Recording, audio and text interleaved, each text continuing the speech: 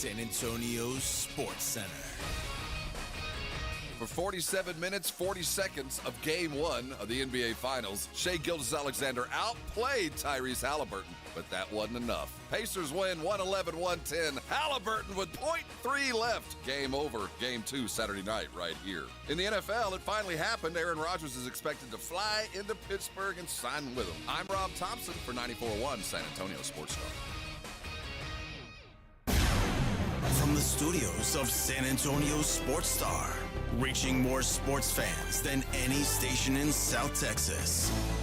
Welcome to the Morning Huddle with AJ Hoffman and Rob Thompson. This is 94.1 San Antonio Sports Star.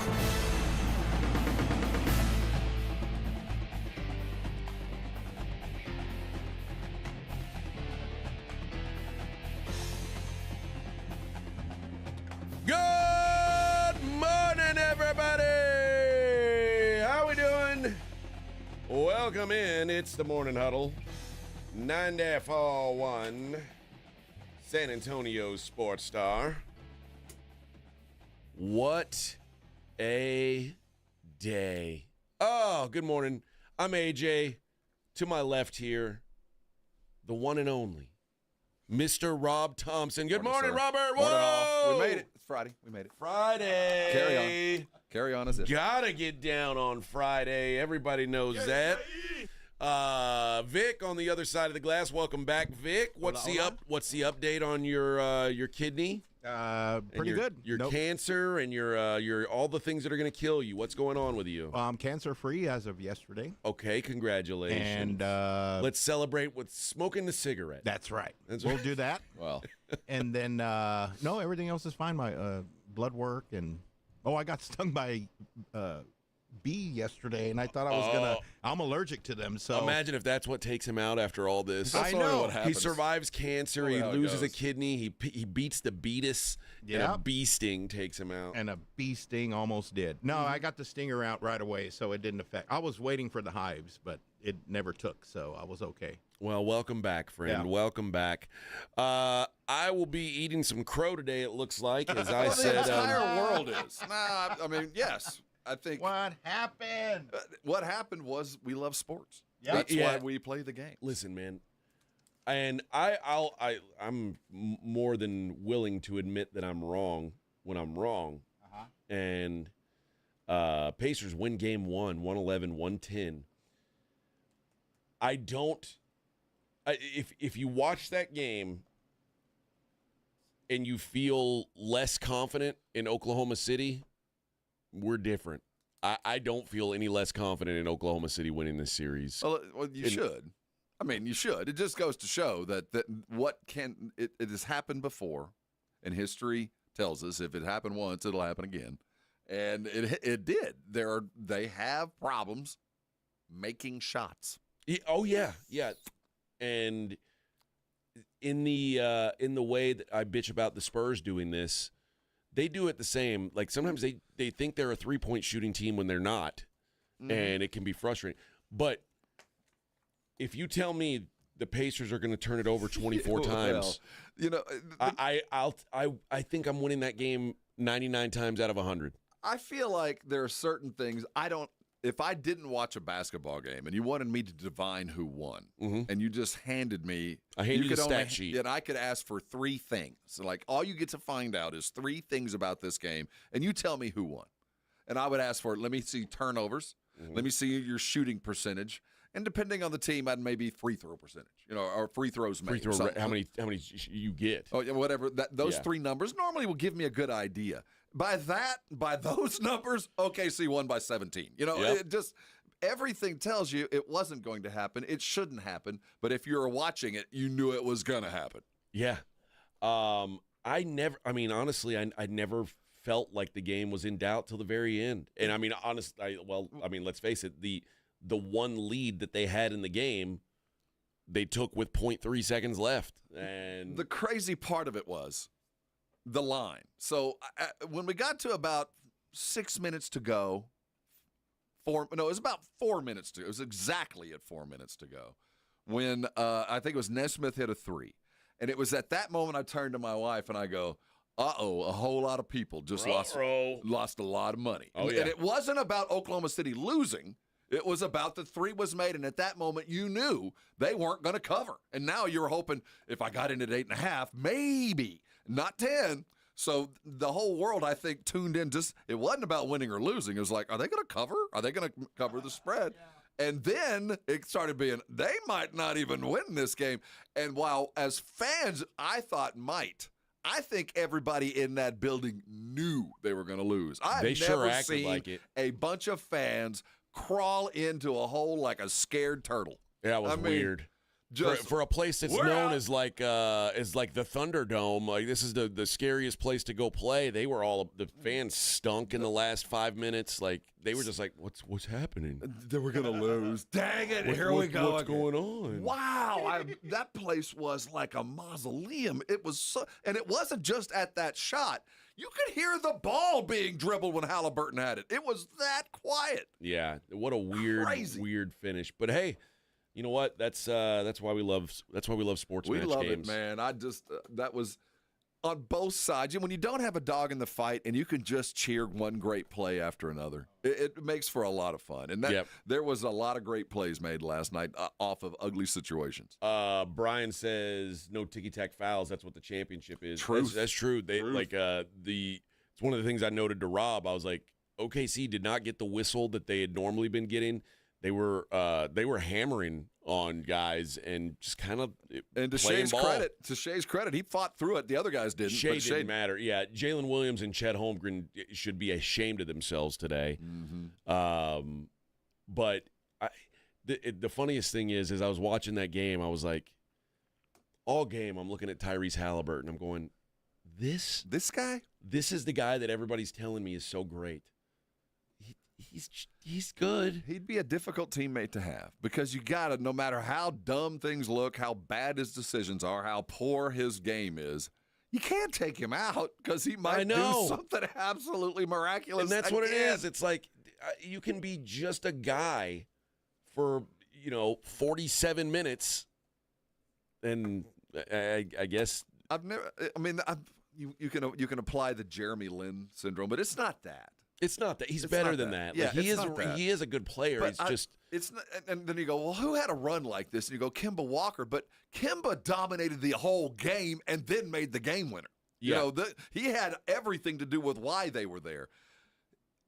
Tyrese didn't have a whole lot of reason for why they were there. I mean, he just happened to show up right on time. He's a ghost the whole game, and then, oh, hey, here we go. And, player of the game, like, Nimhard's like, what about me, man? No one cares, bro. Did you see what I just did? No one cares. Sorry, man. Let's talk to the guy who made the shot. Yep. Sorry, you didn't. We don't remember what you did, friend. But I will say this: it felt like I don't know how many miracles you can pull out. It's almost like in poker, we always say, if you're when you're playing a tournament or whatever, like guys will be like, give it to me one time, and you're only allowed to use one time in a tournament. And if you catch your card, you go boom. You're not allowed to ask for one time again. Like all these times that they've come back, it's been like them. They keep saying one time, and they keep getting their card.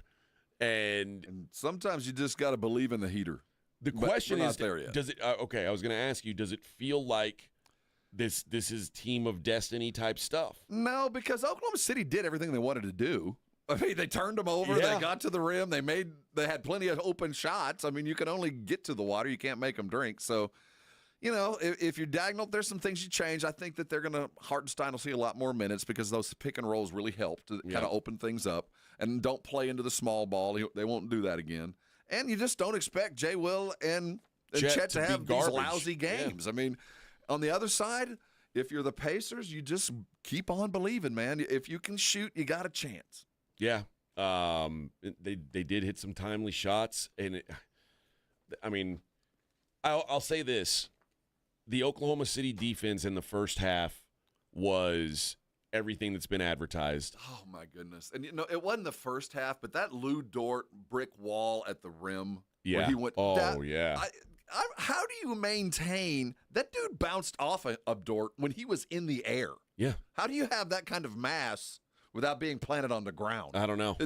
He was in the air and the dude bounced off of him. Yeah. That was as good a defense at the rim as you will ever see. But they were not as good in the second half defensively as they were in the first half. They didn't bring the pressure that they did in the first half. I didn't know really I don't know what to take away from this game other than you can't count the Pacers out, certainly, which I have. I've said all along, and I mean now there's certainly no sweep coming.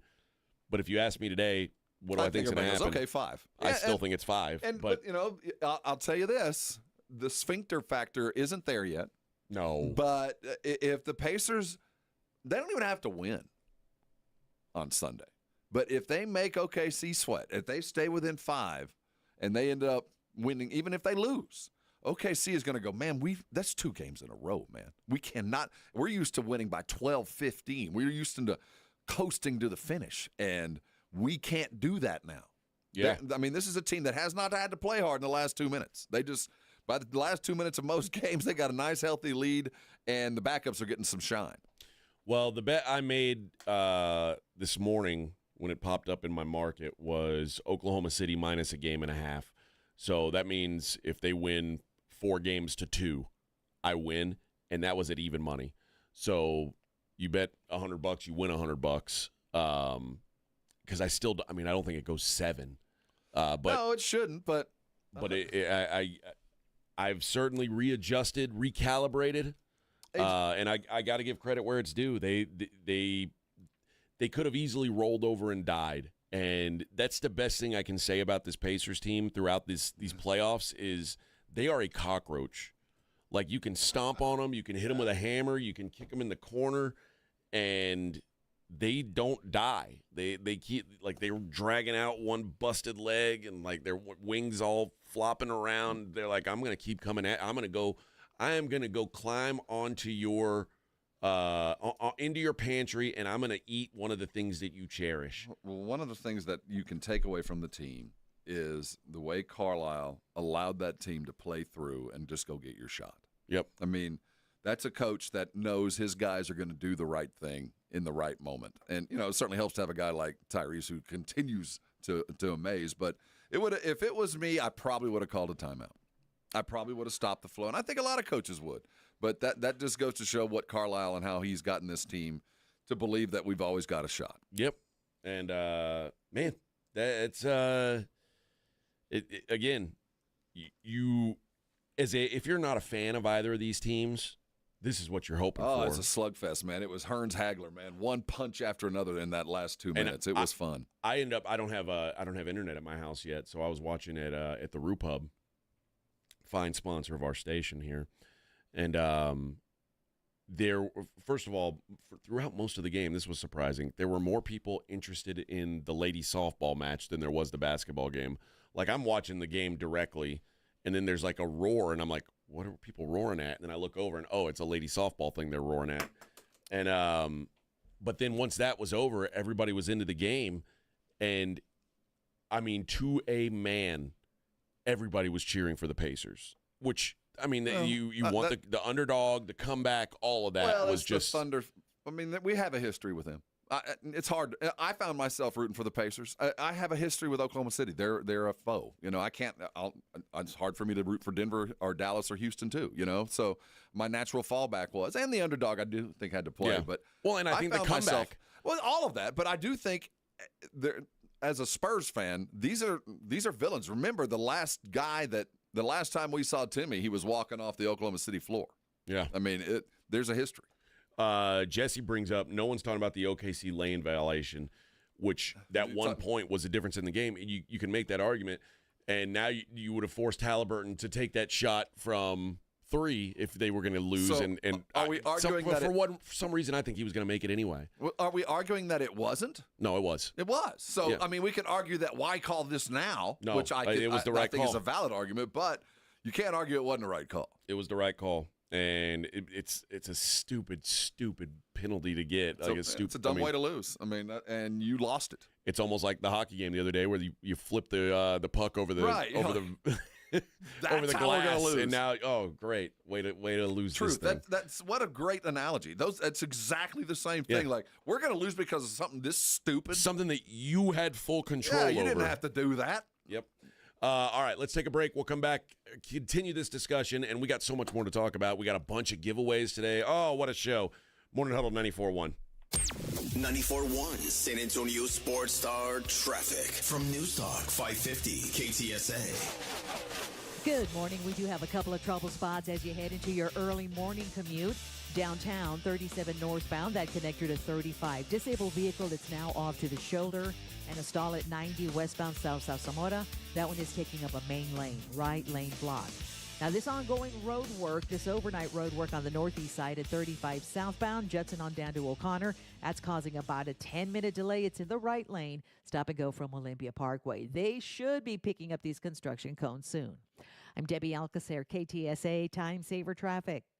This report is sponsored by Rapid Radio. Rapid Radios are instant push-to-talk walkie-talkies offering national LTE coverage and no subscription ever. Business owners can now keep in touch with up to 200 staff members at one time. Go to rapidradios.com now for up to 60% off and free shipping. This is a special notice to U.S. taxpayers owing $10,000 or more to the IRS. Tax Relief Advocates is urgently notifying taxpayers that tax relief initiatives are now available that may significantly reduce or eliminate what you owe. If you're afraid of an IRS lien, levy, or wage garnishment, don't lose hope. You can now take advantage of these current relief programs to end all collections, reduce the amount you owe, and resolve your tax problem.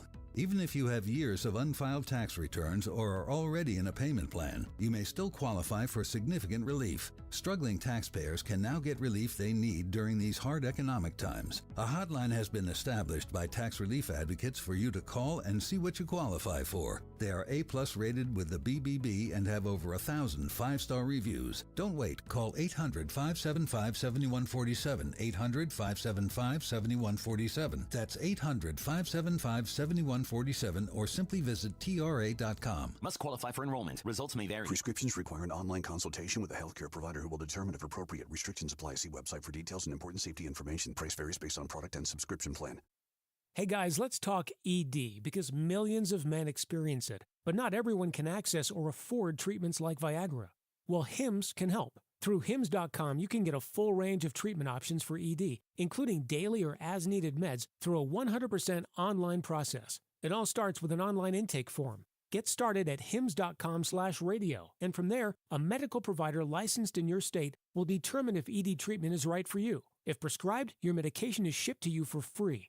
Find the ED treatment that fits your needs with options up to 95% less than the brand names. Millions of men experience ED, but HIMS can help. To start your free online visit and save up to 95%, go to hims.com/radio. That's hims.com/radio for your free online visit. HIMS.com/RADIO. There's a reason Intuitive Services Group handles our janitorial needs here at 94.1. They're local and serious about cleanliness. From nightly cleaning to detailed floor care, they deliver. We trust them, and you can too. Call Mo at 830-470-3007. That's 830-470-3007. Did you know that 70% of divorces are filed by women? She's already thinking about it. I urge you, do not get caught off guard. I'm Gary Barton, owner of Barton & Associates. Divorce is tough, but it's up to you to take control and avoid your spouse from dictating the terms. At Barton & Associates, this isn't just about getting through the process. It's about securing your assets, safeguarding what you've worked hard for, and avoiding unnecessary losses. Visit TexasDivorce.com. Principal Office, San Antonio. It's the Morning Huddle with AJ Hoffman and Rob Thompson.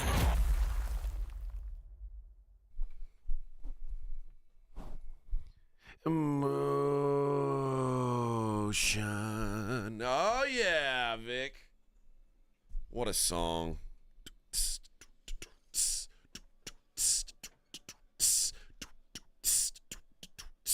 Talking about things that nobody cares. They say now he looks like everybody's cool aunt that let you drink. Wears.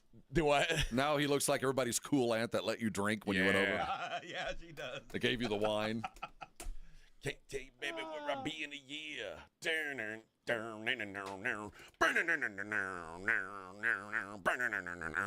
Oh, yeah, Vic, we're rocking this morning. My voice is a little better than yesterday. I can't believe how stupid I am. You took out your... Oh, my God. Yesterday, I mean, I've been battling a sinus infection all week. Yeah, I think Rob and I both. Too, yeah. And Wednesday, I finally was like, man, I got some Aleve D, and I started draining real good. I started feeling a lot better. And then I took that. I took it on Wednesday, and I was like, okay, I'm going to take it again yesterday. And yesterday, my voice was awful. I was snotty. I was a mess yesterday. I thought no singing. No, I couldn't sing very well. I'll tell you that. I thought I had a horrific show yesterday. I thought I was terrible. But luckily, I was great. Yeah, Rob carried the show yesterday. I mean, some of us sometimes it's you can't go, so you have the other one step in. It's so about that's what great teams do. I played like Jalen Williams yesterday or Chet Holmgren. I was just a disaster. I got 38. I don't know what you're complaining about. I was just a disaster. Hot as fish grease. But when I'm driving home, I'm like, oh, why didn't the medicine work today? My wife sends me a picture of my bathroom counter, and all my gout medicine, my allergy medicine, and the decongestant are all sitting in a little pile. You didn't take them. I didn't take them. I got them all out, and I sat them there, and I didn't take them. Because the transition now is you can't just be awake. You have to be awake and silent now. Yeah. So the things that you used to be able to turn, and you might have seen them. Now you can't turn on lights, and you're trying to just get out without waking everybody else in the house up or making sure your dogs don't bark. I was so angry at myself. And I don't think you should be blamed for anything that happens before 5 a.m. I agree. Dude, you're lucky I'm awake. Yeah. Right? Yeah. I agree with you on that one. We're hoping that today is going to be better. We hope that I'm going to hold up throughout the whole show. You should be good, man. We'll try and give a better performance than I did yesterday. It is Friday, which means we're going to be playing some of my favorite tunes throughout the day. Let me apply some chapstick here real quick as I there we go. I want to make sure that when the tunes do play, I'm looks better. I'm ready to go. Ready to go. Do you think, Rob, first of all, let me give you the updated numbers on things. The series price, which was OKC minus 700 yesterday, is now OKC minus 300. So obviously a massive, massive shift there. Game 2. So this is always what's fascinating to me. Game 1, the total was 231. And it went under. And now the total's 227. The market said, well, we got to adjust. Game 1, the Thunder were 10.5 point favorites at some places at close. They lost the game outright. So you would expect now the number would tighten up. No, Thunder open minus 11 and already pushing towards minus 11.5. I think that the market is saying there's going to be some vengeance retracted here. Well, maybe not vengeance, but you just go, they can't shoot this bad again. Yeah. You know what I mean? They'll make these shots next time because they were available. It wasn't like there was a defense keeping them from getting the shots that they wanted. They had all the shots they wanted. They had all the turnovers they needed. They were smoking layups. They were missing mid-rangers. They were missing threes. They were ill-timed passes where they should have just taken the shot. I mean, it was the kind of things that you go, if you just do exactly what you did before, if you don't change an iota of your game plan, you'll shoot probably 20% better, and all you needed was 2 to win. So I can see how the number goes. But on the other side of this, the Pacers now believe. I know. You know what I mean? And there's going to be a bit of a pucker factor tonight or on Sunday to see how things go. So I wouldn't go at 11. It'll come back. That's too much. I'll tell you what. I got to give some credit to the bench of OKC. Obi Toppin was phenomenal. He was such a spark for them off the bench. Well, considering how he played so badly in the first half. I mean, he could not miss a shot in the second. He was the reason they came back. quite and frankly. Naismith split the floor and hit huge shots. Yeah, Toppin is one of those dudes. If you expect it to happen again, I wouldn't. But No. it was one of those things where he got on a roll. But last night, there had to be 100 things go absolutely perfect for them to get where they got. Yeah, and he was part of that machine. Yep. T.J. McConnell was good. Even Thomas Bryant, who's been a ghost in these playoffs. You know what? He wasn't great, but, I mean, he went out and did his job. He was solid. 8 minutes up. Yep. He chewed up about 8 minutes that you had to not only account for him, he went and did things. So while we're going to remember Nembhard's performance and never forget the Haliburton shot, those 6-8 minutes right there at the end of the third, into the fourth that Bryant played were valuable minutes. They mattered. It gave everybody a blow. He got a bucket or two. Played deep, blocked a shot, I think. So a lot of things had to go right for them to get there, and one of them was Thomas Bryant eating some minutes up and allowing the other guys to get a little bit more offensive, knowing they were kind of protected. What'd you make of Miles Turner's game? You know, he around within 3 feet of the rim. If you can keep him there, he's playing great. That miracle shot off the glass, be damned, or aside, he can't. His offense is keeping him off the floor. He had there was one point where he had a very obvious travel, and he was just like despondent that they called it, and it was like dude, you did it. Yeah, your foot slid like an entire width of your foot. You can't do that. I don't remember him being so offensively challenged. It's in his head now. I mean, that shot, even though it went in, was a clinker. I mean, that was a horrible shot when when it was designed. And on top of that, he had 6 turnovers. He had as many turnovers as the Thunder had. Well, some of that, let's give that to the OKC defense. Sure. You know, I heard. But travels and things like that's, come on, man. Well, we say come on, but I think it was Doris Burke postgame was talking about her interview with Mike Conley after game 1. And Conley said, man, I was hearing OKC footsteps in my dreams after game 1. I mean, you just. To get accustomed to the handsiness and knowing every passing lane, if there's an OKC jersey within 3 feet of that, hands are going up trying to block it. They get bonuses, I think, for pass deflection. Yep. So these guys are animals in the lane. And Conley talked about, well, it took us a game to get used to this crap because you don't see that coming at you constantly. And that first half kind of proved that point. Indiana took about 20 minutes for them to finally figure out how to get through just the tackling dummy kind of defense that OKC goes at you with, knowing they can't call everything. Yeah, and outside of Hartenstein, I just thought that the other factor in the game was OKC they didn't.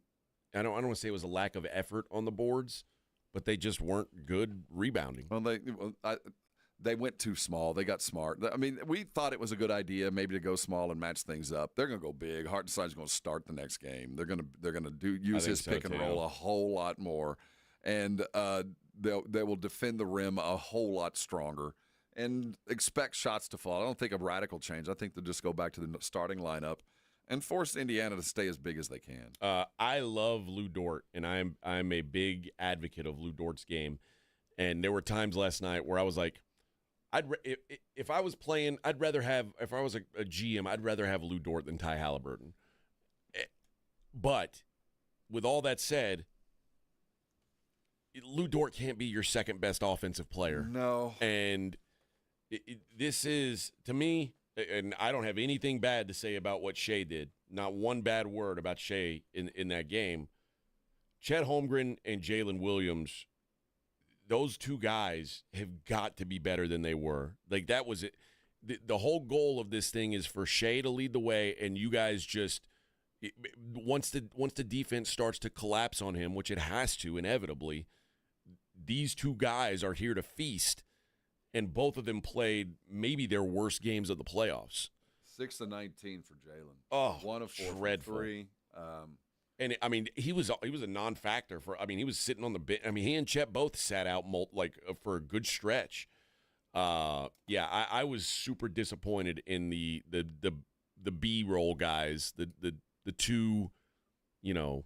Well, I expect Case and Wallace won't start. They're going to bring Hartenstein back, and they're going to go big, and you'll see a lot more pick and roll with Hartenstein and SGA just playing that top end and letting SGA dominate the ball in the game. Let him decide who gets to shoot and win. Although I thought Case and Wallace did a really good job. No, it's not that he didn't. I just think that the size mattered. No, I think they really so, too. did. They played better, it felt like, when Hartenstein was in. And I don't know, even when I said that yesterday, that they were going to go smaller, I expected them to go smaller, or I projected that they would.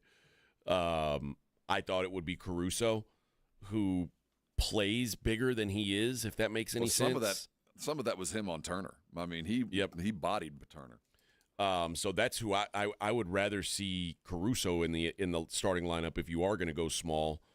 But yeah, it was the Thunder just didn't get enough from their number 2 and number 3 guys, and the Pacers, I don't think anybody had a great game for the Pacers. Siakam was pretty damn strong, but I didn't feel like anybody was like, besides Obi. Obi Toppin, wow. All 5 starters in double figures, AJ. I mean, that's all you need to hit. You want to talk about stat that tells you a story, that's one of them. Yep. Well, you couldn't say that for the Thunder, certainly. As Chet and Case and Wallace both with 6.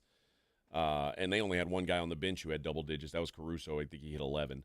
But I think that the best players besides Shea on the floor last night, like probably the next 2 or 3 best guys, were on Indiana. And that's unexpected.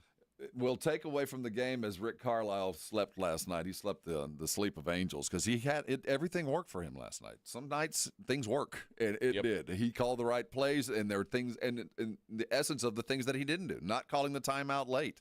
That's the kind of thing that if you lose, you'll wake up for the rest of your life going, man, I had an opportunity to take control of this, and I chose not to.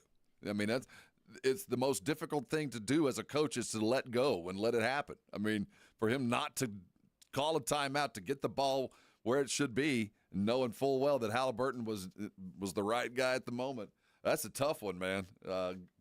Mazel tov to him. Yep. That's one of those earned coaching wins. Well, good start for the Pacers. Brian says the Pacers didn't play good and they still won. What do you think is going to happen the rest of the series? That's one way to look at it. And, dude, Brian, listen, man, this is the beautiful thing. If you believe that, go make yourself some money. Go bet your money. I lost my ass yesterday. I'm not going to lie. Damn it. Vegas is they got a big chunk of me last night. I'll tell you that much. Thank God the unders hit because it would have been a disaster. Yeah, Vic came in. Like the first Vic's the worst guy. How much did you lose last night? I knew you. God, what kind of friend does that, Vic? What kind of friend does that? A Mexican one. But well, see, we wanted to win, so buy lunch. Yeah, but listen, man, if you think that this is repeatable, go make your money. Go do it. Like bragging rights are cool. Cold hard cash is king, baby. That's what's king. So go get you some. And I say that it is. I mean, I'm not going to say they won't win another game in the series, but the bet I made today says they won't win 2 more. So that's how I'm trying to get back in it. And yeah, I just believe that it was. I don't want to say it was a fluke. It just felt like that doesn't happen very often. Well, you don't lose the turnover battle that way. You don't you don't get down by 15, 20 points and come back and win on a last-second buzzer beater. It just doesn't happen. That's how upsets happen, man. It's the little things that grow into big, and if you believe in improbabilities or impossibilities, you have to have some kind of miracle to start it, and they got it. Yep, and like you said, they can believe now.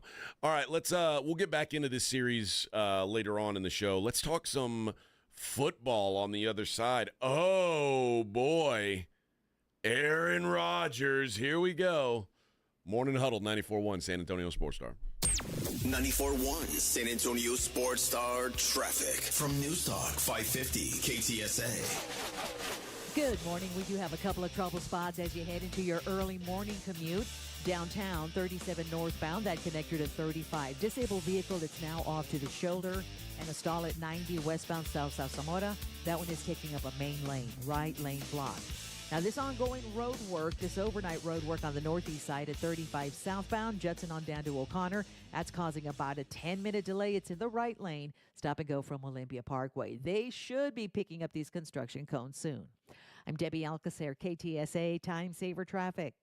This report is sponsored by Rapid Radio. Rapid Radios are instant push-to-talk walkie-talkies offering national LTE coverage and no subscription ever. Perfect for instant contact with an aging parent. For a limited time, go to rapidradios.com and you'll get an extra 60% off, free UPS shipping, and add code RADIO for an extra 5% off. Guys, it's summertime. Carbox got you covered with summertime beers. Whether it's the Love Street Blonde Kolsch Ale, the Rhubarb, which is their latest Fun Series beer, or a Ziegenbach, Crawfordbach, whatever you're looking for, there's something for everybody's taste in Carbox lineup. Check them out at all your local stores. Mellow Mushroom has the best pizza in San Antonio. Mellow delivers the best pizza experience with their delicious dough, premium ingredients, and unique flavors. Delivering a higher order of pizza is the standard. If Mellow can make a pizza this delicious, imagine what they can do with munchies, greens, calzones, and burgers. Mellow Mushroom has San Antonio's best happy hour with food specials and half-off adult beverages. Mellow Mushroom is at 1604 in Stone Oak Parkway. Hang with friends, watch the game, and mellow out at Mellow Mushroom. Some people just know they could save hundreds on car insurance by checking Allstate first. Like you know to check for your wallet first, before hitting the drive-thru. $6. Sorry, forgot my wallet. I have change, though. Here's 40 cents, another 40. Ooh, a bicentennial. What's that? Oh, gosh. Checking first is smart. So check Allstate first for a quote that could save you hundreds. You're in good hands with Allstate. Savings vary. Subject to terms, conditions, and availability. Allstate Fire and Casualty Insurance Company and affiliates, Northbrook, Illinois. Have you ever closed your eyes and pictured owning a piece of the Texas coast? Ocean views, world-class fishing off of Matagorda Bay? Well, dream no more. This Saturday, June 7th, Driftwood Shores at Wolf Point is dropping the final release of these incredible coastal properties. We're talking 1 to 3 acre properties, all with ocean access for just $49.9. You heard correctly, $49.9. This gated community has a waterfront resort-style pool and cabana, your own boat slip and launch, even boat and RV storage, plus paved roads and underground utilities. It's the whole shebang. It's all happening this Saturday, June 7th. 1 to 3 acres with ocean access, just $49.9. Yes, just $49.9. Call now for your private tour at 210-853-0389. Excellent financing. Don't wait another minute. Call 210-853-0389. That's 210-853-0389. Texas coastal land has never been this affordable. Pro Paint Days are back at Lowe's, and My Lowe's Pro Rewards members can save even more with limited time deals. Right now, buy one, get one half off select HGTV Home by Sherwin-Williams primer and ceiling paint. Plus, get free same-day delivery to your job site when you order by 2 p.m.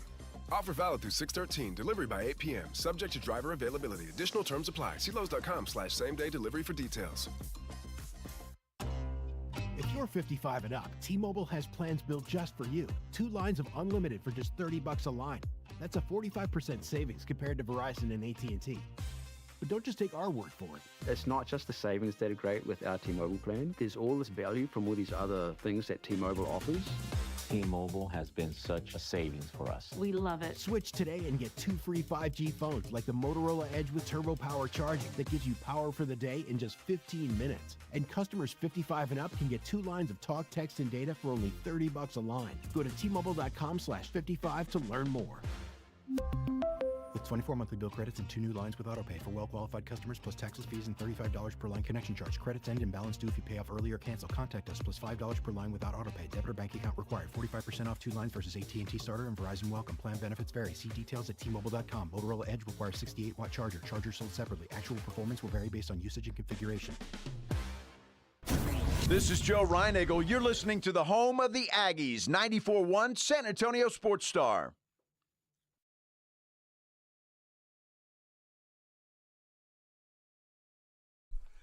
And rain.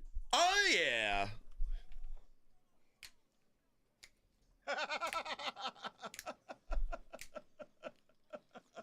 This is back when you had to have like 19 dancers on the. Yeah. You had to have an entire busload. That's right. Show up, and then another bus would exit, and more would get on the court. Yep.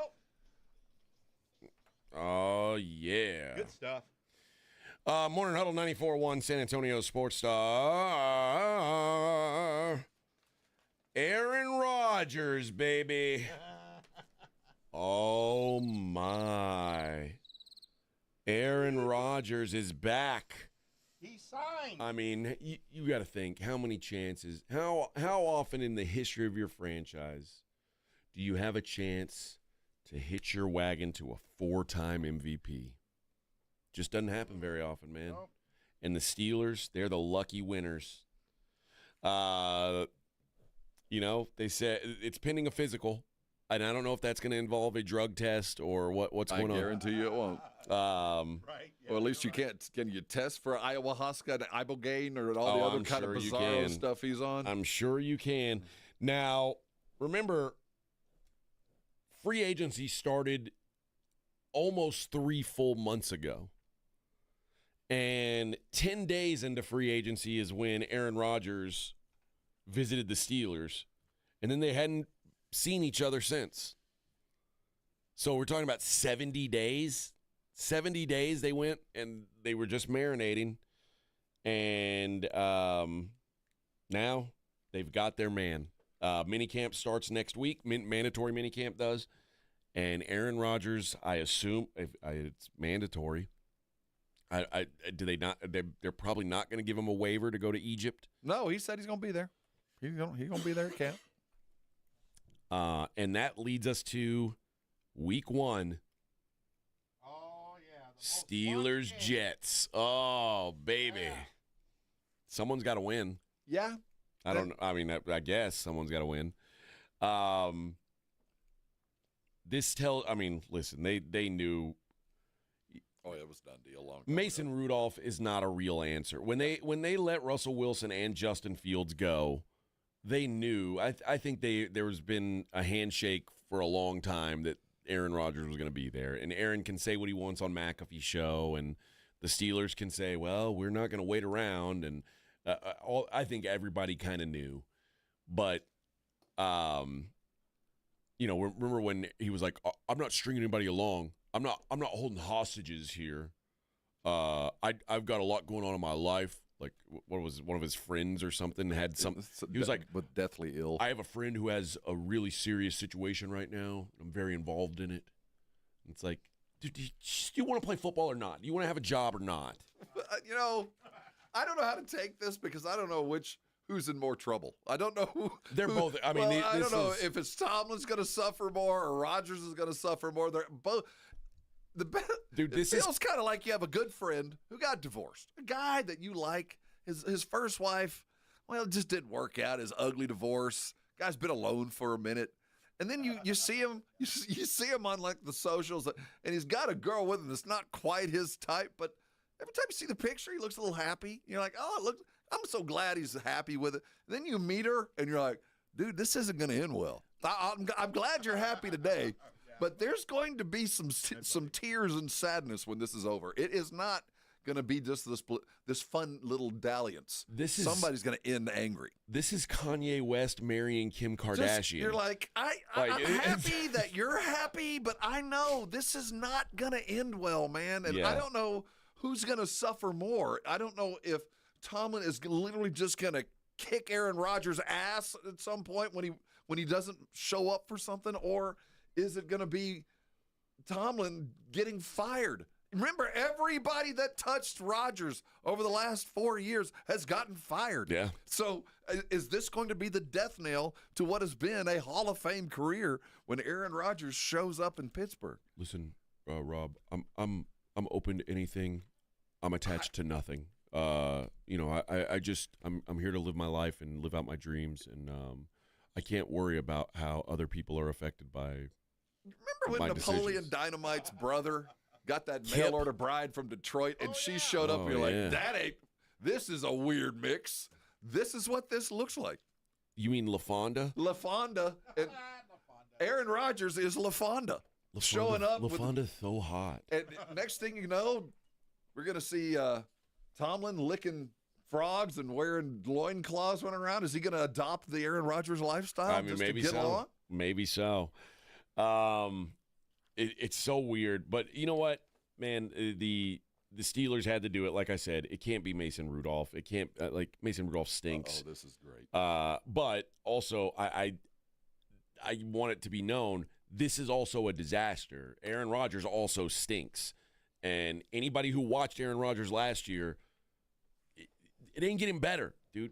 There's one man in the history of time who continued to play at a high level after 40, and it was Tom Brady. And to assume that Aaron Rodgers, a guy who kind of cares about football, will be as good after 40 as the guy who cared the most about football, it's just incongruent. He gave up his family. He's like, I'm going to play in Tampa. If you go to Tampa, we're going to leave you. Bye. Well, bye. We got a prenup. Bye. Damn. Aaron Rodgers is like, my personal life's more important than my professional life. And you know what, man? It's his prerogative.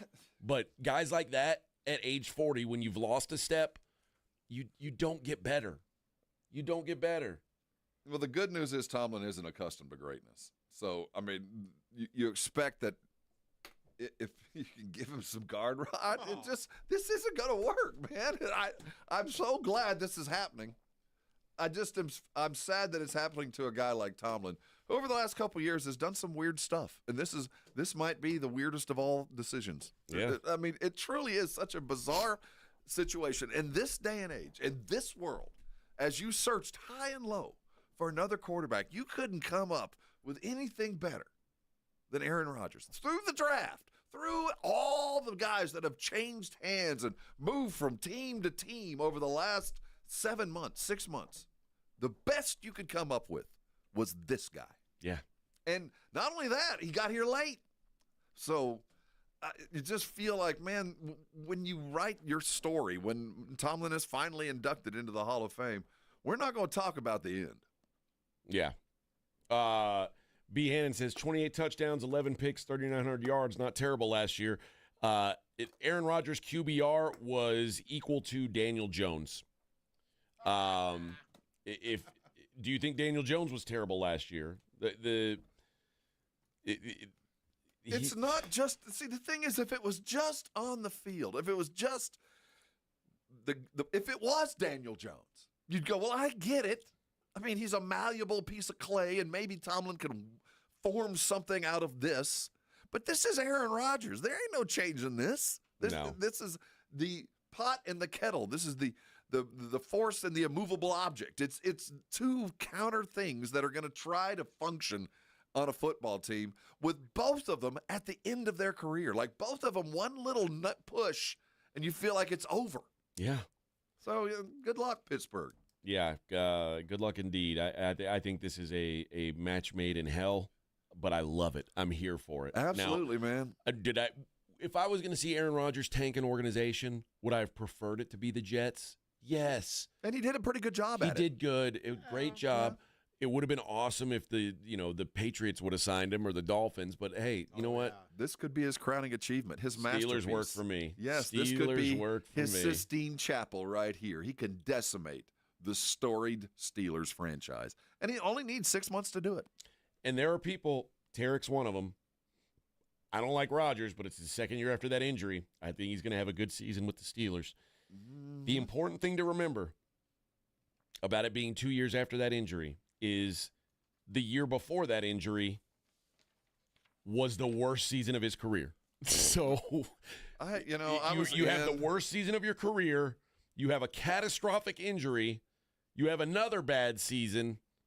It usually doesn't get better. I was in on it last year. I felt like, I still saw something. How long did it take you to be like, this is wrong? If it was just the play on the field, AJ, if it was just the play on the field, I would still say maybe something, because there are moments where you go, yeah, that's why you go get Aaron Rodgers, but there's just so much more to it. That's just such a small part of the effect that Aaron Rodgers brings to your franchise is the play on the field. He's going to separate the locker room. There's going to be them that are and them that's not. It's just going to be a mess. Yeah. I don't see this working out. I don't see how it works out. This will be year 21 technically for Aaron Rodgers in the league. First game's in 2005. He'll be playing in 2025. But Tomlin can change him, man. Tomlin's going to bring him back into reality. Oh, yeah. Tomlin. That's going to happen. Tomlin might be facing his first losing season Dude, and even without this, there is a good argument that this game, Mike, you've never had a losing season, but when did you have a good season? When was the last time you had a good year? It's been a while since they felt like they were And I'm not advocating for him to go anywhere. This guy's a Hall of Famer. He's one of the best to ever do it anywhere at any time. But when you see Mike Malone get fired, you see Tibbs get fired for getting close and not close enough. At some point, it's just they're checking out, and the message you're bringing feels a little old. And to bring in Aaron Rodgers to try to calm this wave, it's just ain't going to work out for you. So when it happens, when it finally turns out the way I expected, just remember I'll have a light on and a cup of coffee brewing, and you can come over and cry. But I just want to tell you, I won't say I told you so, but I told you so. Steelers are projected now. Their win total is at 8.5, which would, if you go under 8.5, that is a losing season, by the way. They are minus 130 to go under 8.5, plus 110 to go over 8.5.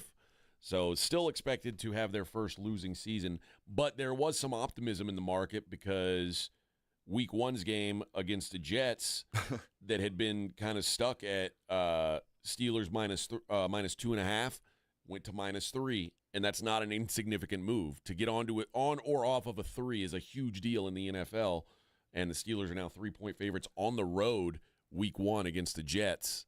That'll last about a week. My guess, I'll probably be on the Jets at home in Week 1 if I'm catching 3 points. Probably.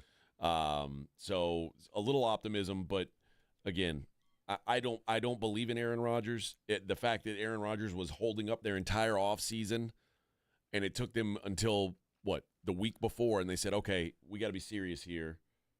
Well, I think Mason Rudolph is going to be our starter. What are we doing? Hold off. I don't think so either. I think they all knew. Everybody was quiet. It was just, at some point we're going to have to announce that you're coming. So let's do it now. Jason says, I didn't tune in to hear about Aaron, NBA Finals.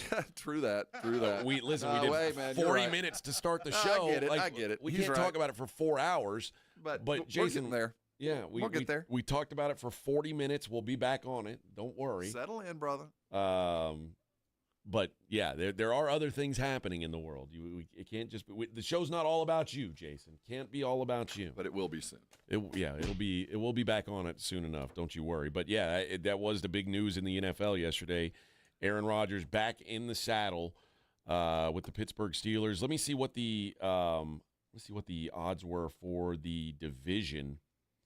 My guess is.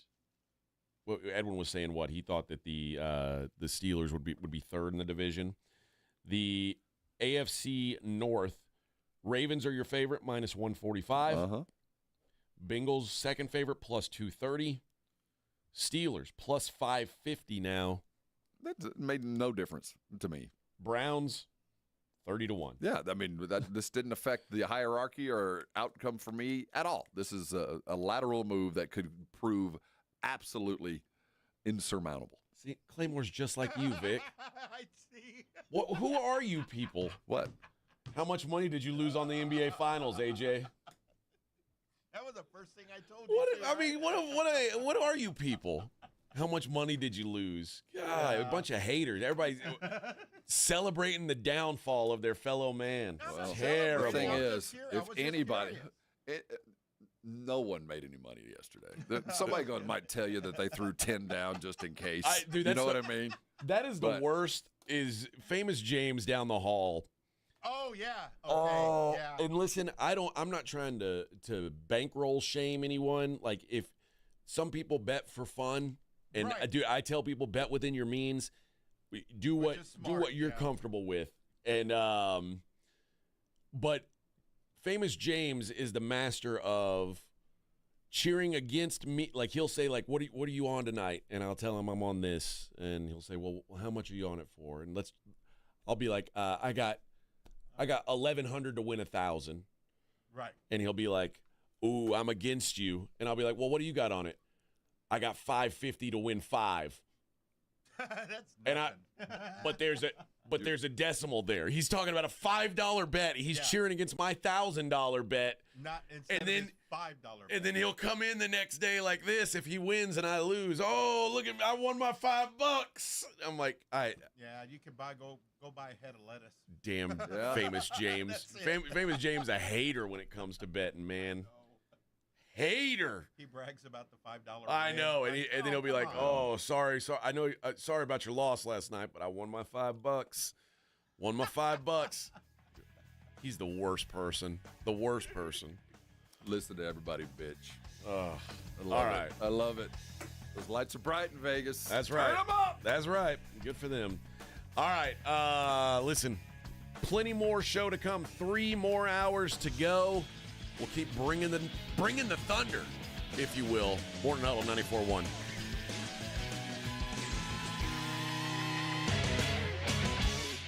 This is 94.1 San Antonio Sports Star, KTFM Floresville. 10-yard line, touchdown Vegas, what a wild finish! Your home for the NFL. This report is sponsored by Rapid Radio. Rapid Radios are instant push-to-talk walkie-talkies offering national LTE coverage and no subscription ever. A great alternative to a mobile phone for your kids. For a limited time, go to rapidradios.com and you'll get 60% off, free UPS shipping. Add code radio and get an extra 5% off. Imagine selling your home and getting paid before and after it sells. It's like getting paid twice. Jason Minix here from San Antonio Sports Star. You can do that with Orchard. Orchard puts cash into your pocket so you can buy your dream home. Then your Orchard experts prepare and market your old home, including repairs, showings, even price-boosting upgrades. And here's why Orchard's the best. When your home sells for more, which happens 9 times out of 10, you get that cash too. It's almost like getting paid twice. That's why Orchard is the smarter, faster, hassle-free way to sell your home. Orchard can unlock cash from your old home to use on your new home. That's payday 1. Then you buy your new place, and once you're in, Orchard sells your old home for top dollar. You get that money too. Boom, payday 2. Learn how you can make more with Orchard. Start with your free home valuation at Orchard.com. That's Orchard.com.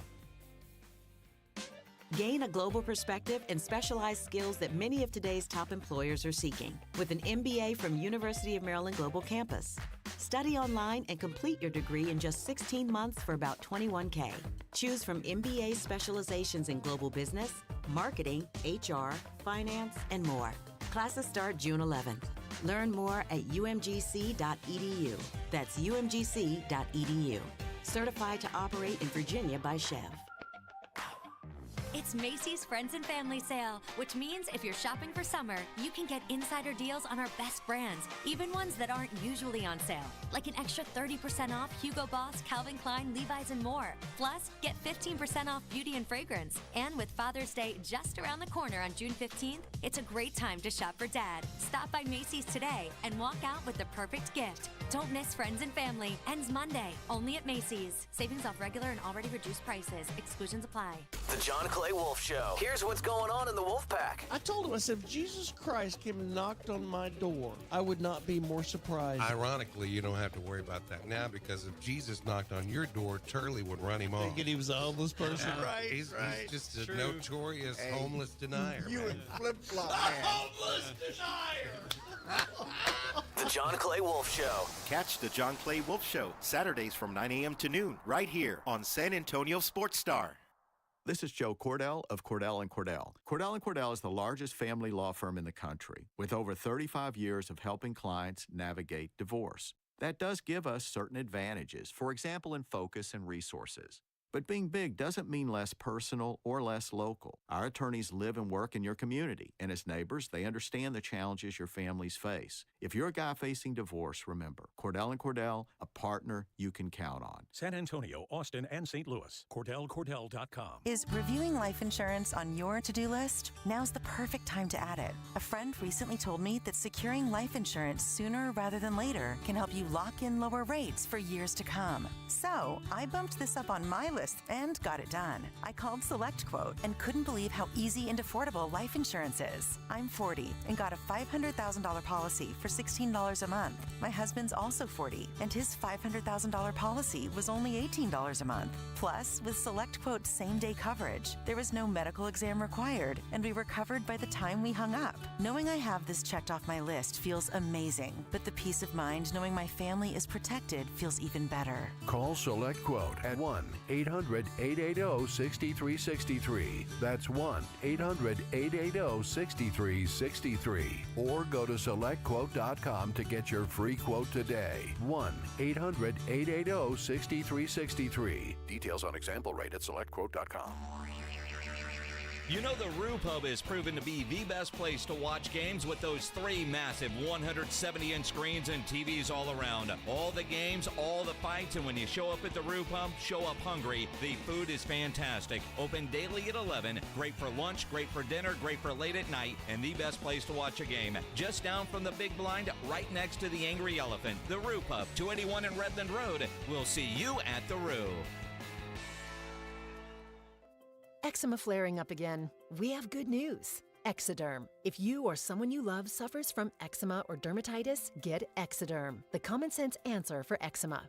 This stuff really does work. Exoderm contains the #1 doctor-recommended ingredient in a clean hypoallergenic cream with no harsh additives. Take back control of your eczema with affordable, fast-acting Exoderm Flare Control Cream. Exoderm. It's in the first aid aisle of your local Walmart, H-E-B, and other fine stores. 94.1 San Antonio Sports Star traffic from News Talk 550 KTSA. Good morning. As you head into your early morning commute, we do have a few stalls. 281 northbound St. Mary's, that stall now off to the right shoulder. Got another at Loop 410 westbound Jackson Keller and Loop 410 southbound Houston Street. That one is in the right lane. Little bit of a delay from right around I-10. Loop 410 eastbound from Starcrest to Perrin Vital. That's some ongoing road work. Right lane has you a bit slow from Harry Wurzbach. Now, if you guys see something we're not talking about, call us on the traffic tip line. We'll check it out. That's 210-785-2601. I'm Debbie Alcacer, KTSA, Time Saver Traffic. San Antonio Sports Center. For 47 minutes, 40 seconds of Game 1 of the NBA Finals, Shai Gilgeous-Alexander outplayed Tyrese Haliburton, but that wasn't enough. Pacers win 111-110. Haliburton with .3 left. Game over. Game 2 Saturday night right here. In the NFL, it finally happened. Aaron Rodgers is expected to fly into Pittsburgh and sign with him. I'm Rob Thompson for 94.1 San Antonio Sports Star. Sports Center is brought to you by Buyers Barricades, the Texas authority in barricade rental. BuyersBarricades.com. From the studios of San Antonio Sports Star, reaching more sports fans than any station in South Texas. Welcome to the Morning Huddle with A.J. Hoffman and Rob Thompson. This is 94.1 San Antonio Sports Star.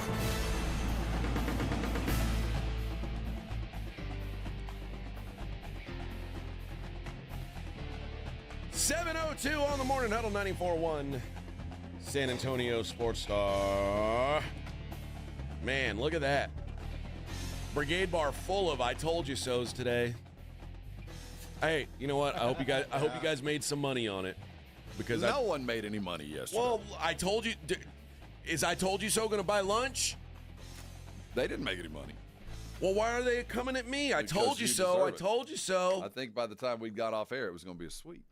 I was wrong. Well, I think notice how the day went. If you were following the line, we woke up at 9:30, 9 where you were. By the time they were tipping, it was at 10:30. Yep. It was a tidal wave, and I think we played into it. But everybody who, by the time it was time to put your money where your mouth is and make your bet, you looked at the numbers and went, "This is prohibitive." I mean, there isn't a way except for yet another Tyrese Haliburton miracle that this is going to happen. Well, guess what happened? I mean, it just, even after the game, you look at the numbers and go, I don't know how we lost to these fools. There is even something, though, like, obviously losing the bet is one thing, because I had OKC -9. They were, I mean, that went away, well into the fourth quarter. But so it's not just that they lost, but there is something about how did this fourth quarter happen? Like, what went wrong for Oklahoma City in the fourth quarter? What led to this? And a lot of it is, I mean, the Pacers hit some timely shots, like the Miles Turner shot from the corner that had no business going in. I was like, Naismith fade out, jumping out of bounds three, which was the most difficult of the. Yes, it was all of that. That's what went wrong. But dude, this team that keeps doing this keeps coming to. I mean, 15, 20. Like, what lead is safe against the Pacers? I don't know. They seem to find a way. And there is something to that, man. Maybe I don't know. I don't think it's like a team of destiny thing, but I do think there is something to teams that it's hard to make them go away, and the Pacers seem like a team that's hard to make go away. Well, yeah. I mean, they at the end of the day, this is a bunch of NBA professionals. They've been here. They know what they're doing. We got a great coach, and it's just those unquantifiable extras that when we see upsets like this, you wonder how it happened. Well, that's why. I mean, They did the extra stuff. There others came to play. The shots fell, miracle or not, they fell. And that we had, while Haliburton's will never be forgotten, you brought up two others. We just talked about two others that, while they wasn't at the end of the game, you go, but for that one. Yeah. Then there's the Siakam timeout. three, or the Siakam free throws where they had the lane violation. Like, there's little things that happen that. And we could talk about those, but the true loss came from the smoked layup from Chet right there the last minute he played. The missed J. Will corner mid-range shot that you go, that falls. I don't know why that didn't fall. The foul on Caruso with a little pick away that is normally picked away and it turns into a layup.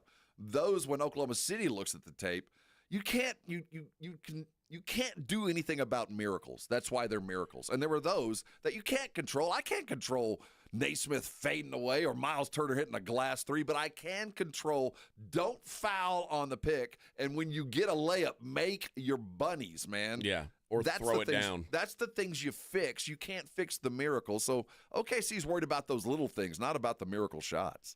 Brian says this team can run with OKC. I just disagree because I saw 44 minutes of one-way basketball. Like, it felt like it. So, I mean, yeah. In the last 4 minutes, they did enough to come back from all of the first 44 minutes that they were not very good in. But how repeatable is that? And did it feel like they were running with them all game? No, it felt like a non-competitive NBA Finals game one. They had 19 turnovers in the first half. They had 2 turnovers in the first 2 minutes of the second. And then after that, they had 3 turnovers in the whole second half. Yep. So if you're looking for things that Indiana knows they have to repeat, that's first and foremost. Value the ball. And then hope for more miracle shots. But first and foremost, what got us there was we valued the ball. We didn't turn it over. And when they did, Oklahoma City didn't capitalize. Nope. I mean, they had plenty of opportunity. Even on those 3, those were bunny layups that they missed. They were dead ball turnovers, one of them, and 2 live ball where they had opportunities for shots that didn't fall. One of those goes, game over.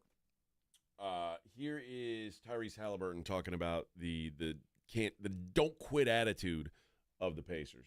Through the course of the game, it kept getting, it felt like it could get ugly. Who knows where this game is heading. I thought we did a great job of just walking them down. When it gets to 15, you can panic or you can talk about how do we get it to 10, how do we get it to 5, and from there. So, I think all series, that's what we've preached as a group is, when we get down big, let's just find a way to incrementally get it down. And it was at 15, and we got it to 8 pretty fast, and that gave us confidence. Kept getting stops, Miles and Andrew made big play after big play down the stretch. Miles got a wide open look on the wing, missed that one, but we just stuck with it.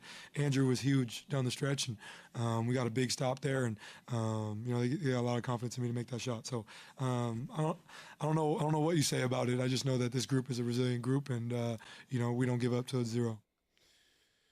Something to be said for that. Don't give up till 0. And they did not. Jason said Pacers played as bad as you possibly can for 3 quarters and still won. What happens when the Pacers play well all game? That's one way to look at it. And if you're a pro Pacers guy, that's a good feeling. Do you think the Thunder played well? The Thunder were dominating this game for 3 quarters and played a C-level game.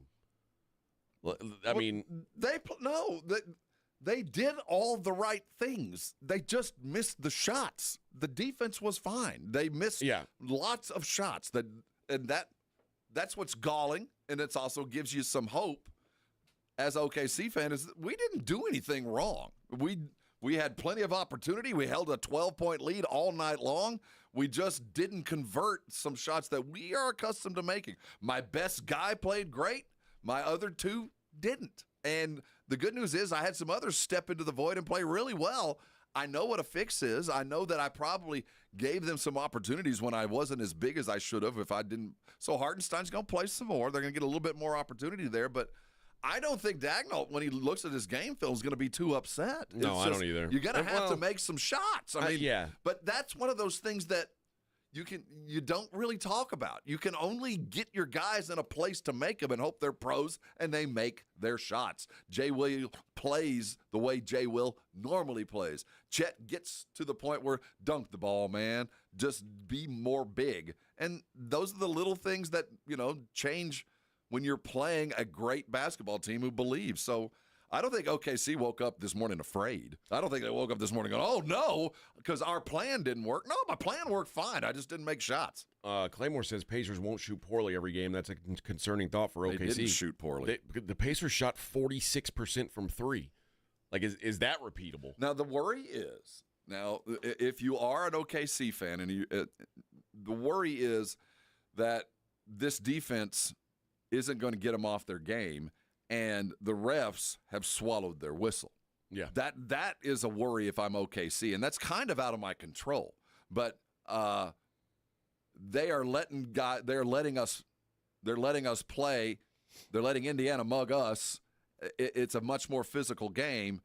Is this going to be able to? Are we going to be able to get past this? Because they make their bones on being more physical and more defensive than the other team, knowing that by the fourth quarter you're worn out. Well, I think you saw some frustration with Alex Caruso late in the game, who ended up with 5 fouls, and he was frustrated, I think, because they weren't getting calls on the offensive end. They're mugging us. They're mugging us. And now all of a sudden, this defense that we've been playing all season long and played in the first half, by the way, they're allowed to match it with fouls. It's now fouls. Yeah. So if this is gonna be a low foul game, you got to let us play the defense we're playing if they're going to be able to beat up our guy. Right. And I think that if I'm Oklahoma City, that is one of those trends that I have to fix. That's one of those little things that will transition 5-6 points, and we know that. Now it's going to take that. So everything else for Oklahoma City, I'm not worried. But on the other side, if I'm the Pacers, I go, look, man, I know that I'm good enough. If I hang around, I'll get a shot because we can shoot better. And they shot really well. They did. 18 of 39 from three is... It didn't look great because you got to take into that first half. Look what they did in the second half. I think they were 10 of 20. They were 50% from three in the second half. Even when they shot threes in the first half, they made them. They didn't get very many shots in the first half because they kept giving the ball away. So you give the other team 16 more shots than you took, and you still win the game. You turn the ball over 25 times, you still win the game. You're living lucky. That's not going to happen again. You just don't get those kind of favorable numbers given what you did to yourself. Now, you look at the 3 turnovers in 20 minutes, which was really the key to the game. Yeah. That's where you try to mimic. And that's on OKC. That's on OKC. You're just going to have to stay with the pressure. You're going to have to stay doing it and don't ever ease off because they kind of felt a lot more comfortable. You can't let them feel comfortable. Jay says Caruso fouls every possession on D, complains every time he gets called for it. True. He is very handsy. But if that's the case, if what he does is fouling on every possession, then Shea is getting fouled every time he goes up to shoot. And so you've got to call it both ways. Right. And listen, man, I'm a big believer in let these dudes bang it out especially in the playoffs, but in the finals especially, let them bang it out. But let's be consistent with it. And it's the same thing we talked about in the Florida-Houston game in the Final Four. You saw one half where they let them play a certain brand of basketball, and in the second half, they said, well, that's a foul now. And I think that's where Alex Caruso's frustration is coming in, saying, how is that a foul on our end but not on that end? And I get that frustration. I don't care if – I prefer it not to be a ticky-tack foul game. I don't want to see a game played at the free throw line.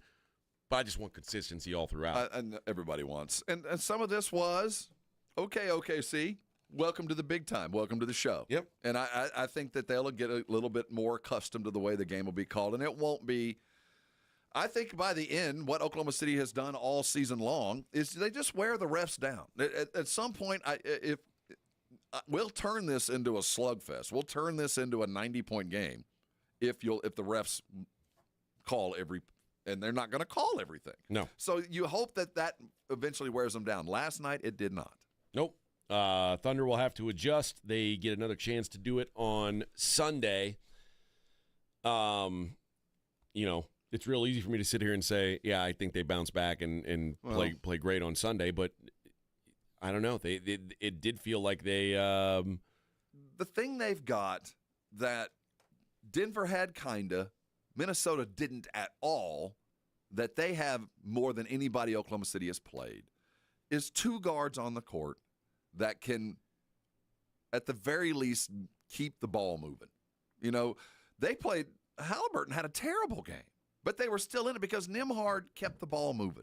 And then when Haliburton was available, they went and got it. So they have guys that can handle the ball, get things out of pressure, where Minnesota didn't have that at all. So that is, if I'm Oklahoma City, I'm a little worried that the ball keeps moving. I'm going to have to get a way to seal the ball off for the Pacers and get it on one edge because they're able to spread the floor when they want to. And that's a scary thing for Oklahoma City.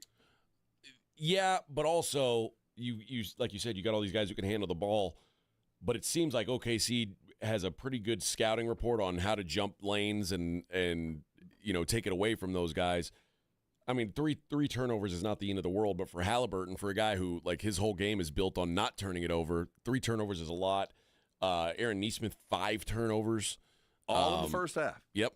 And Miles Turner, obviously, who is kind of a turnover machine, was even more of a turnover machine than usual. 4 turnovers in the he had a first bunch half. in not starter minutes even. But again, I'm not going to say anything bad about Obi Toppin because he's to me he was the hero of that game for them. If we're not Obi Toppin scoring 17 points and making I think 4 of his 5 threes came in the second half. Yeah, in the fourth quarter. Dude, Obi Toppin really saved the day. Mm-hmm. He did. I mean, the others were phenomenal. I mean, I love this game. I just love the game. The fact that those dudes stepped up and did that, and it didn't feel great until it was over. And then it was over, and you look back and go, man, that was great. I'm bummed that we don't we're going to play some more sound. I'm bummed that we don't have sound from Chet and Jalen Williams because I mean, those two dudes should be having to answer questions about that game last night. Yeah, I might have protected them last night. I guess, young kids, but, dude, terrible. And, Jay Will especially, they talked about it before the game, how the last year's second-round exit just blasted him off. I mean, it just decimated him for a month. He couldn't even go into the gym. He's one of those guys that emotions run both ways. Mm-hmm. He's going to have to turn this around and refocus because it wasn't – of all the guys that really needed to perform last night, he really needed to step in, and he had every opportunity to do it, and he didn't. Yep. Jose says Pacers no SGA will get his points, and if Dort's the next leading scorer, OKC's in trouble. I think right. No doubt. Although Dort was phenomenal in that game. I mean, Dort hitting 5 threes. Well, he matched a 3. There was a 3 that he took that I went, no! And it went in. Bucket. So, yeah, I'll give him some love. Yeah, I thought Dort was great, but there was only 2 guys on that team that I thought were played up to their standard, and he's one of the 2. Shea was the other. And they lost by 1. And they lost by 1. I keep defaulting to the Pacers, or I mean the Thunder pretty much when they win, they usually win by 20 points, 15, 20 points. So I still default to more often than not, that's what these games will look like. But that's the beauty of a 7-game series. One game does not decide the series. Best team 99.9% of the time is going to win it. And if the Pacers keep this up and they do this 3 more times, I've severely overestimated what the Thunder are and can be. I still don't believe that I have based on that one game. I don't, but their youthful exuberance can turn into youthful sadness real quick, and those kids are still young. I mean, we're still talking about second, third-year guys. Dagnall talking about what changed for their team after halftime. I thought they loosened us up a little bit. They took better care of the ball. Obviously, I'm sure that was a huge theme for them coming in and at the half. So I thought they did a good job of attacking. They made a couple more shots, obviously. I thought our conversion on the turnovers in the first half hurt us a little bit. Like, we didn't get the kind of juice for that squeeze that we normally do when we turn teams over, so we can take a look at that. I thought offensively for us, we hit the paint like crazy. We took like 50-something shots in the paint for only 40-something points. So, this is what happens when you play a team. You learn them. Don't get foul calls. You get a feel for them in game one, and then the series starts to evolve.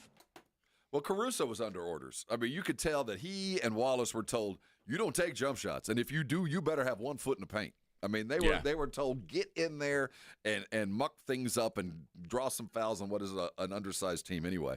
And it didn't work. It didn't work out. Yeah, sometimes it'd be like that. Rick Carlisle talked about the halftime adjustments that they made to try and get back in this thing. There were different areas. I mean, they were getting to the rim a lot in the first half. The turnovers were the first thing that we talked about.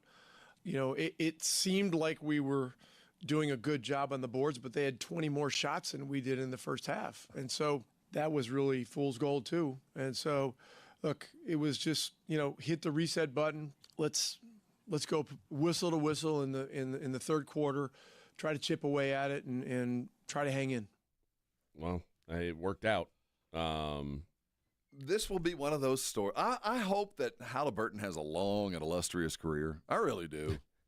But okay. But for this will be something that we'll never forget. I mean, when you put the video of him hitting 3 game winners in a playoff run, this is just unprecedented. It really is a touch by God kind of thing we're dealing with. You say that. If they lose this series at the end of the day, no one cares. Well, no, but this is one Remember of those that time things. when he made a bunch of shots and got him to the Eastern Conference or got him to the NBA Finals and they lost? I know, but it's in the annals of time. His jersey's going to be in wherever the Hall of Fame is, Massachusetts, wherever it is. It's going to be there. This is a playoff run, the likes of which none of us have ever seen, man. A guy that is of moderate talent. Yeah. Who is described as the most overrated player in all the world, who comes out and does this in 3 different series, 3 different games. He alone hit this miracle shot after having a pretty lousy game. I mean, all in all, there was nothing to write home about Haliburton. And you know what? I think he realized that walking off. That was a very different dude than we had seen before. Reserved. Again, if he doesn't hit that shot, he takes all the blame. We're sitting here going, dude, if Haliburton shows up at all, this team wins. Because he hit it, Nembhard will never get the glory that he deserves for the night that he had. Or Obi Toppin. This was it was a good moment. I tell you. Good moment. I like it. I like watching him, but I would never have Haliburton on my team. He's not for me. I couldn't It's live too with much it, of a man. roller coaster for me. I love having that dude there, but you have to live through the first 40 minutes. The first Yeah, man. Like 40 minutes of, oh my God. There's too many times where I have to question whether or not he's even a good player, and like much less a great player.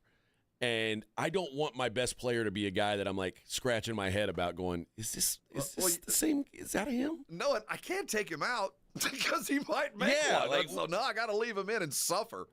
But also on the same front, like guys like Jalen Williams, who I think is a borderline great player, where are you at? You got to make your shots, son. Where are you at, bro? So and you know what? There's got to be some.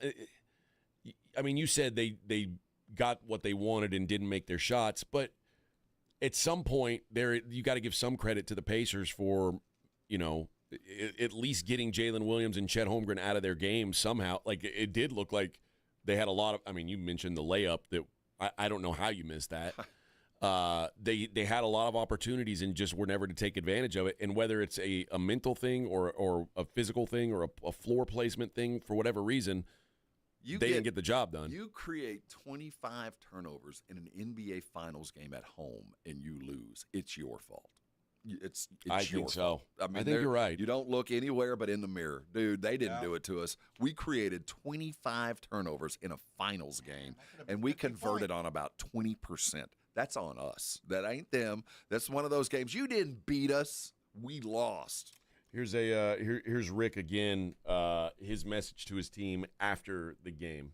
We haven't been celebrating a whole lot with anything, really, and that's some of that is our experience last year. So some of it is Pascal having been through, this kind of a run and getting to the finals before.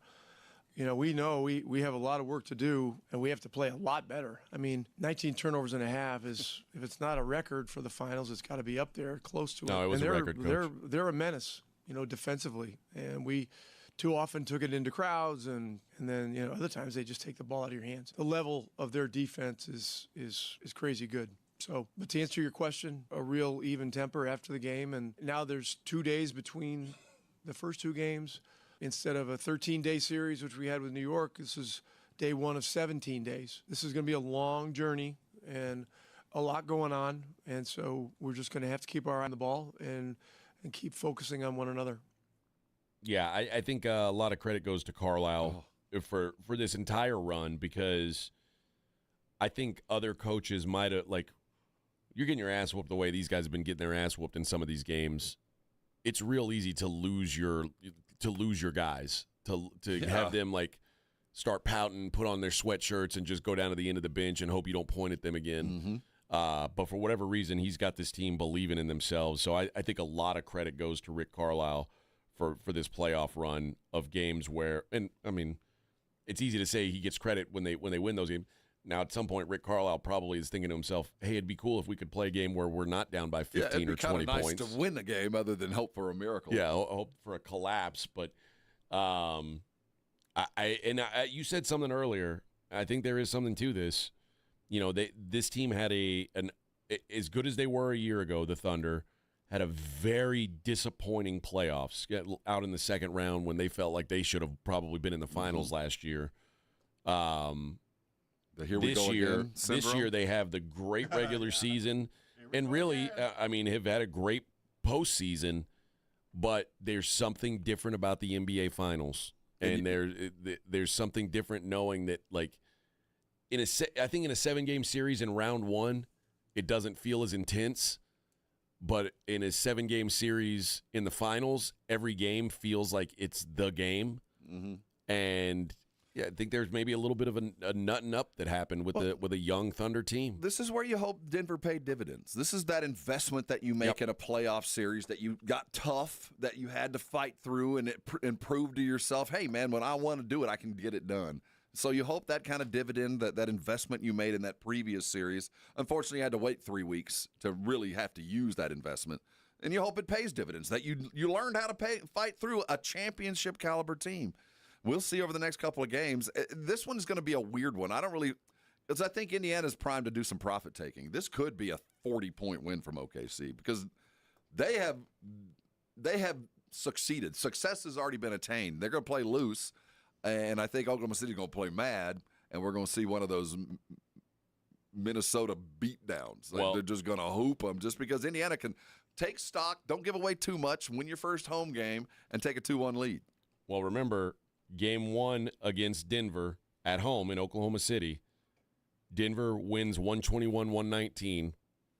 Game two, Thunder win 149-106. See, I expect something like this tomorrow. Just take stock. Know you have to win at home. If you have a 2-1 lead at home, facing that second game at home, dude, that is where you want to be. Don't do anything stupid on Sunday. Don't give away too much. Play hard. But once you know it's out of hand, if it gets out of hand, call off the dogs and let's go home and get that win, because that went on that'll probably be Wednesday of next week by the time they get to that game 3. Boy, that is the heavyweight battle. That'll be the key to the series. Yeah, and also, listen, there was a long time off for the Thunder.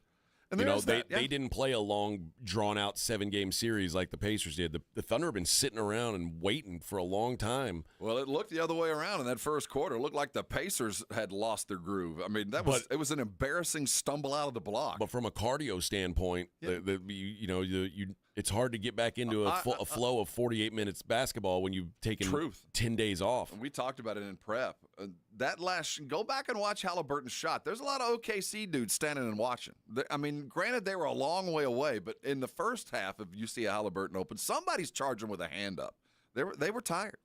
Yep. Chris says, yeah, OKC loses next game. Series is over.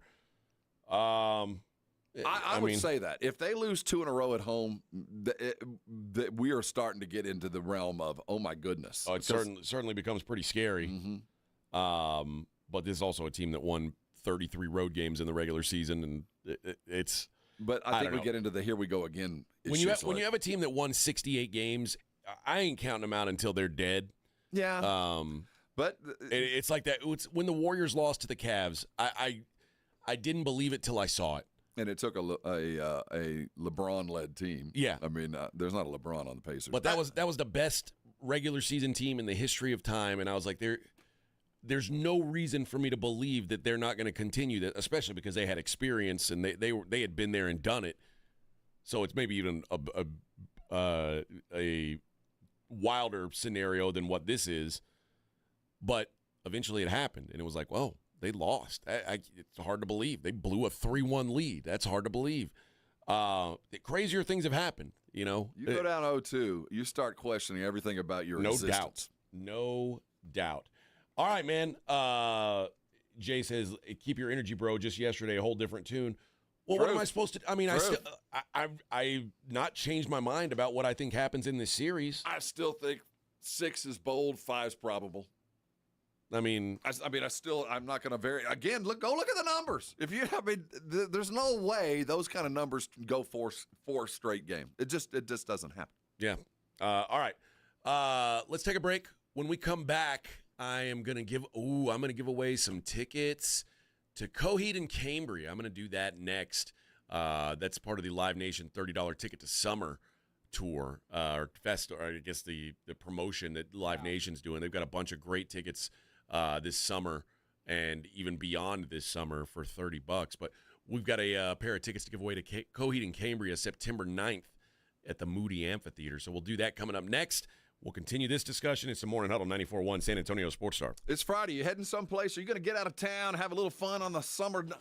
Well, if you are, you need to take care of your babies. You know, so many times like me, you want to go out of town, you want to go do something, but you don't want to leave your dogs behind in some stranger's hands and have them worry about the whole time.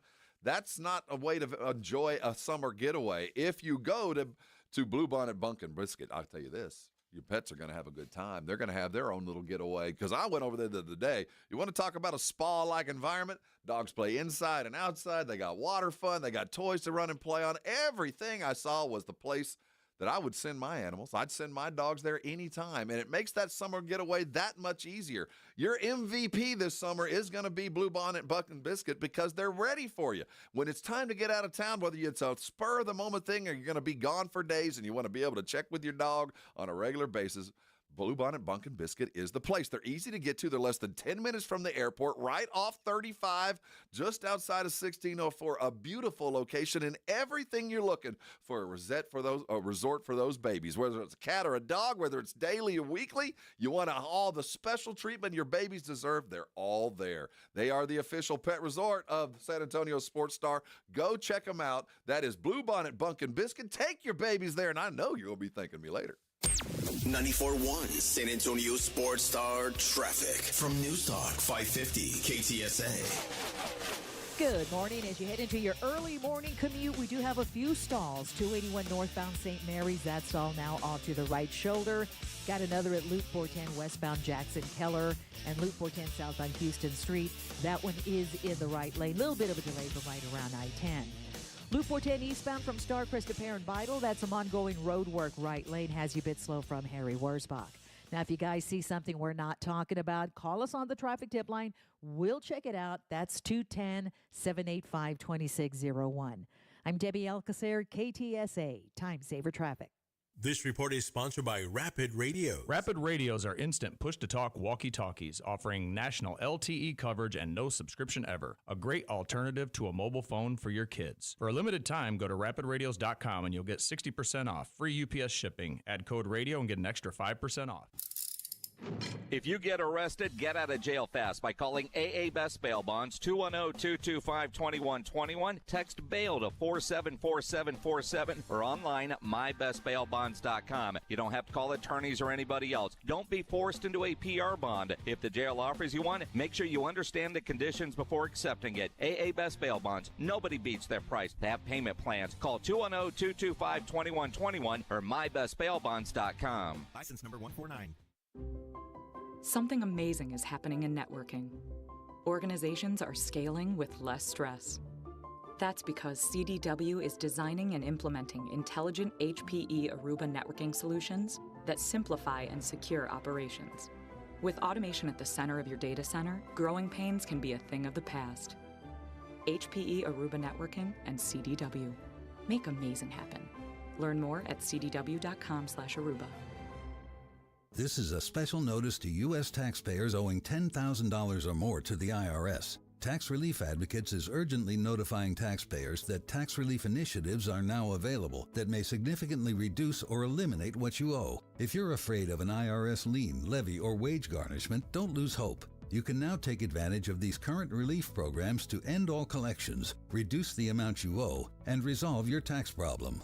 Even if you have years of unfiled tax returns or are already in a payment plan, you may still qualify for significant relief. Struggling taxpayers can now get relief they need during these hard economic times. A hotline has been established by Tax Relief Advocates for you to call and see what you qualify for. They are A+ rated with the BBB and have over 1,000 5-star reviews. Don't wait. Call 800-575-7147. 800-575-7147. That's 800-575-7147 or simply visit TRA.com. Must qualify for enrollment. Results may vary. Everyone deserves a fast and reliable connection. One that helps better their everyday through the things they value most. Friends and family, education and career. A connection that opens pathways to opportunity and builds roads to a better future. At Spectrum, we're committed to delivering just that every single day. Because with the right connection, anything is possible. That's Life Unlimited. That's Spectrum. At Progressive, we understand the bond you have with your boat. It's why people name theirs. I was pretty hungry and looking at a menu when I named my boat Change Your Tuna. The backup names were Trick or Trout, I Salmonly Swear, and, oh, it gets worse, New Squid on the Block. It wasn't my best day. Whatever you call your boat, protect it. And start with a quote from Progressive, America's #1 boat insurer. Progressive Casualty Insurance Company and Affiliates. #1 rating based on boat market share data from ratefilings.com. Eczema flaring up again. We have good news. Exoderm. If you or someone you love suffers from eczema or dermatitis, get Exoderm, the common sense answer for eczema. This stuff really does work. Exoderm contains the #1 doctor-recommended ingredient in a clean hypoallergenic cream with no harsh additives. Take back control of your eczema with affordable, fast-acting Exoderm Flare Control Cream. Exoderm. It's in the first aid aisle of your local Walmart, H-E-B, and other fine stores. This is the story of the one. As a safety manager at a manufacturing plant, he does everything he can to keep his coworkers safe. From finding ways to reduce risks to keeping safety supplies in stock. And for that, he relies on Grainger. Grainger offers a broad range of quality products and next-day delivery, so he can always play it safe. Call 1-800-GRAINGER, click Grainger.com, or just stop by. Grainger, for the ones who get it done. It's The Blitz with Jason and Joe. Afternoons at 2. Coming up on The Blitz, all the reaction from Game 1 of the NBA Finals. Plus, the latest on the Dallas Cowboys as they get ready for next week's minicamp. John Machota from The Athletic joins us at 5:15. The Blitz starts at 2. The Blitz with Jason and Joe. Afternoons at 2 on 94.1 San Antonio Sports Star. This is Jason Minix, and you're listening to the home of the Texas Rangers, 94.1 San Antonio Sports Star.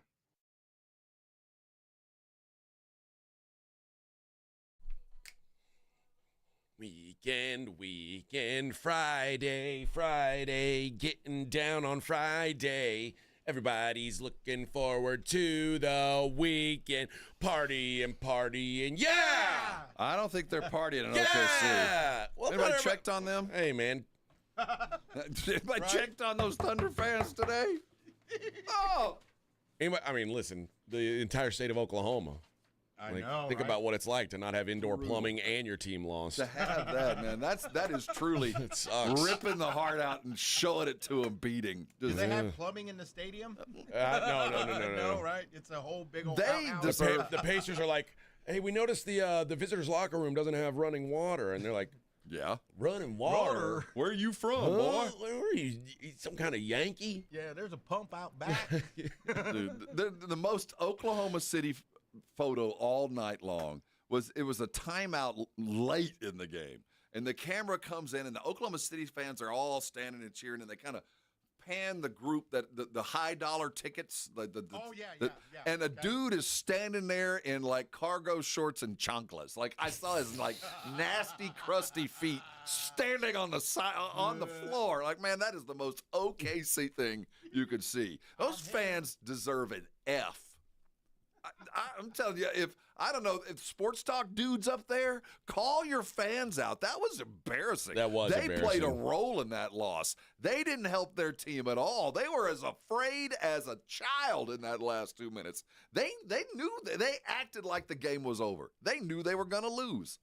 I've never seen fans get shut down like that, and it wasn't just that last shot. It was the last 2 minutes. Yep. I mean, they saw it coming and just stood there and didn't say a word. Vince says Haliburton is cold, finals MVP. I don't even know if he was. I think he was like the fourth best player on the Pacers yesterday.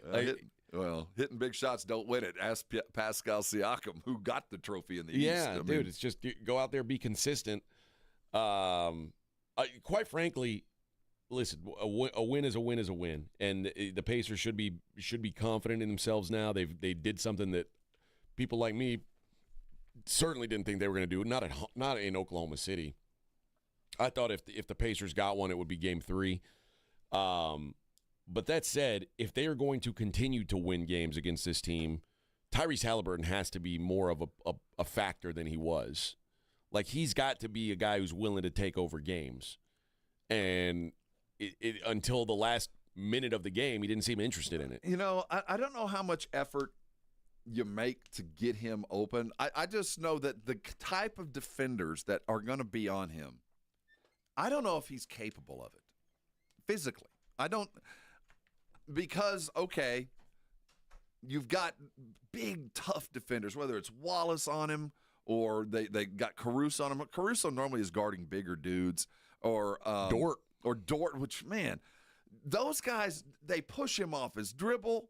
The only thing that he is able to do is maybe catch and ball fake and maybe get a dribble off to the side, but you don't see him getting in the lane. You don't see him driving and drawing. There was one time where he actually did beat Gilgeous off the dribble, turned the corner, was heading down the lane, was getting ready to go lay it up, and Gilgeous poked it, took it away, took his lunch money. So I don't know if he's going to be able to do what you want him to do. I think it's going to have to be a shared responsibility, and it's going to have to be just as much Nembhard as him, and then Haliburton just show up with 3 seconds to go and do your job. But for the most part, I just don't think, unless you work really hard, rubbing him off picks and sending him through the gauntlet to get him open, I'm not sure it's worth the effort, quite frankly. Well, you know? I don't know. I just feel like at some point, especially if the like you said, they're calling fouls on Caruso. They're not letting these guys get away with the things that they've gotten away with in earlier series. If they're not going to let them be as physical with you, you've got to take advantage of that. I agree, but the fact is, those defenders, even if they're not calling fouls, are just so strong and so handsy that he is slight build, so you can get him off the dribble. He can't really outquick you. And if he does turn the corner, you got Chet standing there scaring the pants off of him. So I'm not sure there's a lot for him to do other than let the game kind of come to him and split the responsibility between him and Nembhard as far as initiating and running this offense, because Nembhard's a stronger dude. He's a little bit more able to hold on to his dribble and kind of get through some of that strength that Caruso, Cason Wallace, and, name the other guy. I was going to say Dort, but you could name another couple of guys that defend like that. I'm not sure the matchup's good for a consistent great play from Haliburton just because he's undersized. Mark Dagnall was talking about not letting this loss carry over into to Game 2. Well, there's a lot more games left in the series, so we understand that. We got to get ourselves to 0, as we always do. That's a habit that hopefully we've formed. These guys have made a habit of being able to get ourselves centered and play our best game in the next game, so you got to tip your hat to them. They got us tonight. They played really well. They deserve to win, but we got to learn from it. We got to improve like we would if we had won the game and get ourselves ready for game 2. It's really what it comes down to. Yeah. SRS says Chet doesn't scare anyone, Rob. He does when you're going to the rim. You man. go try and lay it up against a dude like that. It's like, I don't know if he'll get it, but you're gonna have to shoot it so high it ain't going in. Yeah, he ain't a bully, but man, it is certainly hard to get the ball over him when he's standing there in the paint. I will say this, Shea, to his credit, you got to remember this dude. The responsibility of the world is on him. When Chet has a stinker game 1, Jalen Williams has a stinker game 1. If they stink this whole series and OKC loses, no one's ever going to remember that Chet Holmgren played poorly in the finals. All they're going to say is the MVP loss. Shea didn't get the job done in the finals. That's what it's always going to. And she could play as well as he wants, but once you reach the status that Shai Gilgeous-Alexander has reached, even if your teammates are bad, there is no longer an excuse for you. You have to be the reason why you overcome that, and that is a tall task for anyone. But that's what comes with being the MVP. When you do that, you get to go to that exclusive room that houses 5 dudes in history. When you do that, you get to enter into a realm the likes of which you never dreamed of. He hadn't. And if it happens again, it'll be 2 straight years where it just didn't happen for you. Whether it was your fault, their fault, nobody's fault, you lost. And last night, 38 points. There's not a whole lot more you can ask. But guess what? I got to ask more. You're going to have to give me more. No one will ever remember why Dan Marino didn't win a Super Bowl. Like right. It doesn't matter. Dan Marino never won a Super Bowl. Jim Kelly, no one will remember why. Oh, yeah. Doesn't matter, dude. No. Josh Allen, Joe Burrow, Lamar Jackson, all 3 of them sitting there with the same amount of rings as you and I, and at some point we're like, dude, what's wrong with these guys? They've now reached that level that Joe Burrow, sorry you don't have a defense. Doesn't matter. Figure it out. Josh Allen, sorry your best wide receiver is Vic Brown. Figure it out. And if you do it, you get to be Aaron Rodgers and play for 25 years, and people continue to sign you because you did it. You walk with kings. Right. But right now, there's a lot of pressure on Shea because, again, I'm not going to say anything bad about how Shea played yesterday, but they still lost. And if this series continues that way, it's going to be Shea lost in the finals. Here's Shea talking about the game 1 loss.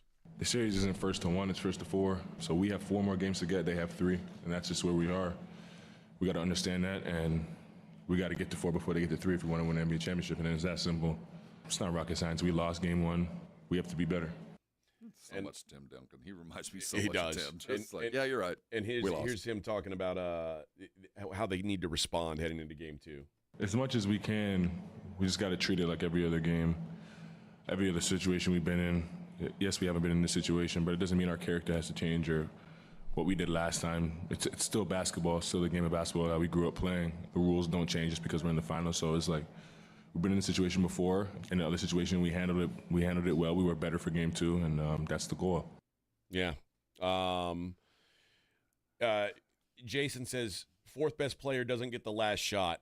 Maybe you forgot when the Spurs beat the Pistons. You may have heard of this Robert Horry fellow who hit the game winner in that game. And just like Haliburton, there's something about him. There's something about Robert. There's something about Haliburton that they just have the DNA, the genetics to put it all together when it absolutely has to happen. And there is something to that. Like I can sit here and say I think, and I really do think, even after all that he's done in these playoffs, I think now maybe even more than in the regular season, Tyrese Haliburton is overrated. Because I think people are looking at they're looking at these game winners and they're like, oh, this guy's great. I don't think Tyrese Haliburton's great. I think Tyrese Haliburton is a great clutch player. And there is something like Robert Horry was a great clutch player. I never thought Robert Horry was a great player. But there's certainly a value to those guys. Yeah, 100%. Tough guy to play with, but you want to have him around. Well, I get the sense, and after listening to Shea, they're all going to look at each other and like, let's just go. Let's do our thing, man. I think that tonight, our Sunday is going to be an ass whipping of one of those. What was the Celtic Laker? Whatever they had a nickname of it, where the massacre. The massacre. I mean, I get the sense we're going to have one of those games where Oklahoma. I'm not saying the series is over, but the way that Shea was talking and the way that they're going to act is, man, I don't know what that was, but it ain't going to happen again, and I'm never going to let it happen again. So, I think we're going to give enough props to the Pacers to keep them involved. I think they're going to have enough to keep them fighting. But there's just no way that if the same thing were to happen again, that this would happen. 9 out of 10 times, this game's over. They don't even get a shot. No. But everything fell into place. And even Shea, a guy who hadn't seen a whole lot, you could tell him sitting there going, you got to be kidding me. Yep. You know, okay, yeah, they got one more game. I got to win 4. They got to win 3. But let's talk about Sunday, because that's not going to happen to me again. Hey, let's give away a pair of tickets, Vic. How about that? Right. We got Live Nation's $30 ticket to summer. Coheed and Cambria playing September 9th at the Moody Amphitheater. Oh, yes. Sounds like 2 different cigars. You want a Coheed or you want a Cambria? Right? Yeah. I like the Cambria. It's got a Nicaraguan wrap. Yeah. Or Coweed.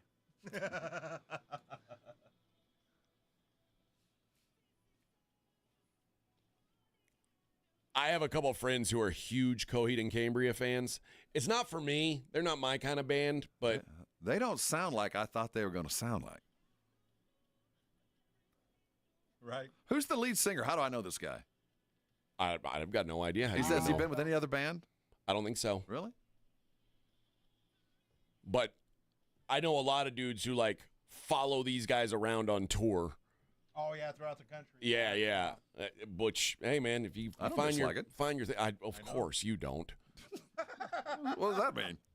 Anytime I'm like, yeah, this music's not that good, Rob's like, I think it's awesome. Well, I didn't say awesome. I'd never heard this guys before, and I pulled up a picture of the band, and I thought, oh, that's the kind of music. No, they don't play like they look. Let's do caller number 5. You're going to get to go see Coheed and Cambria September 9th at the Moody Amphitheater. Caller number 5. Congratulations.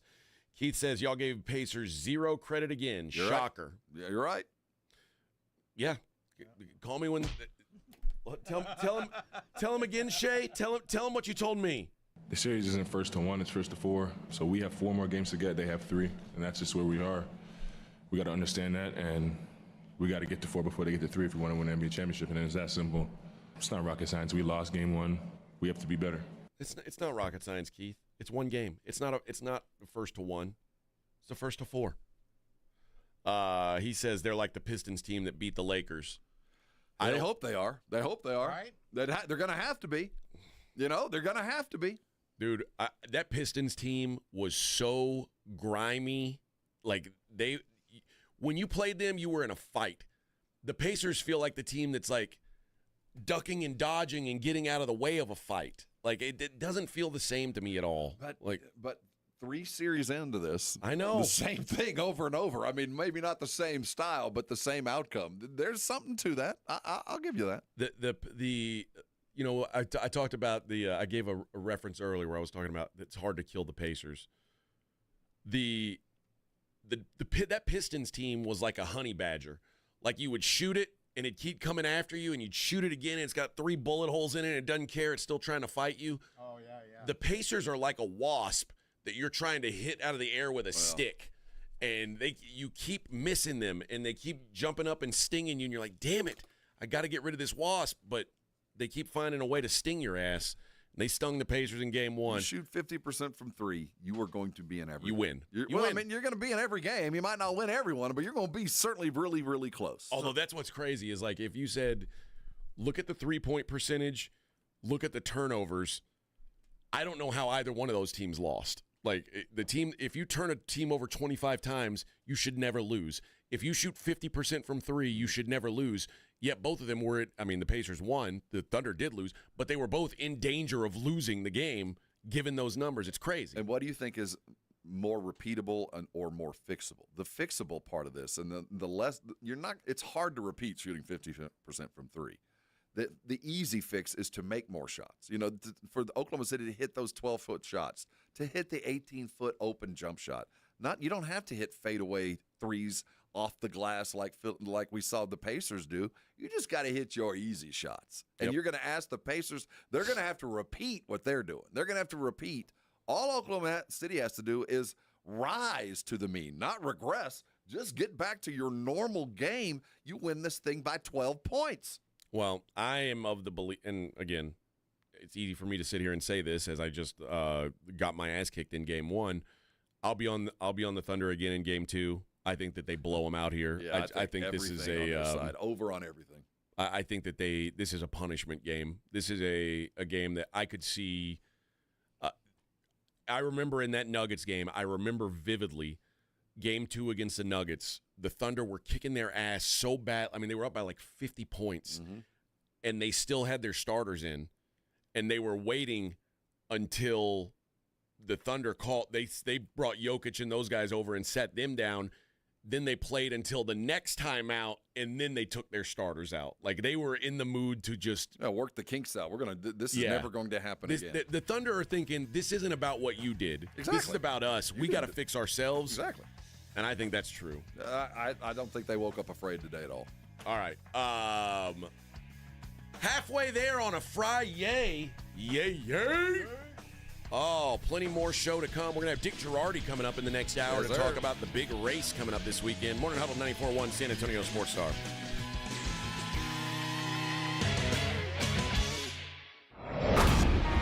The Morning Huddle with A.J. Hoffman and Rob Thompson. KTFM, Floresville. This report is sponsored by Rapid Radio. Rapid Radios are instant push-to-talk walkie-talkies offering national LTE coverage and no subscription ever. Perfect for instant contact with an aging parent. For a limited time, go to rapidradios.com and you'll get an extra 60% off, free UPS shipping, and add code RADIO for an extra 5% off. School's out, summer's in, and that vacation countdown is officially on. But what about your four-legged MVP? Bluebonnet Bunkin' Biscuit in Selma has your furry family member covered. Daycare, boarding, grooming, and training, they've got it all. They're built for your pet's health, happiness, and tail-wagging good times. If you're in the military, your teacher, or your first responder, they've got barking good exclusive discounts.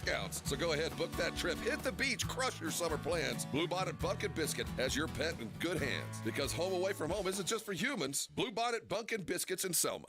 The playoffs are in full swing, and you can get in on all the action at ESPN Bet Sportsbook. Go from tracking the latest game-changing moments to placing bets in just a few taps. Right now, new customers can get $100 in bonus bets when you make your first $10 wager. Download the ESPN Bet Sportsbook app and sign up with promo code JOEQ. That's JOEQ to get started today. Must be 21 plus. Gambling problem? Call 1-800-GAMBLER. Terms and conditions apply. See app for details. Offer not available in New York.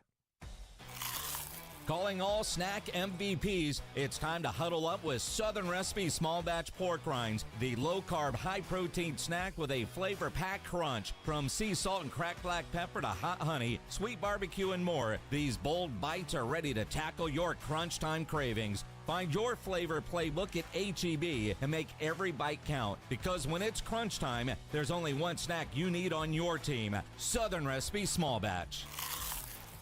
There's a reason Intuitive Services Group handles our janitorial needs here at 94.1. They're local and serious about cleanliness. From nightly cleaning to detailed floor care, they deliver. We trust them, and you can too. Call Mo at 830-470-3007. That's 830-470-3007. Injuries happen, and when they do, skip the ER and get to the Ortho Now Injury Clinic by TSAOG Orthopedics and Spine. Ortho Now provides walk-in care for injuries like broken bones, dislocations, sprains, and strains. Conveniently located in the Quarry area with extended hours Monday through Saturday with on-site x-ray casting and bracing, Ortho Now has everything you need to treat your injury, and best of all, no urgent care or emergency room copay. Learn more online at tsaog.com. Now at Verizon, we have some big news for your peace of mind. For all our customers, existing and new, we're locking in low prices for 3 years guaranteed on My Plan and My Home. That's future you peace of mind. And everyone can save on a brand new phone on My Plan when you trade in any phone from one of our top brands. That's new phone peace of mind. Because at Verizon, whether you're already a customer or you're just joining us, we got you. Visit Verizon today. Price guarantee applies to then current base monthly rate. Additional terms and conditions apply for all offers. Staples presents That Was Easy. So we had a huge new business pitch. Attention, all hands on deck. When, boom, our only printer was fried. Up in smoke, like your chances of landing that account. Well, I just sent the file to Staples. Devin, the print associate, was on it. She had it printed and bound same day. So where's the drama? There wasn't any. Staples made it super easy. Inconceivable. For the products, services, and experts you need, Staples. That was easy. In-store, online, and on the app. If you love to travel, Capital One has a rewards credit card that's perfect for you. With the Capital One Venture X card, you earn unlimited double miles on everything you buy.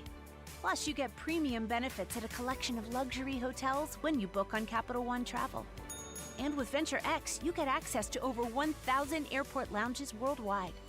Open up a world of travel possibilities with the Capital One Venture X card. What's in your wallet?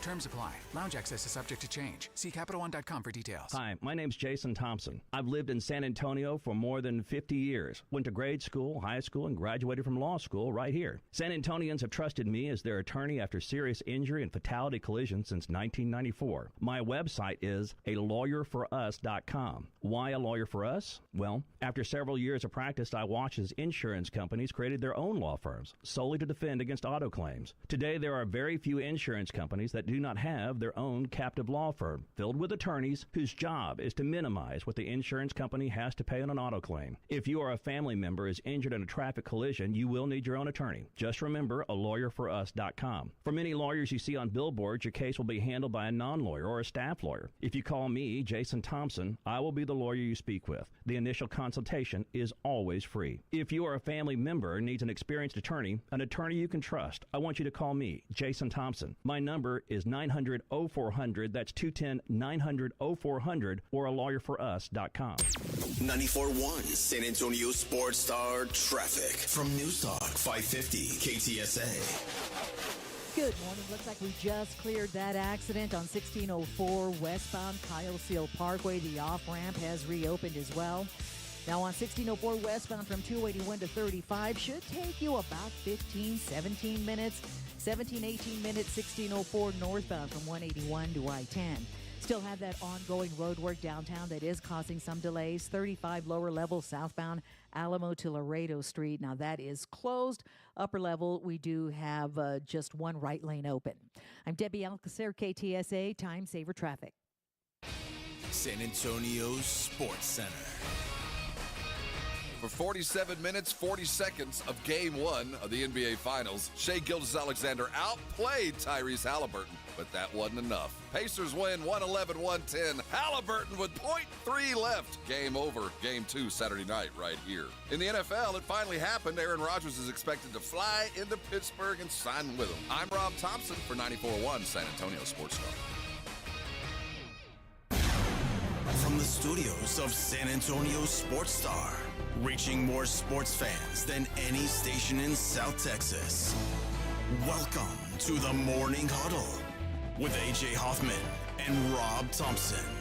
This is 94.1 San Antonio Sports Star.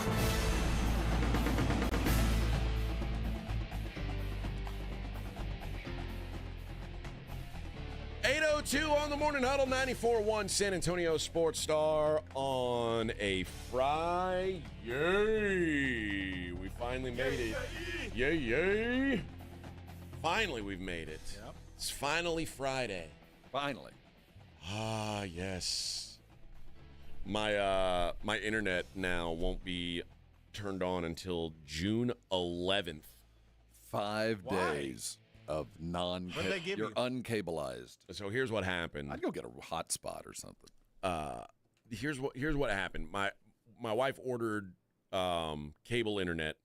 No need to name the name of the company, but you probably can all guess it. Yeah. And it got delivered to the wrong house the first day. Right. Okay. But it showed up like on my porch when I went outside the next day. It was there, so it's like, oh, no big deal. I think a neighbor found it and said, this isn't mine, and dropped it off at my house. Very nice of them. But then I told my wife, I was like, hey, I saw this sign that says we can get fiber internet in this neighborhood. And she's like, no, I looked up online. We can't. And then I said, well, look up this company. And she did. And it's like, oh, we can get fiber in our neighborhood. And for me, like, upload speeds matter the most because I'm doing podcasting or whatever. And I want to be like, I want it to be, if I'm doing anything like live on the air, I want it to be a high upload speed. And that's what fiber gives you the benefit of. So now we will wait. They can't install till June 11th. And she was like, well, the cable internet has a 30-day return policy. So we could set it up technically. But she's like, then I'm gonna sync everything to this Wi-Fi and then have to do it all over again. She's like, it's just not worth the squeeze. I'll tell you, given the alternative, though, you'll have at least one son that'll be bouncing off the walls. They've got their phones. They're fine. No video games. It's a bigger. Yeah, that's the thing. No online gaming. We got to go stand in line for the new Switch. That happened yesterday. The bigger. it was yesterday. The bigger problem for me is like watching these games. Now it's going to be a hockey game. Then there's going to be fights tomorrow night, and then there's going to be a game on Sunday. It's like always something, and it's like, well, I got to go down to the bar. We'll see you in a little while, baby. Now she'll go to you. Why don't you just put your phone, put your phone as a hotspot and have the TV connect to your phone? That's what I'm saying. Go get your hotspot real quick. Or just go to the bar. Or just go to the bar. Seems like the more likely scenario. Less hassle. Yeah. Let's go. Let's watch the fights at your place, Vic. I'll just order the pay-per-view at your house. Oh, that's right. You got UFC tomorrow night too. Don't yes. You? Oh, yes. A big day. Your wife will never notice $75 added to the cable bill this month. No, not well. I actually pay the bills. I do it. So then she'll never notice. Oh no, she'll never know. She'll never notice. She never knew I bought that movie 4 years ago off of Amazon. Oh. See? Oh. No, not a dirty one. Just a movie. A movie. Sure it was. Yeah, sure it was. Skinamax. Not quite porn, but nearly. SR, no one in the chat or in the Morning Humble has mentioned that it was SGA that doinked OKC's winning shot before Haliburton made his. Let that sink in. Great D on Nembhard's part, man. Let's give credit where it was due. Now, there were 38 points prior to that. Yep. Like if I'm not going to sit here and, again, I'm not going to knock Shea. Missed that shot, whatever. Shea is the last of the reasons that the Thunder lost this game, but he will be the first in line to eat the blame. That's just the way it works when you're that caliber of a player, and it's not always fair, but that's life, fine. Bubba. He's going to be fine. The sad thing is, this is a very bizarre place to be in my life because I went in when the series was first pegged, I thought 6. And then as we got closer and closer, I thought 5. And then going in last night, I saw the loss. And you know what? I'm more confident in Oklahoma City today than I was. They didn't do anything wrong but miss shots. Yeah. It took a miracle. Now, the Knicks were saying the same thing after game 1. I'll granted that Boston was saying the same thing. But the fact remains that Oklahoma City did exactly what they wanted to do. They turned them over 25 times. Now, the last 30 minutes only got 3 of them. They got to fix that. But everything else comes down to make your damn shots. If you make one more damn shot, hit your layups, continue doing exactly what you did. The plays worked. Guys were open. You just let them hang around because you didn't convert what you normally convert. It wasn't anything abstract. They didn't come out with some kind of amoeba defense where you couldn't find your shots. They were there. Could you turn them over? Yes. Did you have layups after those turnovers? Yes. Did you make them? No. I think that the Thunder taking more shots and hitting less threes, things like that. Those are all things that you expect the things to even out. You don't have that many more turnovers and then not have the shot volume that the Thunder should have had. And then for Indiana, again, it's almost impossible to imagine them hitting that percentage from 3 again, but it's going to happen. The thing is, it's a randomization. They can repeat exactly, and it's going to be harder to do that. Shooting 50% from 3, I don't care who you are. To do that 3 or 4 games in a row is just next to impossible. Quite frankly, the Thunder, the biggest issue with the Thunder, and I know I've been hammering on Chet and Jalen a lot today, and deservedly so. They stunk. But if they play the same intensity of defense that they did in the first half, in the second half, they win this game going away. They kind of sat on things, which we haven't seen them do. Well, here, this is the first time I'll give Indy some credit. They did settle down. They did settle down. They got away from. There were some entry passes that they were trying to get into the lane that you're just not going to be able to do. Stop it. You're not going to be able to bounce pass it in. You're just not going to be able to those slice plays where you're bringing guys from the other side into the lane. They jump the lane. They're willing to do that. In fact, the guys get backdoored because they're so eager, but they know they're going to get backdoored, so they guard the lane.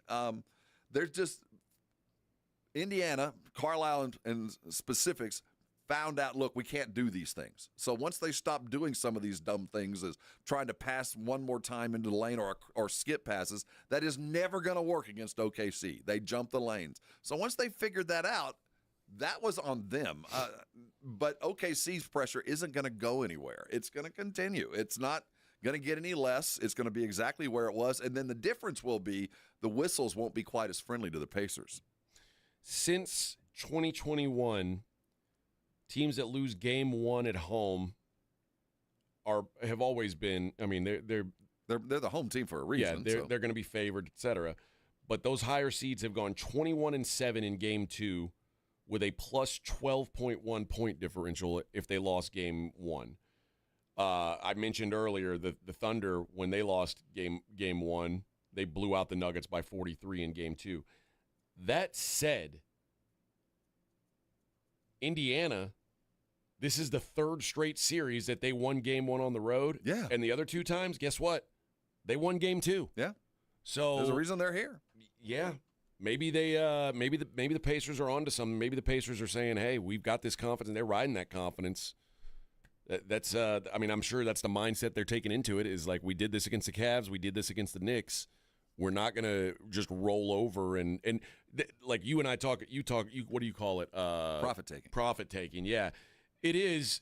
I mean, it's human nature to have a letdown. You accomplished a goal. Your goal when you're in a playoff series is to split the first two games. Take your profits and don't do anything stupid. If you're the road team and you split the first two games, you've got home court advantage now. You walk out happy. But the Pacers don't seem to be satisfied with that, and kudos to them. Now, this Thunder team has lost consecutive games twice all season and postseason. 2 times they've lost back-to-back games. This is the bounce-back squad. So something's got to give here. Either the Pacers continue to win these game twos after stealing game ones, or the Thunder find a way to be the bounce-back team that they have been. But something's got to give. You hope that the dividends that the investment in the Denver series, where you did have to fight, where you did have to deal with just this kind of thing, will come back and help. You've been here before against a team that you could argue is better, and you beat them, and you did it in ways that they didn't think you could beat them by. So I think OKC, as diagonal, and all those coaches are like, you've been here before, you've had it, we know we're better.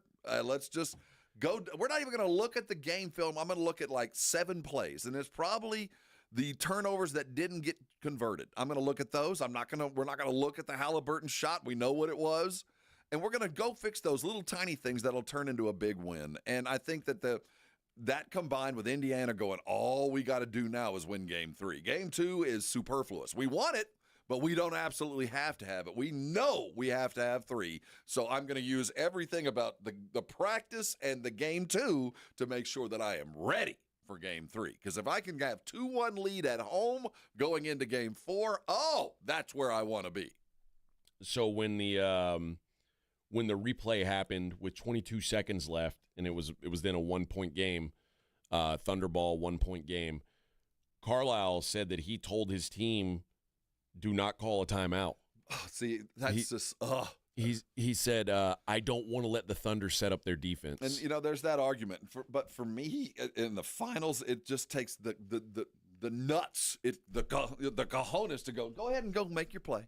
And I mean, you got Haliburton, so it makes it a little bit easier. But to know you have the ball in your hand with about 5 seconds to go, and if I have this play, AJ, I've been saving. Yeah. You have that play that you know is going to work. Now is the time. And it's like, let's let the chaos rule. Yeah. Beautiful. And Aaron Neesmith said, I swear, as soon as he jumped up to shoot, I was like, oh, that's good. He's like, I just assume it's good. When he takes a shot in those situations, I assume it's good. I think a lot of us felt the same way. I certainly did. When he got there and he got the shot up, you went, well, that's it. They're going to win. It was the very first time in the entirety of the game that I felt like they were going to lose. Was the second that he pulled back, he took that step back and jumped. I said, that's going in. That's gonna go. What ironic is on the other end, Shea had a clean mid-range look, and that's usually where he eats. And meanwhile, Haliburton hits the mid-range to win it. Going to get all the credit for the defense that he played on Shea Gilgeous. Cason Wallace was there. Yep. I mean, he stepped to him. It was decent defense. It was just a better shot. Yeah. Omar says, how about we just agree that these playoffs have been unpredictable? Stop throwing all these regular season stats and all these statistics because it doesn't matter. That was said before game one. Truth. Yeah, I mean. That's why we do this. Yep, but like we're not going to pretend like the stats didn't happen. The thing about those stats not mattering is that's what's going to make games like this memorable is the Pacers did something that just doesn't happen. You don't come back from down by that many points. What were they, down 7 with 2 minutes left, 9? Like you don't come back from that in the NBA Finals. I think they said it never happened in history of the finals before. Under a 4% chance of winning with 2 minutes to go. Like so all those stats and beating the odds are what makes this interesting. If this game, if the Pacers and the Thunder were equal teams all season long, and the Pacers won this game, we'd go, okay. It's the fact that the Thunder have been this dominant force all year long, and still, and we're 11-point favorite, 10.5-point favorites, and still lose on a buzzer beater. That's what makes this interesting. Things I want to avoid if I'm Oklahoma City. I don't want to ever see this team give up any points with 2 minutes to go. They shouldn't. There's a mindset that I saw take over from this team that here we go again. I have to do everything I can. I don't care what the lead is. I don't care if I'm up by 20. I cannot let this team see see any kind of lead slip away with effort involved, because you could tell that these guys all kind of looked at each other like, we don't know what to do here. One of them is they don't know what to do here because they just demolish teams. They don't get in this situation very much. So you have to rely on those few instances where you were truly pushed and you were successful. And I keep going back to Denver. They did it. They played a great team. They got beat to start, and they hooped them. So you just go back to your dudes and go, just go play. Just go be you, and we're not going to worry about anything else. You know, speaking of that defense down the stretch, Shea had probably the best quote, and we don't have the audio of it. I'll read it for you, though. It's a 48-minute game. The Pacers teach you that lesson more than anyone else in the league the hard way. You have to play them for 48 minutes. And OKC hadn't had to play 48 minutes a lot. They've not. You know what? And there is something to that. We talk about that I don't know why, but in football, I talk about it all the time. Like, I want a great football team to have had some games where they didn't win by 40, because I want, like in college football, you know, some of these teams will show. Alabama sometimes shows up at the title game and they won every game by 40 points, and those games aren't good for anybody. You don't know what it's like when you've been in an actual fight.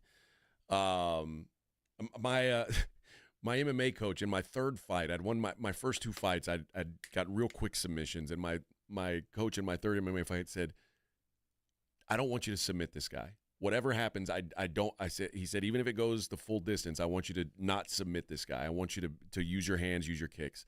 He said, because if you go in there and you sub this guy, you're going to take nothing from it. Yeah, you're not going to get any better. He's like, you need to know what it feels like to be in a fight. And it paid off for me. Like, it really did. And there is something to knowing what it's like to be in a dogfight that the Pacers clearly have been in 20 of them in these playoffs, it feels like. And OKC hadn't been in 1 or 2 weeks. OKC has not been in very many of them. Well, they had one series, and it's been 2.5, 3 weeks ago that they really had to fight. So you hope it transcends. They didn't get to keep their blades sharp against Minnesota. It wasn't that hard. But that is an undervalued thing that maybe I didn't give enough credit to coming into the series. Is, you know, we talk all about the Thunder winning. They've won more games this season by double digits than any team in NBA history. Maybe that's not a great thing. No, it's a great thing. No, we want that to happen all the time. I'm saying maybe it's not a great thing when you get to the time when you get to these clutch games. It's when we watch bad teams, you have to learn how to just play to be competitive, and then you have to play to be competitive, and then figure out how to win, and then you got to figure out how to hold on to wins, and then after you learn how to do all of that, and you have the comfort level that no matter the situation, whether we hold on or we come back and get it, then you get to the place where we are good enough to go get it. Yeah. Not only can we win games and hold leads, now we're good enough to go take a win. And I think that's what they had to learn in Denver. Now we're good enough not to hold them off. Let's go get this when we have to get it against a great team. And you hope that paid off because, like we were talking about, 12-point wins on every night. You don't have to do it very often. And let's even apply it to something even closer to home. We watched Tech the other night in a situation, put a pitcher where she was not used to it. She's so good, she never had to pitch around anybody, and they asked her to pitch around somebody, and she didn't know what she was doing. Oklahoma City got in a situation where they had to fight late, and they screwed it up. Made a mistake. Yep. I don't expect that to happen again. It's hard to picture it, but again, when you're that good, you make a mistake once, you don't expect it to happen. And what happened? Tech won the next game. But the truth is, man, the best team doesn't always win. In the NBA, more than most, the best team usually does win. But that's what people love sports for, is that if the best team always won, it wouldn't be much to watch. Well, that's why we play 7 instead of just 1. Oh, no doubt. I mean, the best team's going to win this series, and if the Pacers do it, hats off, baby. You earned it. Yeah. I mean, if this were the Giants with a helmet catch against the Patriots, this would be one of the all-time moments. Right. But if they don't win this series, this game winner, this comeback, it's all forgotten, and it all vanishes into the ether. Good news is nobody injured. We didn't deal with anything like that. We got nobody on the precipice of some weird technical having to miss a game. It'll be mano-a-mano, which is what we want. Yep.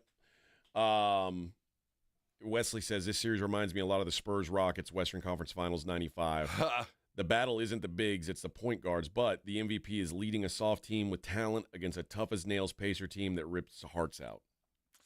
I wouldn't go soft. And I wouldn't go tough as nails with Indiana either. I think I don't see Indiana as this tough as nails team. They're just resilient. That's a better term for it. They're not going to step on your throat. The toughest nails to me is you're never behind. You're just going to keep nailing them. That's closer to me for Oklahoma City as far as tough as nails. But hey, man, they made the shot. The Pacers feel like.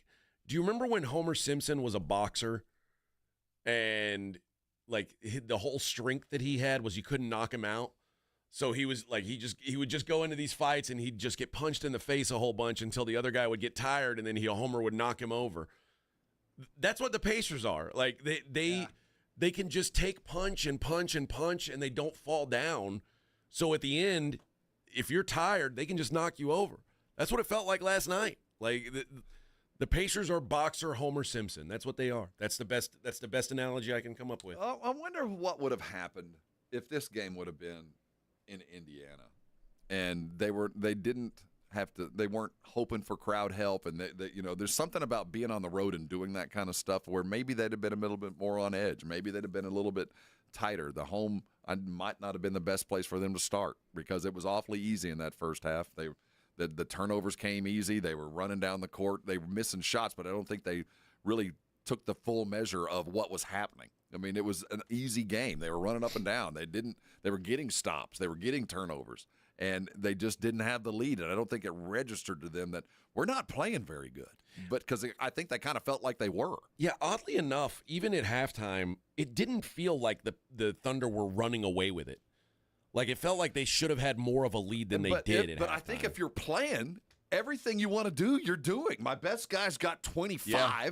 We've turned them over 19 times. I'm running open all night long. Did I miss a few bunnies? Yeah, but I didn't feel bad about it because we got another steal. Now, the other guy missed after that, too. But when you go sit down and you're playing well and everything's working and you look up and I'm only up by 8. Yeah. It felt like if they were on the road, the edge might have been a little bit tougher.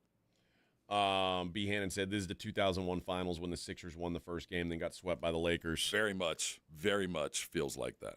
Did the Sixers won game 1 of that series? They won one game. I think it was the game 3. That was their home game. Yeah. But it feels like one dude, a miracle, but in the end of the day, there just ain't enough. Yeah. But also, I mean, listen, I'm hesitant to write them off now. Like they've put some egg on my face, and certainly it's like. I still see. I just think, dude, this team is just too much better. They're too good. They're too good to play that poorly again. I just can't picture it. And even at the end of the day, when it feels like the Thunder, even though they had a 15-point lead, played like a C game. They just did not play that well. But it's on them. It's on them to, and that's the thing. If the Pacers just whooped their ass and the Pacers were great, I'd be a lot more concerned. But this feels like the Thunder can fix their own problems and they'll be okay. Start Heitenstein, get tough early, get some pick and rolls going, body the bigs again. Miles Turner ain't going to hit a shot like that again. And just go do your business. I don't expect Thomas Bryant to be able to fill those minutes the way he did last night either. Yeah, and you also, I mean, you never know any given night what the whistle's going to look like. And that's at the end of the day, when we really have a time to undress what happened, I think when we look at the whistles and when they happened, had a huge role. They did. And teams that rely on whistles, and quite frankly, OKC relies on whistles on both ends. You know, they want to play a physical game, but they also have this guy who is a wizard when it comes to getting to the free throw line while making the shots. And he wasn't getting the calls. He was making buckets. I mean, he didn't take a lot of free throws last night. Not enough to really justify what has been called him. He's not a merchant like that. All right, I got to tell you guys about Carbach. By the way, we're going to talk to Dick Gerardi on the other side about the big race this weekend. Horse racing underway this weekend. We'll preview the final of the Triple Crown legs on the other side. I got to tell you guys about Carbach, though. I had some last night out at the Rue Pub. They had the Crawford Bach on tap, one of my favorites. So that was my beer of choice during the game. And it is all over San Antonio. Obviously, it's going to be in the liquor stores. It's going to be in the grocery stores. But it's at so many bars. And they've got multiples on tap just at the place I was at last night. So wherever you're at in San Antonio, you're going to be able to find their beer. And whether you're into Hopadillo, you want that IPA. That's their flagship IPA, a super hop-forward beer.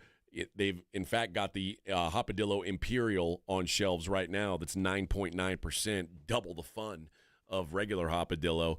But if you don't like IPAs, that's cool. They've got the Love Street. That's their best-selling beer. It's a Kolsch-style blonde ale.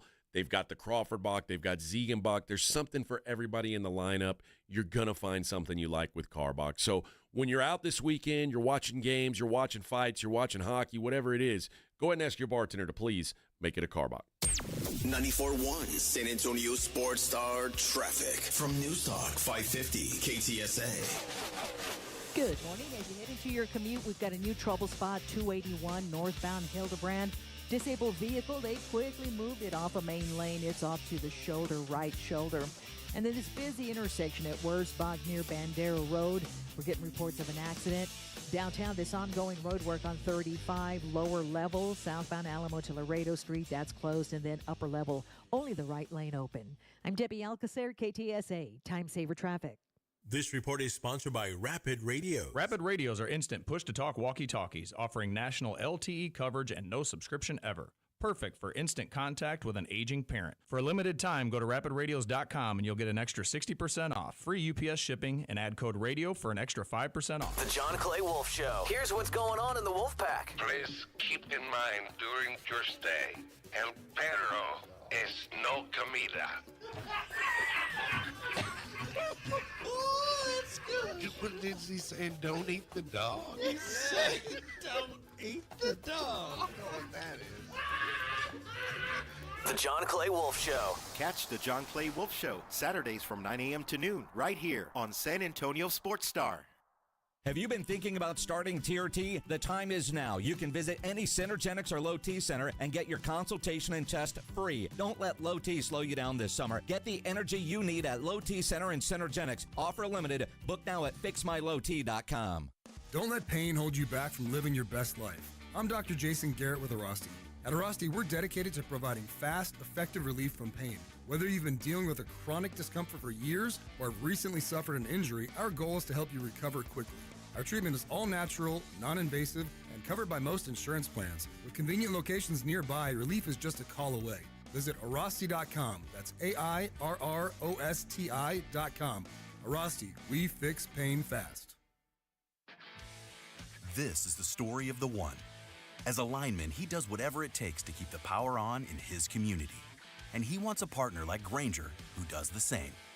Grainger offers the professional-grade products he needs, from voltage detectors to harnesses to hard hats, plus fast, dependable delivery, so he can rise to every challenge. Call 1-800-GRAINGER, click Grainger.com, or just stop by. Grainger, for the ones who get it done. Prescriptions require an online consultation with a healthcare provider who will determine if appropriate. Restrictions apply. See website for details and important safety information. Price varies based on product and subscription plan. Hey guys, let's talk ED, because millions of men experience it, but not everyone can access or afford treatments like Viagra. Well, Hims can help. Through Hims.com, you can get a full range of treatment options for ED, including daily or as-needed meds, through a 100% online process. It all starts with an online intake form. Get started at hims.com/radio, and from there, a medical provider licensed in your state will determine if ED treatment is right for you. If prescribed, your medication is shipped to you for free. Find the ED treatment that fits your needs, with options up to 95% less than the brand names. Millions of men experience ED, but Hims can help. To start your free online visit and save up to 95%, go to hims.com/radio. That's hims.com/radio for your free online visit. HIMS.com/RADIO. Eczema flaring up again? We have good news. Exoderm. If you or someone you love suffers from eczema or dermatitis, get Exoderm, the common sense answer for eczema. This stuff really does work. Exoderm contains the #1 doctor-recommended ingredient in a clean hypoallergenic cream with no harsh additives. Take back control of your eczema with affordable, fast-acting Exoderm Flare Control Cream. Exoderm. It's in the first aid aisle of your local Walmart, H-E-B, and other fine stores.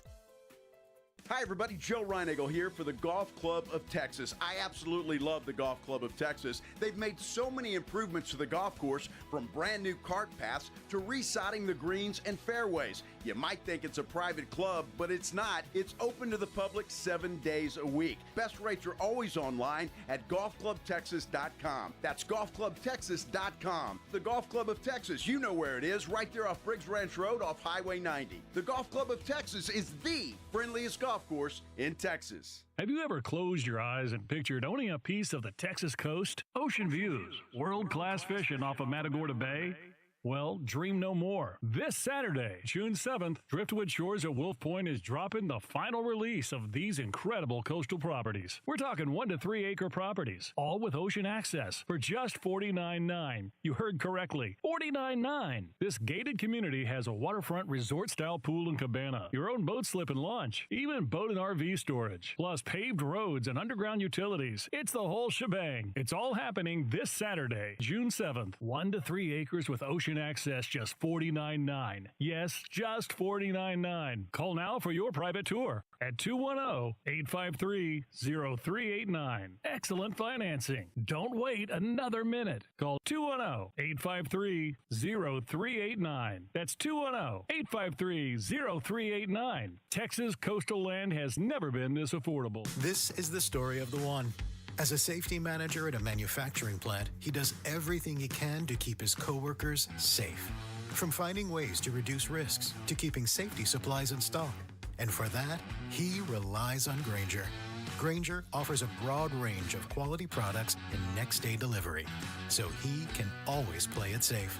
Call 1-800-GRAINGER, click Grainger.com, or just stop by. Grainger, for the ones who get it done.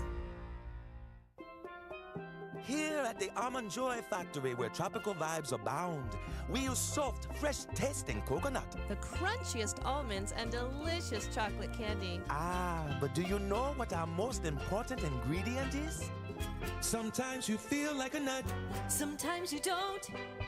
Almond Joy's got nuts and something even way better than that. Yes, Almond Joy is made with almonds and joy.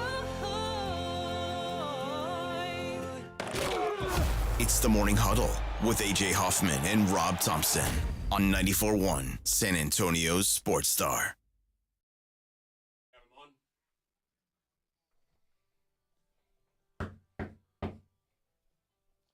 Need some more of it, AJ. Oh, yeah. We're going to have Dick Gerardi on here in a moment to help us handicap the Belmont Stakes. There's a horse named Rodriguez.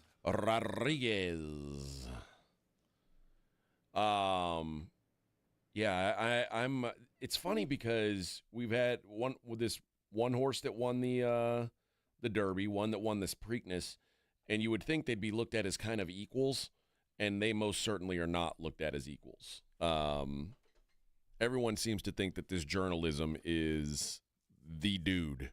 The get-go. But, we did have a miracle there in the Derby. A horse, what was he, 16 back to finally get it done. We did have a good race. So 3 great horses going, but it looks like journalism's in the lead. It does seem like the one. The money. But we'll see if that's the way to bet it.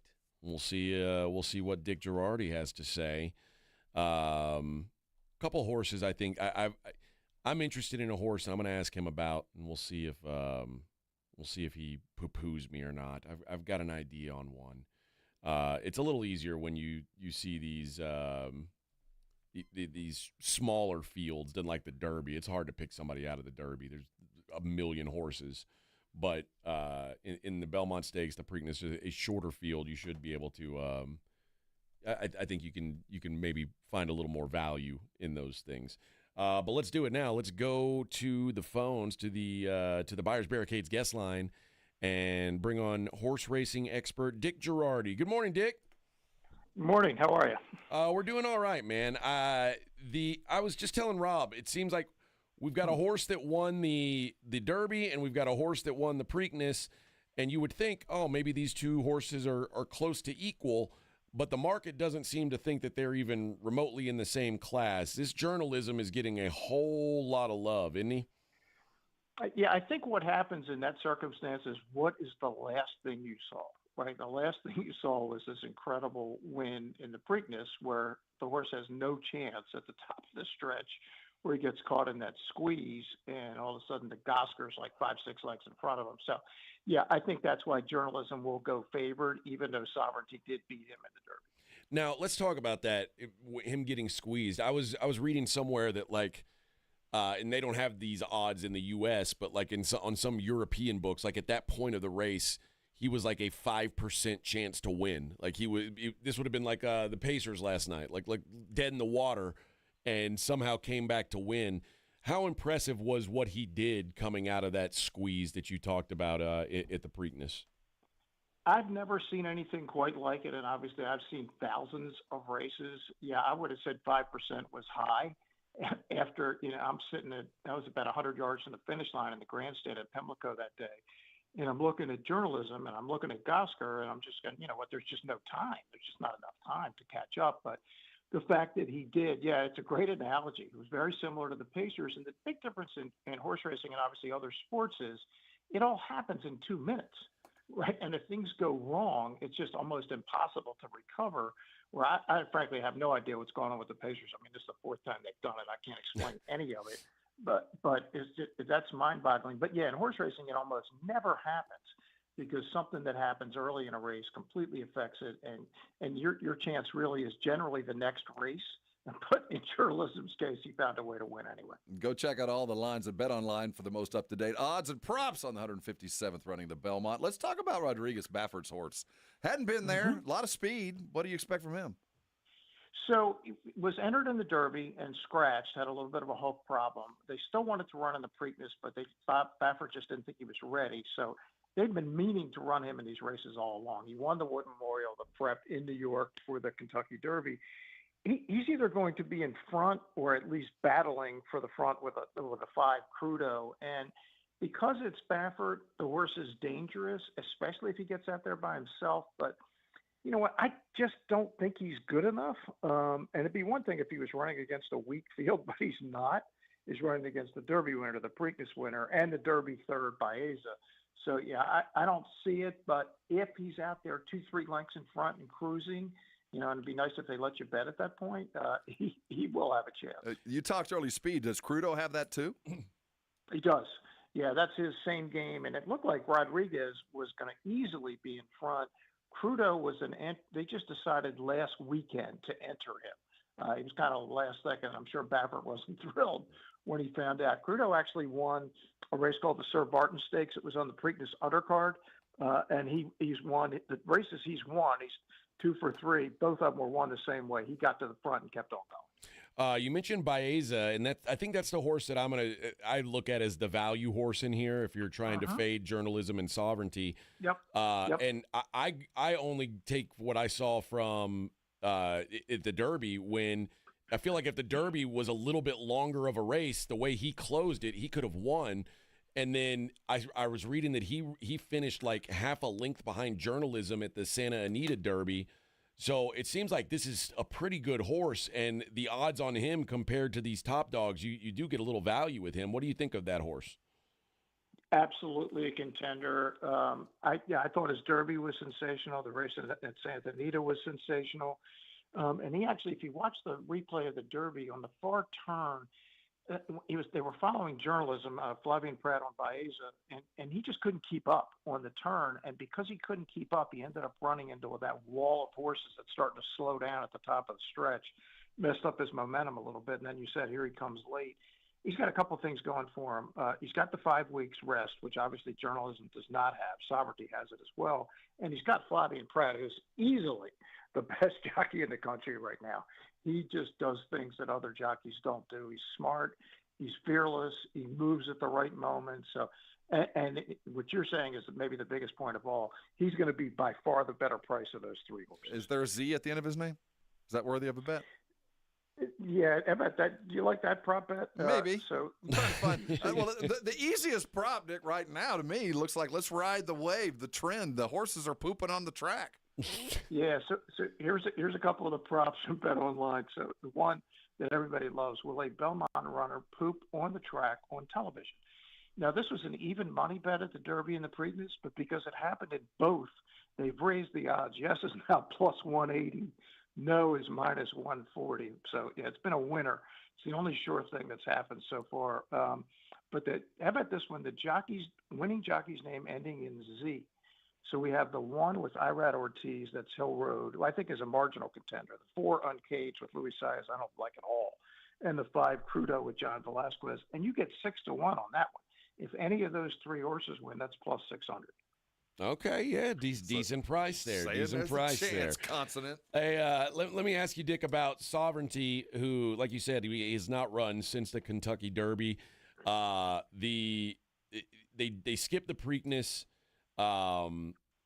There was a $62,000 fine for over whipping the horse. I don't know how much of a difference that makes, but to me, like, the bigger factor was that horse ran well on a sloppy track in Kentucky, and what I was seeing, at least as of this morning, was the weather looks like it might not be great for the race tomorrow. Is this one of those things where we're looking for a horse who's used to running in the muck? Yeah, no, it's a good point. There's a flood watch in Saratoga County today. It sounds like there's going to be a significant amount of rain late this afternoon. Now, how much that's going to affect tomorrow, what the forecast is for tomorrow, that keeps changing, I don't know. But obviously, Sovereignty runs well on an off track because he won the Derby on it.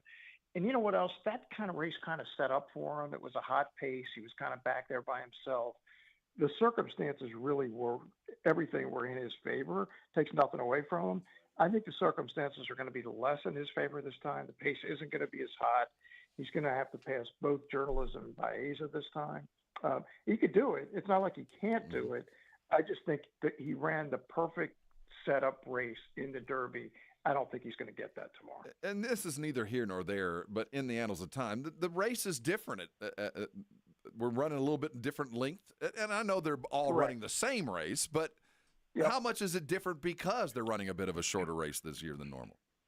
Right. So for the second year in a row, the Belmont Stakes is at Saratoga Racecourse in upstate New York. It's about, for people that don't know the geography, it's about 30 minutes north of Albany, the state capital. 2.5 hours or so from Manhattan. Belmont Park, which is on Long Island, is being renovated. So they're running the race at 1.25 miles instead of 1.5 miles because the configuration of the racetrack at Saratoga is just not conducive to running a race at 1.5 miles. And it's just a long-winded way of saying I don't really know what difference it's really going to make because a lot of these horses, they'll never run 1.5 miles anyway. Right. But what we do know is they've all run 1.25 miles, at least the top 3 have, right? Because they already did it at the Derby. So it's the Derby distance, just at a different racetrack. and a different configuration. Churchill Downs and Pimlico are 1 mile circumference. Saratoga is 1.8 miles. So they'll actually start this race at the 8th pole at Saratoga rather than at the quarter pole like they do at the Derby. That is a difference, actually. That matters on that turn. Well, what is the play to make here on your card, Dick? What are we going with? Right. So, as you guys know, I've been a journalism fan the whole time. A lot of people are jumping off because they're going, I can't, 3 races in 5 weeks, and the other 2 have had a break, and that's a legitimate point. But I bring up horses like Smarty Jones and a Fleet Alex and Journalism Sire Curlin, and obviously the 2 recent Triple Crown winners. They didn't have any problem coming through the whole deal, running as well at the end as they did at the beginning. And I think journalism's the same way. Here's how I'm going to play it. The race prior to the Belmont is the Manhattan Stakes. It's on turf. I like a horse called Deterministic, the 5. So I'm going to one punch a daily double, the 5 to the 7 Journalism. If I can get alive with Deterministic, I'm going to turn Journalism in and say maybe he's going to be an 8 to 5 shot. I might turn him into a 6 or 7 to 1 shot, depending on what that double price plays. So it's like an open parlay for those of us who bet sports instead. Okay. Exactly. All right. Exactly right. There you go. That is Dick Gerardi, courtesy of Bet Online. We appreciate the insight as always, and best of luck with your Big 7 horse this week. Sounds good. Thanks, guys. There we go. Dick Gerardi always bringing us some insight on this race that, quite frankly, I don't know anything about. But well, the 2 horses we've seen, we know what they can do. It's that third that I'm trying to wrap and figure out. I think I found mine. I'm going to go with that Baeza. Like I said, I saw him run really. He almost won the Derby. I'm telling you, if the Derby was like a couple lengths longer, the way he was coming up at the end, he would have won that. And the fact that he finished half a length behind Journalism at the Santa Anita before tells me he can run with these big dogs. And, so the price is right. Dead last. Uncaged, 2 to 1. See, I've seen. What's the odds on the number 8 horse? The 8 horse is 13 to 4 to come in last. Okay, and to win on we're talking about the 8 horse, 40 to 1. Okay, yeah, the 8 and the 4, and I think the 1 maybe they said too. Hill Road. You can throw those 3 out. Throw them out with the bathwater. 1, 4, and 8. Beat it. Same length as the Derby. The 2 best horses we've seen with a lot less interference. There's only, there are not 24 horses out here. Well, I started wondering, like, I meant to ask Dick this. I should have asked him this. Like, is there something about this journalism, because he seems to find his way into a bad spot in these races. Is there something like a horse does that puts him in a bad spot, or is it just bad luck? Not knowing. I would guess that there are horses with that kind of personality that kind of seek out that kind of crowd. Like looking for contact or something. I don't know, man. I don't want a horse that does that. I want a horse that wants to get away from everybody and just run. No, the winner of the Derby got in trouble for using the whip. It wasn't the Journalism. No, that was the Sovereignty. The Sovereignty, the 2 horse in this one, yeah. $62,000 fine for Junior Alvarado. I wonder if without the whip, if he'll be as good, because he's going to be keeping an eye on that. I think the whip will be available. I think I'd pay the fine. $62K. I wonder if the jockey pays that. Like, dude, I won the Kentucky Derby. Whoever owns that horse needs to pick up my fine. You know what I mean? I get it. You don't want to whip a horse, but I mean, well, you know, Cowboys have spurs on the boots for a reason. That's right, Bubba. There you go. This will be, I think this will be our last horse racing talk for a while. This will be a minute before we get back to anything of any significance. So worry not, guys. For those of you who aren't impressed with our expertise, all right, fine. Wait till we start covering the quarter horses at Rainbow Futurity and those things. Oh, that's yes. when we get the weeds. That's when I'm at my best, though. That's when I'm all over it. I like a good stakes race. Like, you lose, I get your horse. Yeah. What's the price of entry? What's your horse? Your horse's life. Oh, well, those are high stakes, friend. Well, let's do it. We're playing for pink slips. Let's dance. Did you see that the one of the guys who has emerged as a coaching candidate for Tibbs? Uh-huh. Luke Walton. Luke got kind of unceremoniously run out. Yeah, no one's talked about him since he got fired. No one's been like, hey, why didn't this guy got another job? And he was kind of one of the early young, one of the guys coaches. Yeah. He was one of the first guys to get hired with that new kind of mentality that we'll talk to you instead of coach you kind of ideas. So that is a snake pit, a viper pit to ask a coach that doesn't have any affiliation with the Knicks to step into. That you better be strong of mind and will and be leather-skinned and never, ever pay attention to the press or socials, because you're going to get just destroyed if you're not at least even equal. And that means you got to get to the Eastern Conference Finals or you are going to be viewed as a failure. Luke Walton, currently an assistant with the Pistons, which I wasn't aware of. It was a good run. That would be a very difficult job to get. And if I did get it, I would ask for such a long contract because I know that it's going to be tough. Is there another team who's like actively without a coach? No. Phoenix has hired theirs. Okay, so there's no rush. Everybody got a gig. At least now you can be like, okay, I'm going to take my time. I'm going to figure this out the right way, because that's oftentimes there's like an arms race. No, there's no chase, but it still would astound me if the Knicks aren't working out a deal with somebody. I can't imagine firing Tibbs without having a name in your pocket already in mind. Yeah, because there's nobody that's going to come available. You're not chasing anybody, or are you chasing? Why would you do that unless you were chasing? Because the talent pool didn't change. Suddenly, somebody didn't suddenly become available. UFC 316 is this weekend, Rob. There are 2 title fights on the card. Merab Dvalishvili is your champ. He's taking on Sugar Sean O'Malley, who Sugar Sean says they said, what's going to be different from the last time that you fought Merab? Because Merab gave him the business last time. He said, well, I'm not going to dye my hair, and I don't smoke weed anymore. I stopped smoking weed after I lost. Well, that's a good start.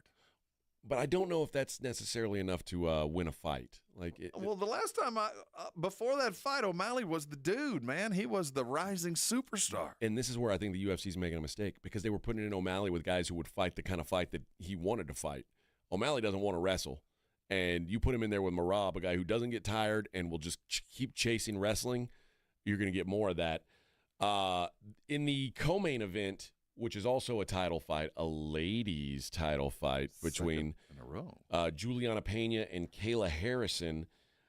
This is wild. The favorite is minus 750.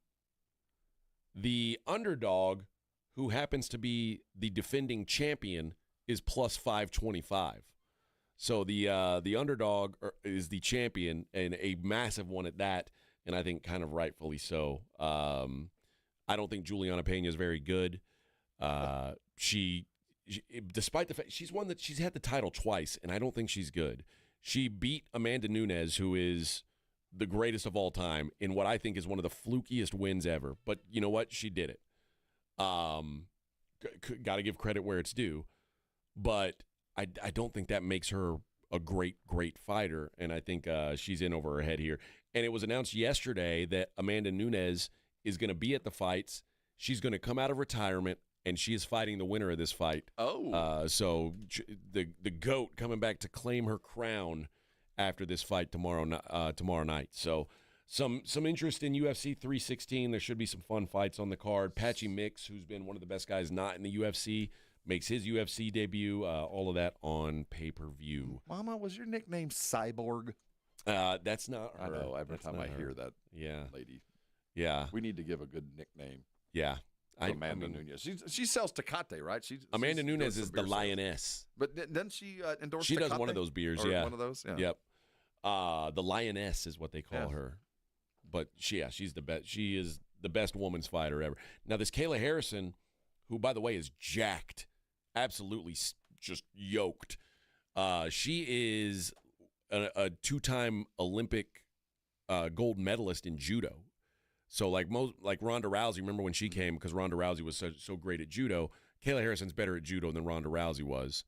That's why I think she's going to toss. And Juliana Pena's been talking a bunch of smack. I think Kayla Harrison's going to just ragdoll this gal. All right. It's going to be ugly. They're bantamweights, right? Yeah, 135s. 135s. As are Marab and Sugar Sean. So the men's and women's bantamweight titles on the line. A little tag team. Ooh. Mixed tag team. Like you have to tag out? Gosh, like you guys, where's your... I thought grew you up were watching wrestling on Saturdays, and that tag team was the old school guy. All I was thinking about was Sugar Sean and Marab the Machine. And the tag teams that you could, I saw a Diddy trial, and there was a guy named the Punisher. Oh, yeah. Dude. Well, you know what? I got Diddy news coming later on in the show. We've got Diddy news. Diddy. Diddy or Diddy? Diddy. Diddy. He did. Yep. He did. Yeah, it's going. Things are getting rough for old. If Sugar wins, you think he'll get back on the marijuana? Or he'll stay off? He will probably smoke a celebratory. Where are we fighting? Newark, New Jersey. Oh, beautiful Newark. Yes. Yes, one of the finest cities in America. Pretty place. People call it the San Diego of the East Coast. They do. They call it that. Do they? It's not. I think they do. It's not that. It's not that? No. No, it's like that, but different. It's a little different. It's kind of different. There's some similarities. Just across the river, man. Newark, you can spit at New York. Just. And people do, in fact. Oftentimes, people right in the do, river. in fact, do just that. Right in the East River, just right there. Yes. Gotta love those Yanks. All right, Rob, we have 1 hour left. I've got 2 giveaways to do. That means one every 30 minutes. Oh, my gosh. If we add them correctly. Oh, my gosh. I liked Billy Currington, too. We're so generous with our giveaways, Rob. We are. We'll do some of those next. We got Billy Currington and Kip Moore tickets, and we've got more Seether Daughtry tickets as well. Now I know the rules on my Daughtry giveaways, so I'll be careful. He was to follow affiliated those. with something that we're not going to talk about. Won't mention that again. It is the Morning Huddle 94.1 San Antonio Sports Star. This is 94.1 San Antonio Sports Star. 6 for 6, and the Aggies have the lead. Your home for Aggies football. KTFM Floresville. This report is sponsored by Rapid Radio. Rapid Radios are instant push-to-talk walkie-talkies offering national LTE coverage and no subscription ever. A great alternative to a mobile phone for your kids. For a limited time, go to rapidradios.com and you'll get 60% off. Free UPS shipping. Add code radio and get an extra 5% There's off. a reason Intuitive Services Group handles our janitorial needs here at 94.1. They're local and serious about cleanliness. From nightly cleaning to detailed floor care, they deliver. We trust them and you can too. Call Mo at 830-470-3007. That's 830-470-3007. Hi, I'm Jason Thompson. I'm a personal injury attorney, and since 1994, I've been helping people and their families seriously injured or killed by negligent drivers. My website is alawyer4us.com. I use that phrase because I know that there's no way a regular San Antonian can possibly beat a billion-dollar insurance company alone. You will need an experienced attorney to stand up for you and get what you and your family deserve. This month, my father will retire after 50 years of practicing law, doing what he taught me to do, help people in need. Stand up for the people that cannot. Use the skills you have to help the people in your community when and where you can. When an insured driver seriously injures someone, a billion-dollar insurance company uses everything it can to pay as little as possible. Every insurance company you have heard of has a very large staff of attorneys already working against you. If you or a family member has been seriously injured because of a negligent driver, call me, Jason Thompson, as soon as you can after a collision. My number is 210-900-0400. That's 210-900-0400. Or check out my website, alawyer4us.com. Father's Day kicks off early Saturday, June 14th at Lion and Rose Dominion, hosted by Marissa Gomez, realtor with Real Broker. If you know a dad who deserves some extra love, bring him out for family fun, live music, and delicious food and drinks. Enjoy free experiences like cigar rolling, mini spa treatments, and prize drawings. There's always something special happening at Lion and Rose. It's Saturday, June 14th from 3 to 7 p.m. for the Father's Day kickoff at Lion and Rose, just off I-10 West past the Dominion exit.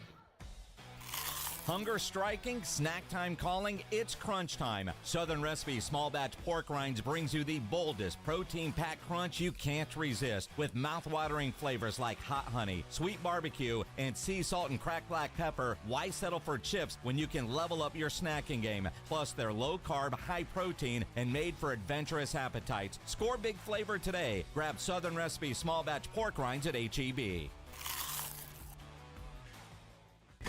Hey, Joy. Oh, you are glowing. Oh, hey. More like Mirajoyed. That Miralax helped me go. I was so backed up. Tried mega coffees, prune juice, everything. Then Miralax. And hello, gentle relief without the harsh side effects. Ooh, how does it work?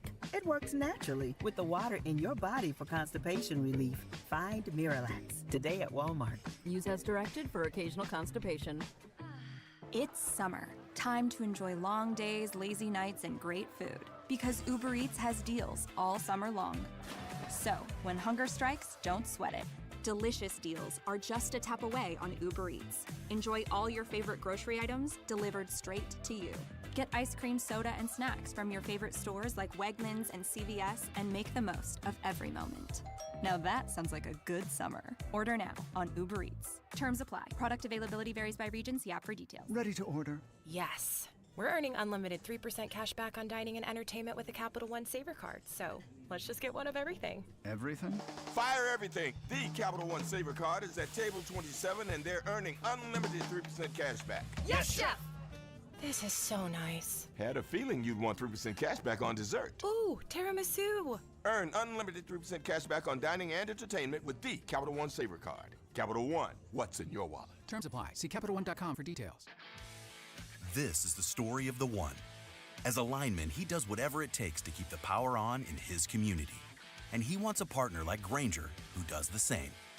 Grainger offers the professional-grade products he needs, from voltage detectors to harnesses to hard hats, plus fast, dependable delivery, so he can rise to every challenge. Call 1-800-GRAINGER, click Grainger.com, or just stop by. Grainger, for the ones who get it done. Hello, I'm Joe Cordell, founder of Cordell & Cordell. Divorce is complicated, especially when your small business or professional practice is involved. At Cordell & Cordell, we understand that these assets raise unique valuation and allocation issues. For 35 years, we've helped doctors, lawyers, and small business owners navigate divorce with confidence. Call us at Cordell & Cordell. Let me tell you, I understand on a personal level, your business is much more than a job. It's your legacy. San Antonio, Austin, and St. Louis. CordellCordell.com. 94.1 San Antonio Sports Star Traffic from Newstalk 550 KTSA. Good morning. As you head into your commute, we've got a new trouble spot, 281 northbound Hildebrand. Disabled vehicle, they quickly moved it off a main lane. It's off to the shoulder, right shoulder. And then this busy intersection at Wurzbach near Bandera Road. We're getting reports of an accident. Downtown, this ongoing road work on 35, lower level, southbound Alamo to Laredo Street, that's closed, and then upper level, only the right lane open. I'm Debbie Alcacer, KTSA, Time Saver Traffic. San Antonio Sports Center. For 47 minutes, 40 seconds of Game 1 of the NBA Finals, Shai Gilgeous-Alexander outplayed Tyrese Haliburton, but that wasn't enough. Pacers win 111-110. Haliburton with .3 left. Game over. Game 2 Saturday night right here. In the NFL, it finally happened. Aaron Rodgers is expected to fly into Pittsburgh and sign with him. I'm Rob Thompson for 94.1 San Antonio Sports Star. Sports Center brought to you by Synergenics. Book your appointment at fixmylowt.com. From the studios of San Antonio Sports Star, reaching more sports fans than any station in South Texas. Welcome to the Morning Huddle with AJ Hoffman and Rob Thompson. This is 94.1 San Antonio Sports Star. It's the final hour of the week here on the Morning Huddle. 94.1 San Antonio Sports Star. We've worked hard all week. Rob and I both battled through sickness. We play hurt. Yesterday was my flu game. I was near death. And I said, Vic, come help me. And Vic wasn't here. He was gone. He was actually at a doctor. In the moment of need. In my moment of need. Might have been where you should have been. In my moment of need, in my sickest moment, where was Vic? Taking care of himself. Yeah, being selfish. Selfishly worrying about his own health instead of mine. Speaking of health, and we'll talk about one particular quarterback, but there's news today or yesterday that, while not equally in name, is probably bigger quarterback news happened yesterday. The Colts announced that Anthony Richardson is going to miss camp because of an ACL issue in his shoulder. And now, keep in mind, this is the same shoulder. AC issue, not ACL. AC issue, that AC joint. The same thing that's kept him out of two. This is a running quarterback who has a bad shoulder. Yeah. And they can't even get him into minicamp. That is, if I'm a Colt fan, and I'm not a big Anthony Richardson guy, I don't think he's the definite future of the team, but you're already starting with one hand tied behind your back. If he's already dealing with this and they're not even going to see him until training camp, I'm worried. Big deal. It's a big deal. You got Daniel Jones. What are you worried about? That tells you why they went and did this. They knew that there might be an issue with this joint. And, we didn't know what Jones is. I'm not anti-Anthony Richardson. I don't think he is ever going to turn out, but this is not good news for a young guy who hadn't had the best of luck. No, it's not. He does not seem built. And it's funny because you look at him, you think, man, this guy, like, I look at him and I was like, oh, that guy's like Cam Newton or Josh Allen. Yeah. Like, these are dudes who they'll run your ass over. He doesn't seem quite built like that. And considering he isn't a thrower, but that shoulder's already hurt, and he's going to have to, Jones, you better lace him up tight. You're going to be a starter. Yeah, yeah. Oh, God. Yeah, if I'm a Colt fan, yeek. That's the worst part about it is, like, at least with Anthony Richardson, you've got, like, this hope that, maybe maybe he'll have developed. Maybe he can get better. With Daniel Jones, you know exactly what you're getting. And if you think Daniel Jones is going to be healthy all year, you got another thing coming, Bubba. You got another thing coming.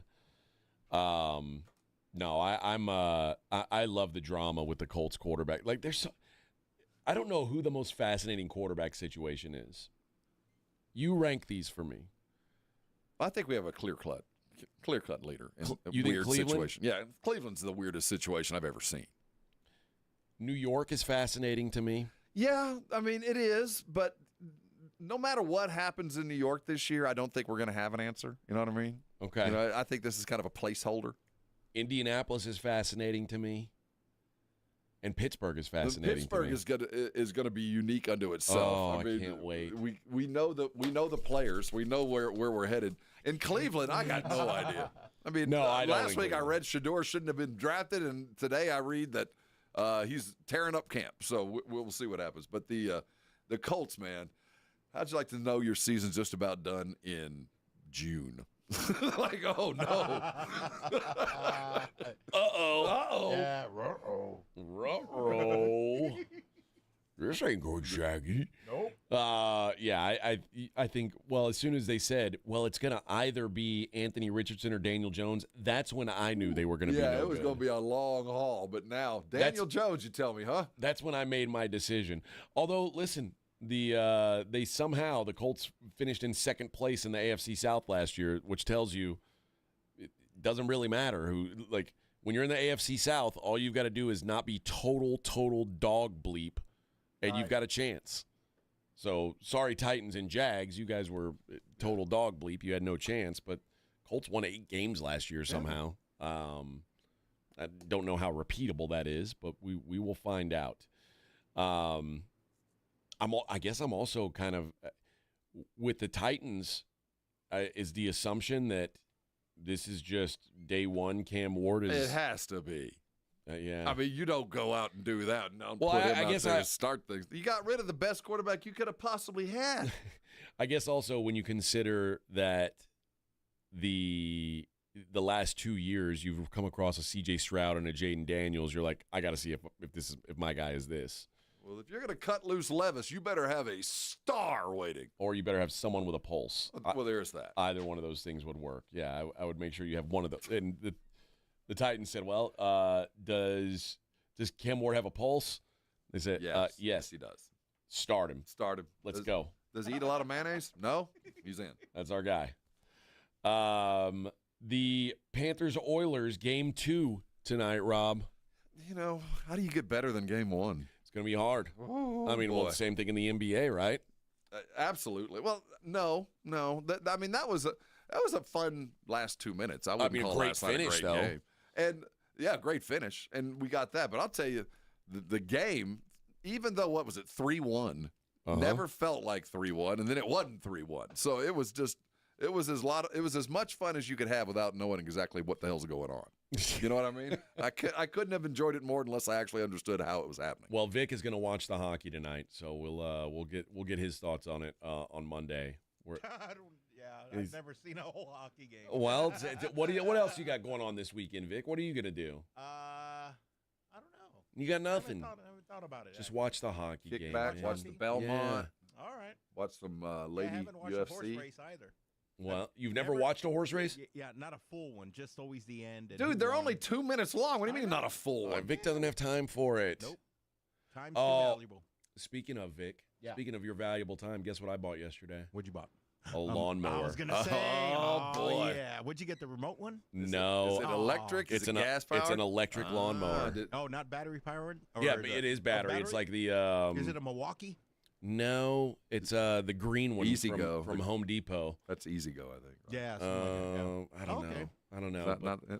I don't think it is Easy Go. It's some other brand. I have a green one. Is yours electric? Yeah, it's the batteries that slides up on the top. Yeah. But it says it's got as much power as a 150cc mower. I'm very happy with that. I've never had an electric mower before. I can't use it, but for small parts of the lawn. Is it Ryobi? Ryobi, that's it. Yeah. But I have not had a single issue. I've never had it run out of juice on me. Yeah, your yard's small enough for that. Mine's not. I need the gas one. Yeah, my yard is very small, so I was like, it's that's perfect. It's quiet too. I'm not gonna have gas smell in my garage. It's like there's Did some you get benefits. a trimmer also, or just? I already have a trimmer. Does the battery match, or are you gonna have two different chargers? No, so my trimmer is you have to plug it into the wall. Oh, you got one of them. Oh, so okay. I might invest in one of the. Well, now that you got the battery. Yeah. I might invest in one I have of a bunch of Ryobi products. Get the blower weed eater combo. I bought that Ryobi. Blower weed eater like is it one machine? No. Or it comes in one box? Yeah, it comes in one box, two devices, and I think it comes with one battery, that you can share. But that one battery for me lasts what? I'd say full power about 30, 35 minutes. Okay. Or you at full power, or if you have it on low, it'll last almost an hour. Get a goat. I could just get a goat. No, you guys live in a world where there are no homeowners associations. I don't think it's. Oh yeah. Would your homeowners association be anti-goat? I'm pretty sure they would. Pretty sure they would. Shame on them. Especially in the front yard. Well, I mean, you keep it on a leach. And at the end of the week or the end of the year, we have a barbecue. Yeah, I'll send you a link for goat rental. Yeah. Once he reaches a certain weight, we have a neighborhood party. He'll take care, or she, either one, will take care of several lawns. And once we reach an appropriate weight, grass-fed goat. I'll just have him until the HOA says you got to get rid of him, and then I'll be like, I was only having him here so I could have a party for the whole neighborhood. I'm gonna Well, I'll take him out of service, and you're all invited over to a barbecue. Yeah, so I will be I'll be mowing my grass this weekend with my electric lawnmower. So after 5 minutes, what are you gonna do then? I know you'll be done by then. I'm gonna take a nap. There you go. And I'm well earned. And listen, I did this. I had the option of paying an extra $50 for the what do they call it? The self-propelled. Oh yeah. And I didn't take it. What? Your yard's too small. My yard's too small. It's hard to control in small areas. Right. But secondly, I can tell my wife, like, this is exhausting. Wearing me out. Like, I need a nap. Like, I don't have one of those fancy self-propelled mowers. I know your wife. I bet she mows more than you do. No, she does not mow. She doesn't mow? Really? No. She struck me as one that wouldn't She does mind. do a lot of stuff around the house, but mowing is not on her. That is one thing she doesn't do. I'll just mow this. No, she's out on that totally. And I don't particularly like to mow, which is why I've always hired someone. But I can't bring myself to justify hiring someone to mow, like, the tiny yard that I've got. It's like most of it is rock and mulch. It's like it's going to take me 20 minutes to mow. How old were you when you mowed your first lawn? 9 or 10. Has your child mowed a lawn yet? No. I know. Isn't that strange? It is. I don't know why that hasn't happened. Mine was much older when he finally. My younger son wants to. He's like, will you show me how to mow this weekend? And I'm going to show him, and hopefully he'll just do it. Good for you. Oh, yeah. But no, that was forced on me. I had to start mowing when I probably wasn't old enough to be doing something like that. I was in a walker when I learned how to mow. And my dad would get pissed off if like the lines weren't even. Oh, like, yeah, mine too. Yeah. I did that manually before Weed Eater had a little, like I don't know what we call it, like a máquina, a ver. Well, none of us understand that. No, it's like a hoe, but it's straight, just a flat edge. The chopper. Oh, okay. Yeah, and that's how we would edge back then. Was Yeah. doing it That's like old that. school. That's blister chip. And right that's how I learned to keep the razor sharp edges. I still take great pride in a well-mowed lawn. I don't know why I do. No one sees it but me. But there's something about looking over what could be. This could be a golf course, honey. This is resort quality. Notice how the grain all goes one direction. Is. That I don't ain't know if easy. you remember my outside grass is perfect. When I was little, I used to mow. Like I would mow around the perimeter and just keep making it smaller and smaller until there was just a little patch in the middle. And it used to piss my dad off so much. He's like, "You got to see the lines, and you got to see them from the street so people will know it's freshly mowed." Yep. I mean, you got to. You can't. The way you're doing is not the right way. And I was like, "It works." Well, what do you mean it's not the do right it, way? old The man. grass. You told me to cut the grass. The grass is short. What do you want from me, Dad? I learned it from you, Dad. I learned it from you. Yeah, maybe if you get your ass out here and show me how to mow instead of just telling me to go mow. Didn't work that way. Drinking beer and yelling out the window. Yeah, when we lived out in Brazoria County when I was real little, we had a grass farm. Like my dad raised grass and sold pallet grass, and so we had just massive fields of grass. St. Augustine, and he had a tractor to mow it all. And there we go. so the one who mows the field here at the station. They have a yes. tractor. Yeah. But then as soon as we moved into a neighborhood where like we had to push a mower, suddenly it's my job to mow. Well, I mean, you don't want to bring your work home with you. Yeah. I do this at work. Let me drive the tractor. How about that? No. Too much for you. Too much for you. I'm like, how different can it be? We were back in the day. We little kids were allowed to run machinery that they probably shouldn't have. I used to drive a 3-wheeler all the time when I was 8, 9 years old. No problem. But it was that tractor. He was like, "No, you ain't riding that tractor, Bubba. You stay away from that thing." But then as soon as we got a little lawnmower, get out there. There's your job, boy. Do it. There's your job. All right, hey, Live Nation's $30 ticket to summer. Billy Currington and Kip Moore are going to be playing the Moody Amphitheater August 2nd. Let's do caller number 2. You're going to win tickets to go see Billy Currington and Kip Moore August 2nd. Caller number 2. I'm going to give away Seether and Daughtry tickets on the other side of this break. We'll take a look at what's going on in the world outside of sports. It's the Morning Huddle 94.1. 94.1 San Antonio Sports Star traffic from News Talk 550 KTSA. Good morning. As you head into your commute, we've got a new trouble spot, 281 northbound Hildebrand. Disabled vehicle, they quickly moved it off a main lane. It's off to the shoulder, right shoulder. And then this busy intersection at Wurzbach near Bandera Road. We're getting reports of an accident. Downtown, this ongoing road work on 35, lower level, southbound Alamo to Laredo Street, that's closed, and then upper level, only the right lane open. I'm Debbie Alcacer, KTSA, Time Saver Traffic.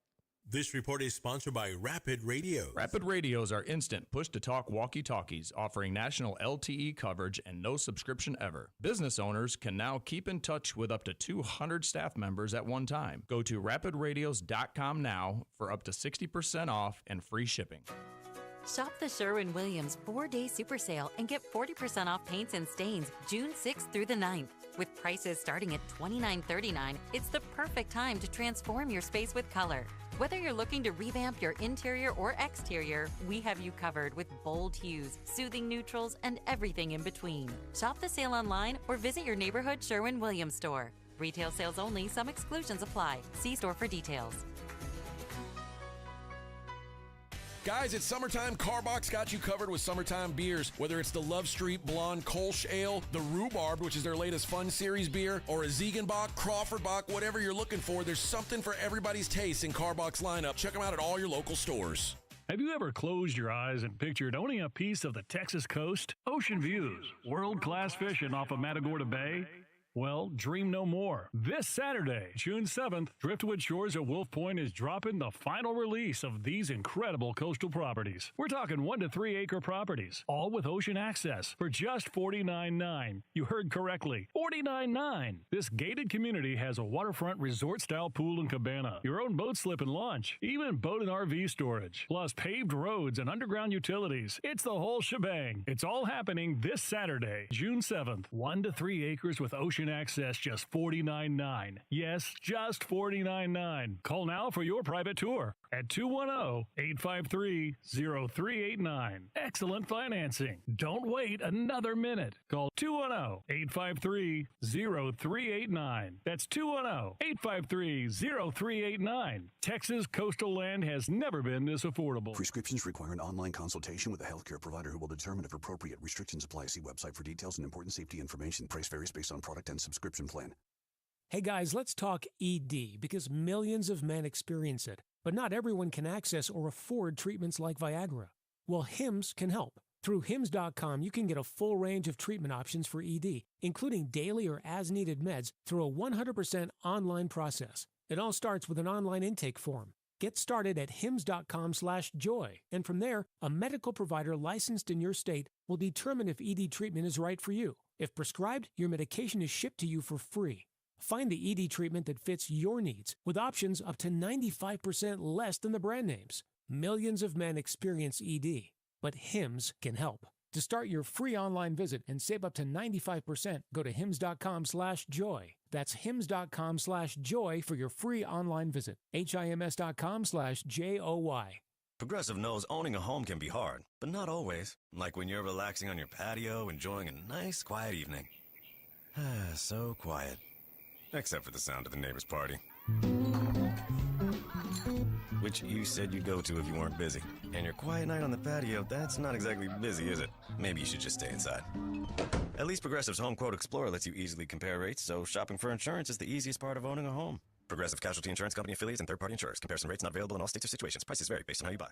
Eczema flaring up again? We have good news. Exoderm. If you or someone you love suffers from eczema or dermatitis, get Exoderm, the common sense answer for eczema. This stuff really does work. Exoderm contains the #1 doctor-recommended ingredient in a clean hypoallergenic cream with no harsh additives. Take back control of your eczema with affordable, fast-acting Exoderm Flare Control Cream. Exoderm. It's in the first aid aisle of your local Walmart, H-E-B, and other fine stores. You're listening to the Morning Huddle with AJ Hoffman and Rob Thompson.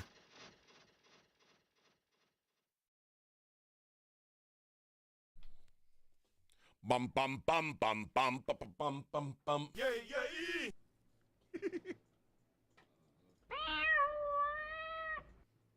It's a Friday on the Morning Huddle. Let's get it crunk, baby. I tell you, you're sitting out, you hear this song on, and you're with a bunch of women drinking apple teenies. It's about to get real feminine real fast. Yeah. They're going to look over at you and go, you know what the problem with men is? Yeah. You'll be the only one in there. Get up and leave. I'm about to tell you, they don't need no man.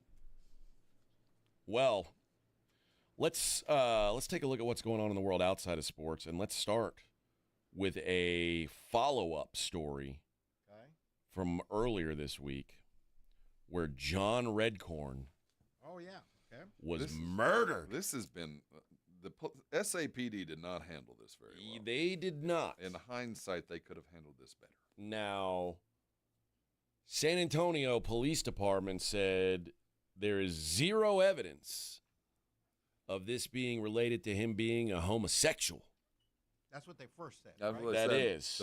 To ease the concerns of the LGBTQ. And now the police chief says, well, we shouldn't have said that. Know what? It was way too soon before we had real information, and I'll own that.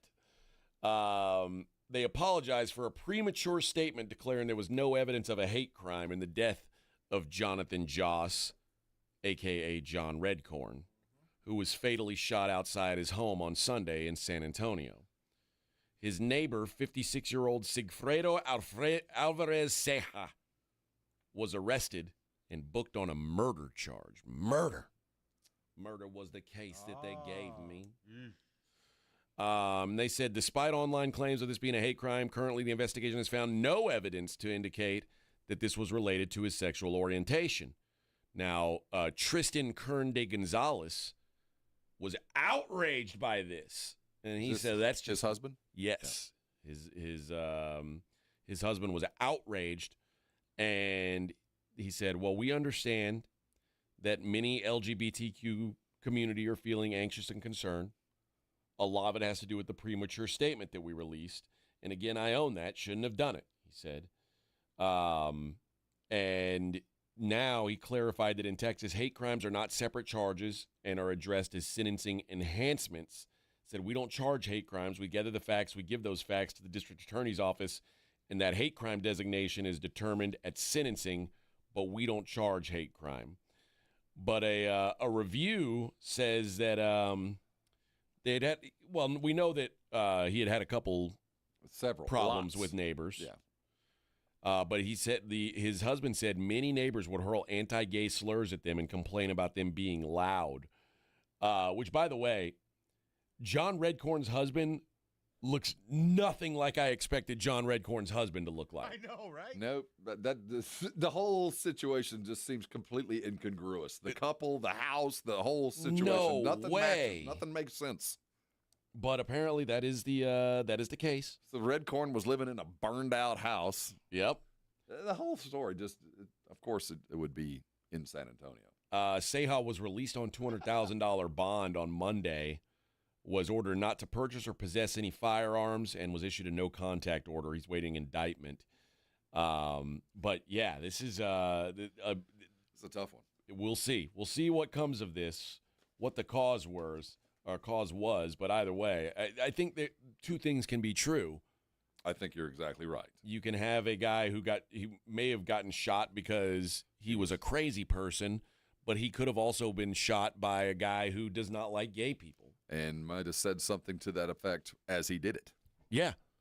He might have said, I hate crazy people. I hate crazy gay people even more. And then we have a hate crime. And that's not good. But San Antonio PD. Right? Yeah, he confessed, I think. Oh, well, he doesn't have to confess confess. to shooting him. I mean, there's no doubt as I to who did it. I don't think there was much getting around that part of it. But the judge in the Diddy trial, this is wild. The judge threatened to kick Diddy. I keep calling him Diddy. Sean Combs. Oh, okay, yeah. He threatened to kick him out of court for allegedly flashing facial expressions at jurors.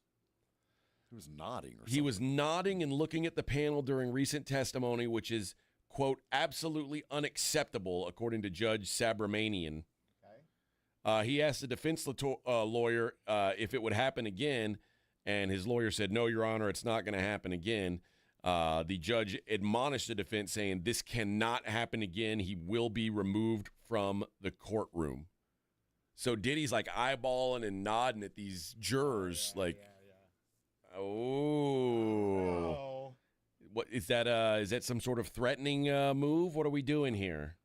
I heard if he's nodding, is he agreeing or is he? I don't know what he was doing. Manipulate. But that's part of the trial. I mean, it's like a judge is like a referee. Some judges allow more than others, and he must have crossed the line. I don't know what he's doing, but I think everybody's just about sick of this whole trial. I think when you start hearing this kind of, when you hear a judge like when they're sniping at each other, this trial's just about done. They're tired of everybody's presence. They need to widen this thing down. Some other key information has come out. Now, quote fingers Jane, who is the lady who's remaining anonymous, that was in a relationship with Sean Combs from 2021 to 2024. They're going to call her to the stand. They're going to know what her name is, but we are not. Right. We're still going to call her Jane. We learned that Diddy gave a pink powdery substance to a group of girls during a trip to Miami in 2020. I guess the pink cocaine is a thing that we just are learning about. This is like white people. I've heard that before. White people are. That boy band dude died in Venezuela or something. Right? Yeah, a pink cocaine. And Stefan Diggs had pink cocaine on the boat. White people are usually the first to know about innovations with cocaine. That's like white people. That's our thing, man. We love cocaine. And I hadn't heard. I didn't get the memo. I didn't even know that pink cocaine was a thing. Yeah. I'm not sure if I it didn't was... even know it existed. Yeah, like, what is this? Kool-Aid? And who wants that? Jane says she walked into a studio where they encountered with another man and saw the drugs, and Jane said she asked if the drugs were safe, and they both looked at me like, just kind of gave me this look like, yeah, this is the best. The pink stuff is the best. And then Jane said that Puffy took the Puffy. I'm going to call him Puffy again. Puff, Diddy. There we go. He took the pink powder back to the pool and gave it to the girls. Also of note with Jane, when Jane first met and started flirting with Combs, they came up with code names for each other. They exchanged numbers. Here we go. And that's when Diddy said, we should have a nickname. Their nicknames for each other, Bert and Ernie. Why? Dude, why? Diddy's he is the weirdest person in the world. Man. So you chose a dude's name for her? Right. Jane said she did drugs, including ecstasy, cocaine, and ketamine every time she saw Combs in February and May of 2021. She enjoyed her sex life with Combs in 12 or 24-hour-long romps that often included baby oil. Copious amounts, I think is what they said. Huge supplies of baby oil, copious which was used in his intellectual sexual abuse of victims. But at this point in their relationship, according to Jane, they were engaging in consensual sex. That changed, apparently, as time went on. The witness began tearing up when she recalled that Diddy arranged for her to have sex with another man. He said, we can make it happen tonight. And I said, tonight? And he was like, we've been dating for 3 years, and now all of a sudden you're going to like... Oh, yeah. I want you to meet You want to watch me bang some other dude? The Punisher. And when asked by the prosecution if she thought she was going to have sex that night with another man, if she wanted to have sex with someone other than Combs, she said no and no. She did not want to do either of those things, didn't think she would.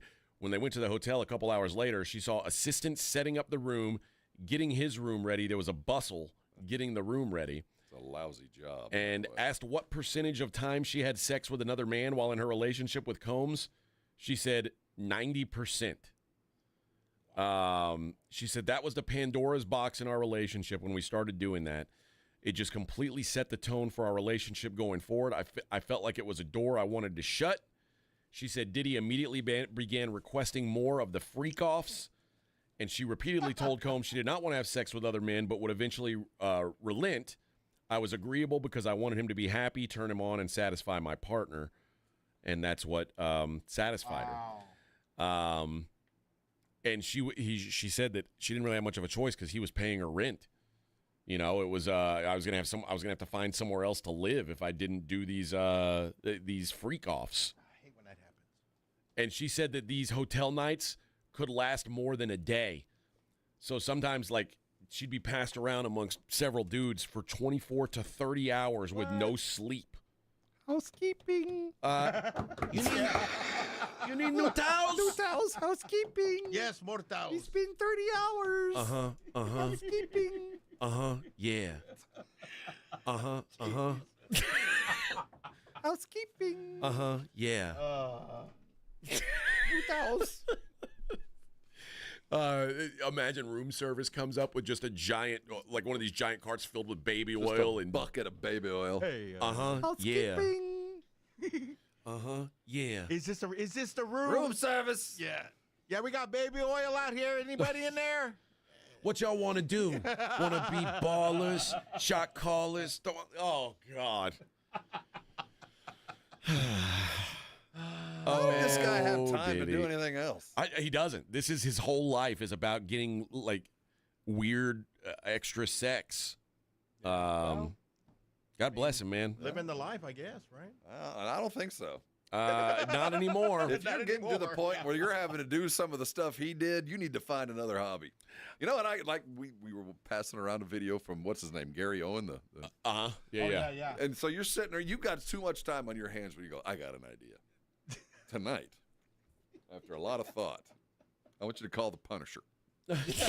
Bring in the Gimp and the Punisher. Yeah, bring him in. Zed's dead, baby. And that's just. And in 27 hours, come back and see me. Yeah. Well, I mean, maybe I'm boring because I'm just into done. regular sex. Mm-hmm. That's what I like. Right? I've always thought regular sex is pretty cool. And I'm not in shape enough for what you're asking. 30 hours? Something would rupture. I need to take if I have sex once, I have to take a nap. I need to at least. Or if not, just go straight to sleep. That's why you need the 30 hours. I won't be ready to go again for like 20 minutes. Oh. Maybe 30. Well, you're you're a young man. You're loaded up with pellets. Yeah, I'm ready to go. My T level high. For me, for every gallon of baby oil, I need 5 hours. So how many gallons are we in? 2. Okay, 10 hours. Okay, 10 hours. Hey, you remember when there were a bunch of people who got upset because Captain America was black? It was we always had a white Captain America, and then we got a new Captain America, and he's a black guy. Have you seen it? And I have not. But there was a bunch of people who were upset that how can Captain America be black? Well,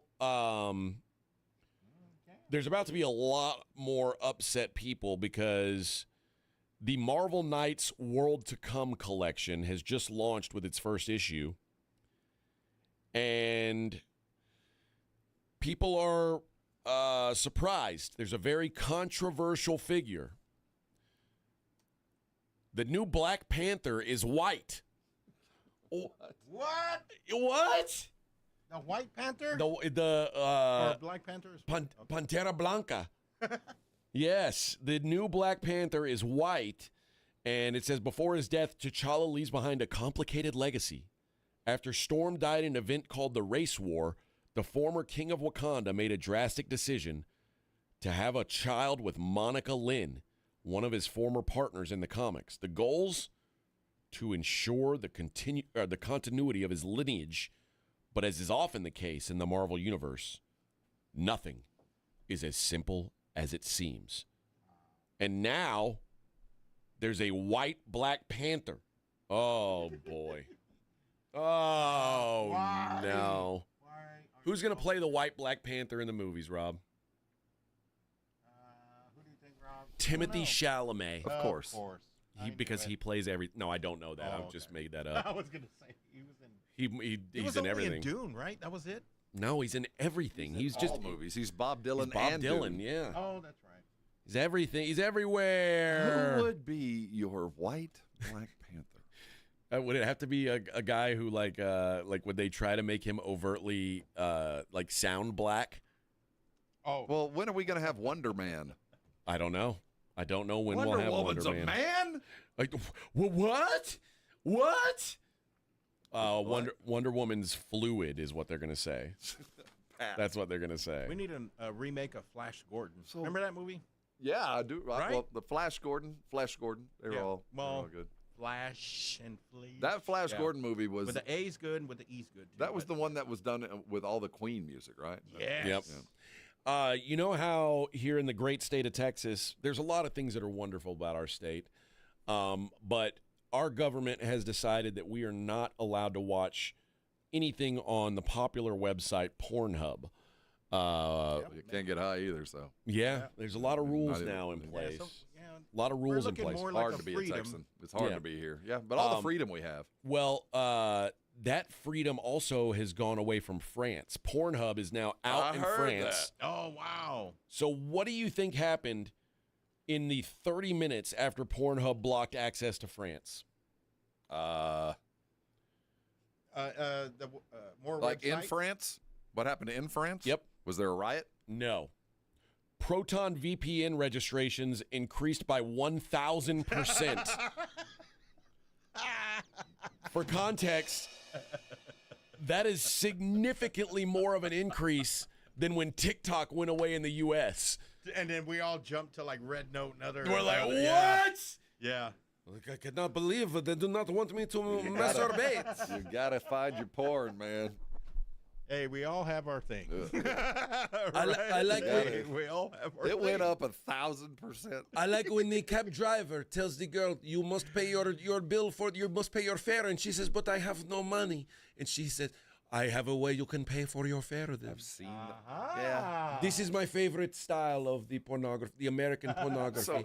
I love the taxi cab driver pornography. So in the article that I was reading about this, do you know about Macron, the French president? No. Go read about his life. At 16, he was involved with a much older woman that he ended up marrying. His wife is like 20 years older than he is. What? Weird. Yeah, go read about Macron. So much so that they sent him away to be away from this woman, and he ended up getting back together, married her, and now he's the president of France. I'm in love. Behind a good woman. Telling you, man. He's in love with the cocoa. All right. When we come back, we're going to give away Seether and Daughtry tickets, and we're going to take a look at the daily lines. It's the Morning Huddle 94.1 San Antonio Sports Star. If you miss the Blitz with Jason and Joe, then you miss this. Apparently, the cap meant a lot to you guys in the mornings, and it became the morning show mascot. Cool. Keep it in the mornings. Yeah, but our mascot in the afternoon is Pledge. So, I mean, y'all can have the kitty in the morning, and that's great. Kitty in the morning could also be a country song. Well, that could be. Who doesn't want to start their day that way? Right home with the Blitz. Afternoons 2 to 6 on 94.1 San Antonio Sports Star. The John Clay Wolf Show. Here's what's going on in the Wolf Pack. I told him, I said, if Jesus Christ came and knocked on my door, I would not be more surprised. Ironically, you don't have to worry about that now, because if Jesus knocked on your door, Turley would run him off. Thinking he was a homeless person. Right, he's just a notorious homeless denier. You and flip-flop man. Homeless denier! The John Clay Wolf Show. Catch the John Clay Wolf Show Saturdays from 9 a.m. to noon right here on San Antonio Sports Star. Hi, everybody. Joe Reinagle here for the Golf Club of Texas. I absolutely love the Golf Club of Texas. They've made so many improvements to the golf course, from brand new cart paths to resodding the greens and fairways. You might think it's a private club, but it's not. It's open to the public 7 days a week. Best rates are always online at golfclubtexas.com. That's golfclubtexas.com. The Golf Club of Texas, you know where it is, right there off Briggs Ranch Road off Highway 90. The Golf Club of Texas is the friendliest golf course in Texas. Progressive knows RV owners like to travel at a nice, relaxing pace. Just like this commercial. They're not rushing to a departure gate at the airport, because they depart from their driveway. And they can relax even more knowing they're protected by Progressive. Now here comes the fast part. Progressive Casualty Insurance Company and Affiliates. Ready to order? Yes. We're earning unlimited 3% cash back on dining and entertainment with a Capital One Saver card. So let's just get one of everything. Everything? Fire everything. The Capital One Saver card is at table 27, and they're earning unlimited 3% cash back. Yes, Chef! This is so nice. Had a feeling you'd want 3% cash back on dessert. Ooh, tiramisu. Earn unlimited 3% cash back on dining and entertainment with the Capital One Saver card. Capital One, what's in your wallet? Terms apply. See CapitalOne.com for details. Ugh. Kitchen ants, runaway roaches, a spider. A spider. A spider! Relax. Just use Zevo. Zevo insect killer sprays use a powerful blend of mint and rosemary to eliminate those pests and up to 20 other bug types. Plus, Zevo is safe for use around people and pets when used as directed. Just spray the bugs and wipe them away. Zevo. People friendly, bug deadly. You know the Roo Pub is proven to be the best place to watch games with those 3 massive 170-inch screens and TVs all around. All the games, all the fights, and when you show up at the Roo Pub, show up hungry. The food is fantastic. Open daily at 11. Great for lunch, great for dinner, great for late at night, and the best place to watch a game. Just down from the big blind, right next to the Angry Elephant. The Roo Pub, 281 in Redland Road. We'll see you at the Roo. This is Jason Minix. You're listening to 94.1 San Antonio Sports Star.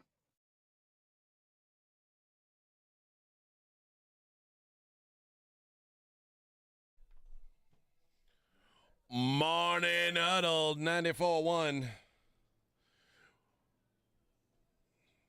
A new sensation. All right. Let's give them away, baby. Give it away. Got to give it to your mama. Wrong band. Oh, it is the wrong band. Yeah.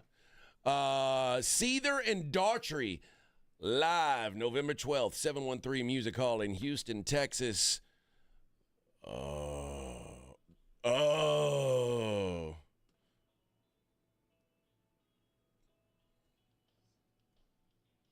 Seems like every day's the same. Oh, man. What's this one called? Fine Again? Fine Again. Yeah. This gets Rob very emotional. Oh, yeah. He thinks about this song a lot. I will once I hear all of it. Here it comes. There it is. They say it's over. This could be a lot of bands. Fine again. Yeah. Try to stay sober, Rob. Try to stay sober. Feels like I'm dying. Yeah. I am aware now that everything's gonna be fine. One day too late, I'm in hell. Seether and Daughtry, live November 12th, 713 Music Hall in Houston. Let's go caller number 5. You get to go see Seether and Daughtry. I'm going home. All right. Now that we've done that, what caller did I say? I gave a caller number, right? I forgot. Caller 5, I think. Let's do caller 5. All right. I can't seem to get this through. That's the problem. Yeah, You say there we it's go. over. Kind of needs to be. Yeah, Rob hates doing this show with me. It's like there's days when I could tell he's just like, oh my God, what have I done? When am I? Rob's like, I've never heard this song before, so this you could have named 9 bands and said this is them. All right. sometimes when I start singing, I look over at Rob and he's checking his Morgan Stanley retirement account. Like, where am I at right now? What are my goals exactly? Damn tariffs! I got to go to work tomorrow. I was led to believe I'd be better off. Get me out of here. Listening to Seether. Oh, I love it. All right, let's wrap up the show the way we always do. Let's take a look at the daily lines. It's the Morning Huddle's look at the daily lines with AJ and Rob on 94.1 San Antonio Sports Star. You covered, yeah! Edmonton and Florida. Game 2 of the Stanley Cup Final tonight. The Oilers minus 115, Panthers minus 105. I said it yesterday. I'm going to back the Panthers in Game 2. I can't imagine Bobrovsky's as bad as he was in Game 1. So give me the Panthers to even up the series here. For the team with the most red beards. Everyone on Edmonton has a red beard. They really do. Yeah. They really do. My beard used to be red too. Those were the good old days. When your hair wasn't gray, what color was it? Like dark brown or? Yeah. Yeah, mine was black. Well, yeah. Obviously. Super black. Ooh. Jet black. Blue black. You know, when you were young, you looked like John Redcorn's husband. And we mean that in the best possible way. Without glasses? Yeah, just with, well, yeah.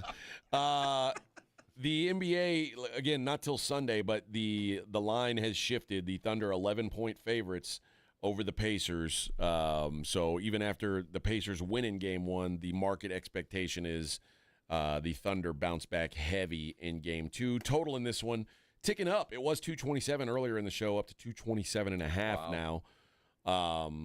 And I kind of think that might be the case because I think the Thunder are going to keep their foot on the gas. So I played the under yesterday. I played first half under, which I say any NBA Finals Game 1, I'm going to play the first half under. I don't care who's playing. I don't care what the number is. I'm going to play it. But now I think things open up a little bit more. I imagine there's more shot making in Game 2, probably from both teams. Well, not more threes being made by the Pacers certainly, but yeah, I expect the Thunder offense to be a little bit better.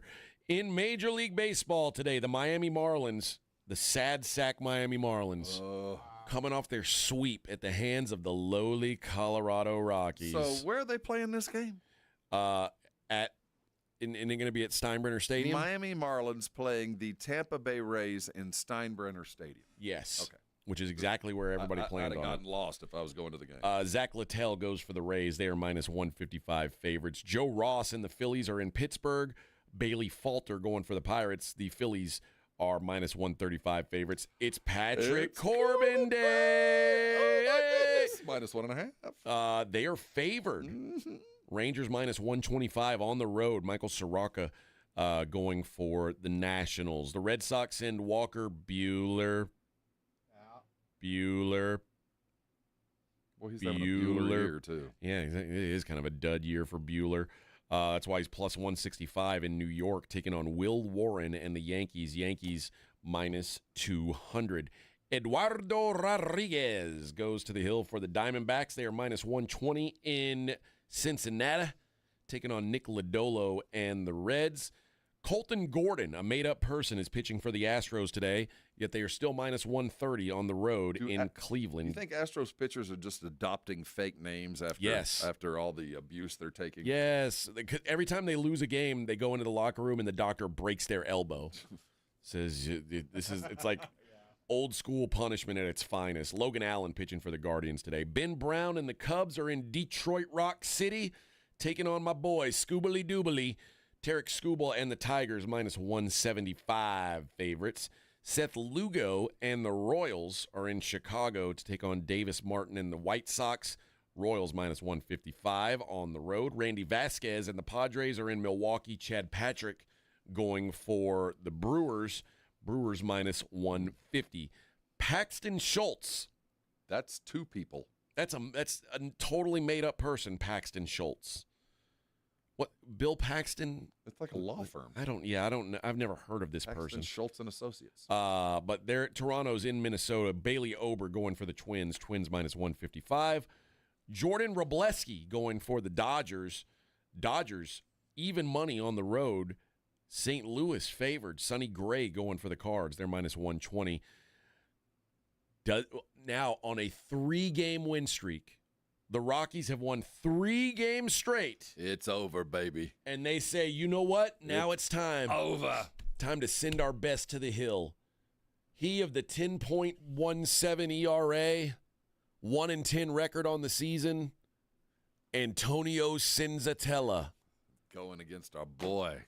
Kodai Senga. What's his bit? What's the ghost forkball. The ghost forkball. That's right. What? It's a ghost forkball because it disappears. It's a photon torpedo. It actually explodes right at the plate. That's right. Aren't they selling the Rockies? No. They've won 3 games in a row. What are you, crazy, Vic? You sell high. Yeah, I was gonna. It might be the time. You're Most right. valuable Actually, they're going to be all years right now. Today they are plus 245 dogs at home against Kodai Senga and the Mets. Minus 305 are those New York Mets. Bryce Miller goes for the Mariners. They're minus 135 at the Angels. Kyle Hendricks, going for the Angels. Dean Kramer and the Orioles minus 130 at Oakland. I got to get used to at the Sacramento Athletics. And Spencer Schwellenbach goes for the Braves. They're minus 135 in San Fran. Hayden Birdsong goes for the G-men. I like under 7.5 in this game. Hayden Birdsong's been surprisingly good, and Schwellenbach's solid as well. So Schwellenbach threw 11 strikeouts last game and lost. Yeah, give me the under 7.5 in that one. And in the French Open, how can I be expected to perform without my Pornhub? Carlos Alcaraz. How about this? Carlos Alcaraz is he's on. I won't say on the ropes, but it's 1 set apiece through 2. Expect this. He does have a 4-0 or 4-love lead on Lorenzo Musetti. In the 3rd set, and Jannik Sinner and Djokovic take place at noon. Jannik Sinner a minus 425 favorite. And guess who's in the ladies' final tomorrow? Overcame the adversity we thought she would not Let's be able to do. Coco. I want to cheer for the American, I do. But she's taking on Arina Sabalenka. Arina. I think you choose your favorites for entirely the wrong reasons. You think I should just be like, USA, USA? I'm just saying. Not me. I say, no, I won't say it.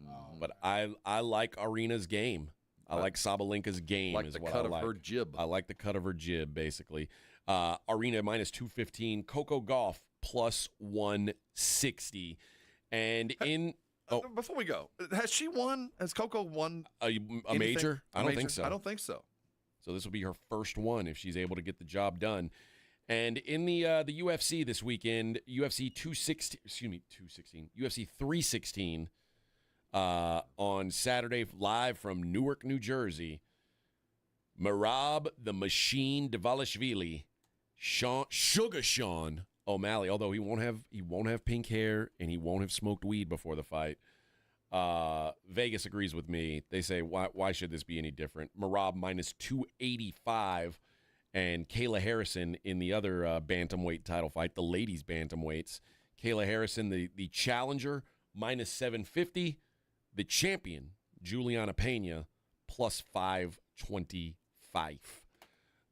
So there you go. There is your weekend to come in the world of sporting. They're in the Prudential Center there in Newark. Yes. Is that where the Devils play? Yes.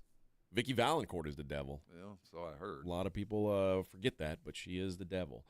My favorite bet, just throw it out there on the card for Saturday. Chaos Williams is maybe the best one-round fighter the name's very fitting, in the UFC. He's taking on a guy named Andreas Gustafsson, who is making his UFC debut, but is also very willing to kind of draw the line in the sand and say, hey, let's fight right here until somebody goes to sleep. The under 1.5 rounds on this is at plus 125. I think there's some value on under 1.5 rounds. I think somebody goes to sleep early in that Chaos fight. Williams is known as the Ox Fighter? Yes. Yeah. He knocked out my buddy once, unfortunately. Yeah. He got some heavy hands, man. Heavy hands. I don't know if he's actually fought an ox, but if he did, it would be your buddy an ox? It'd be a decent scrap. Yeah. All right, friends. Another week in the books. We did it. Almost home. Did it. Almost home. Oh, yes.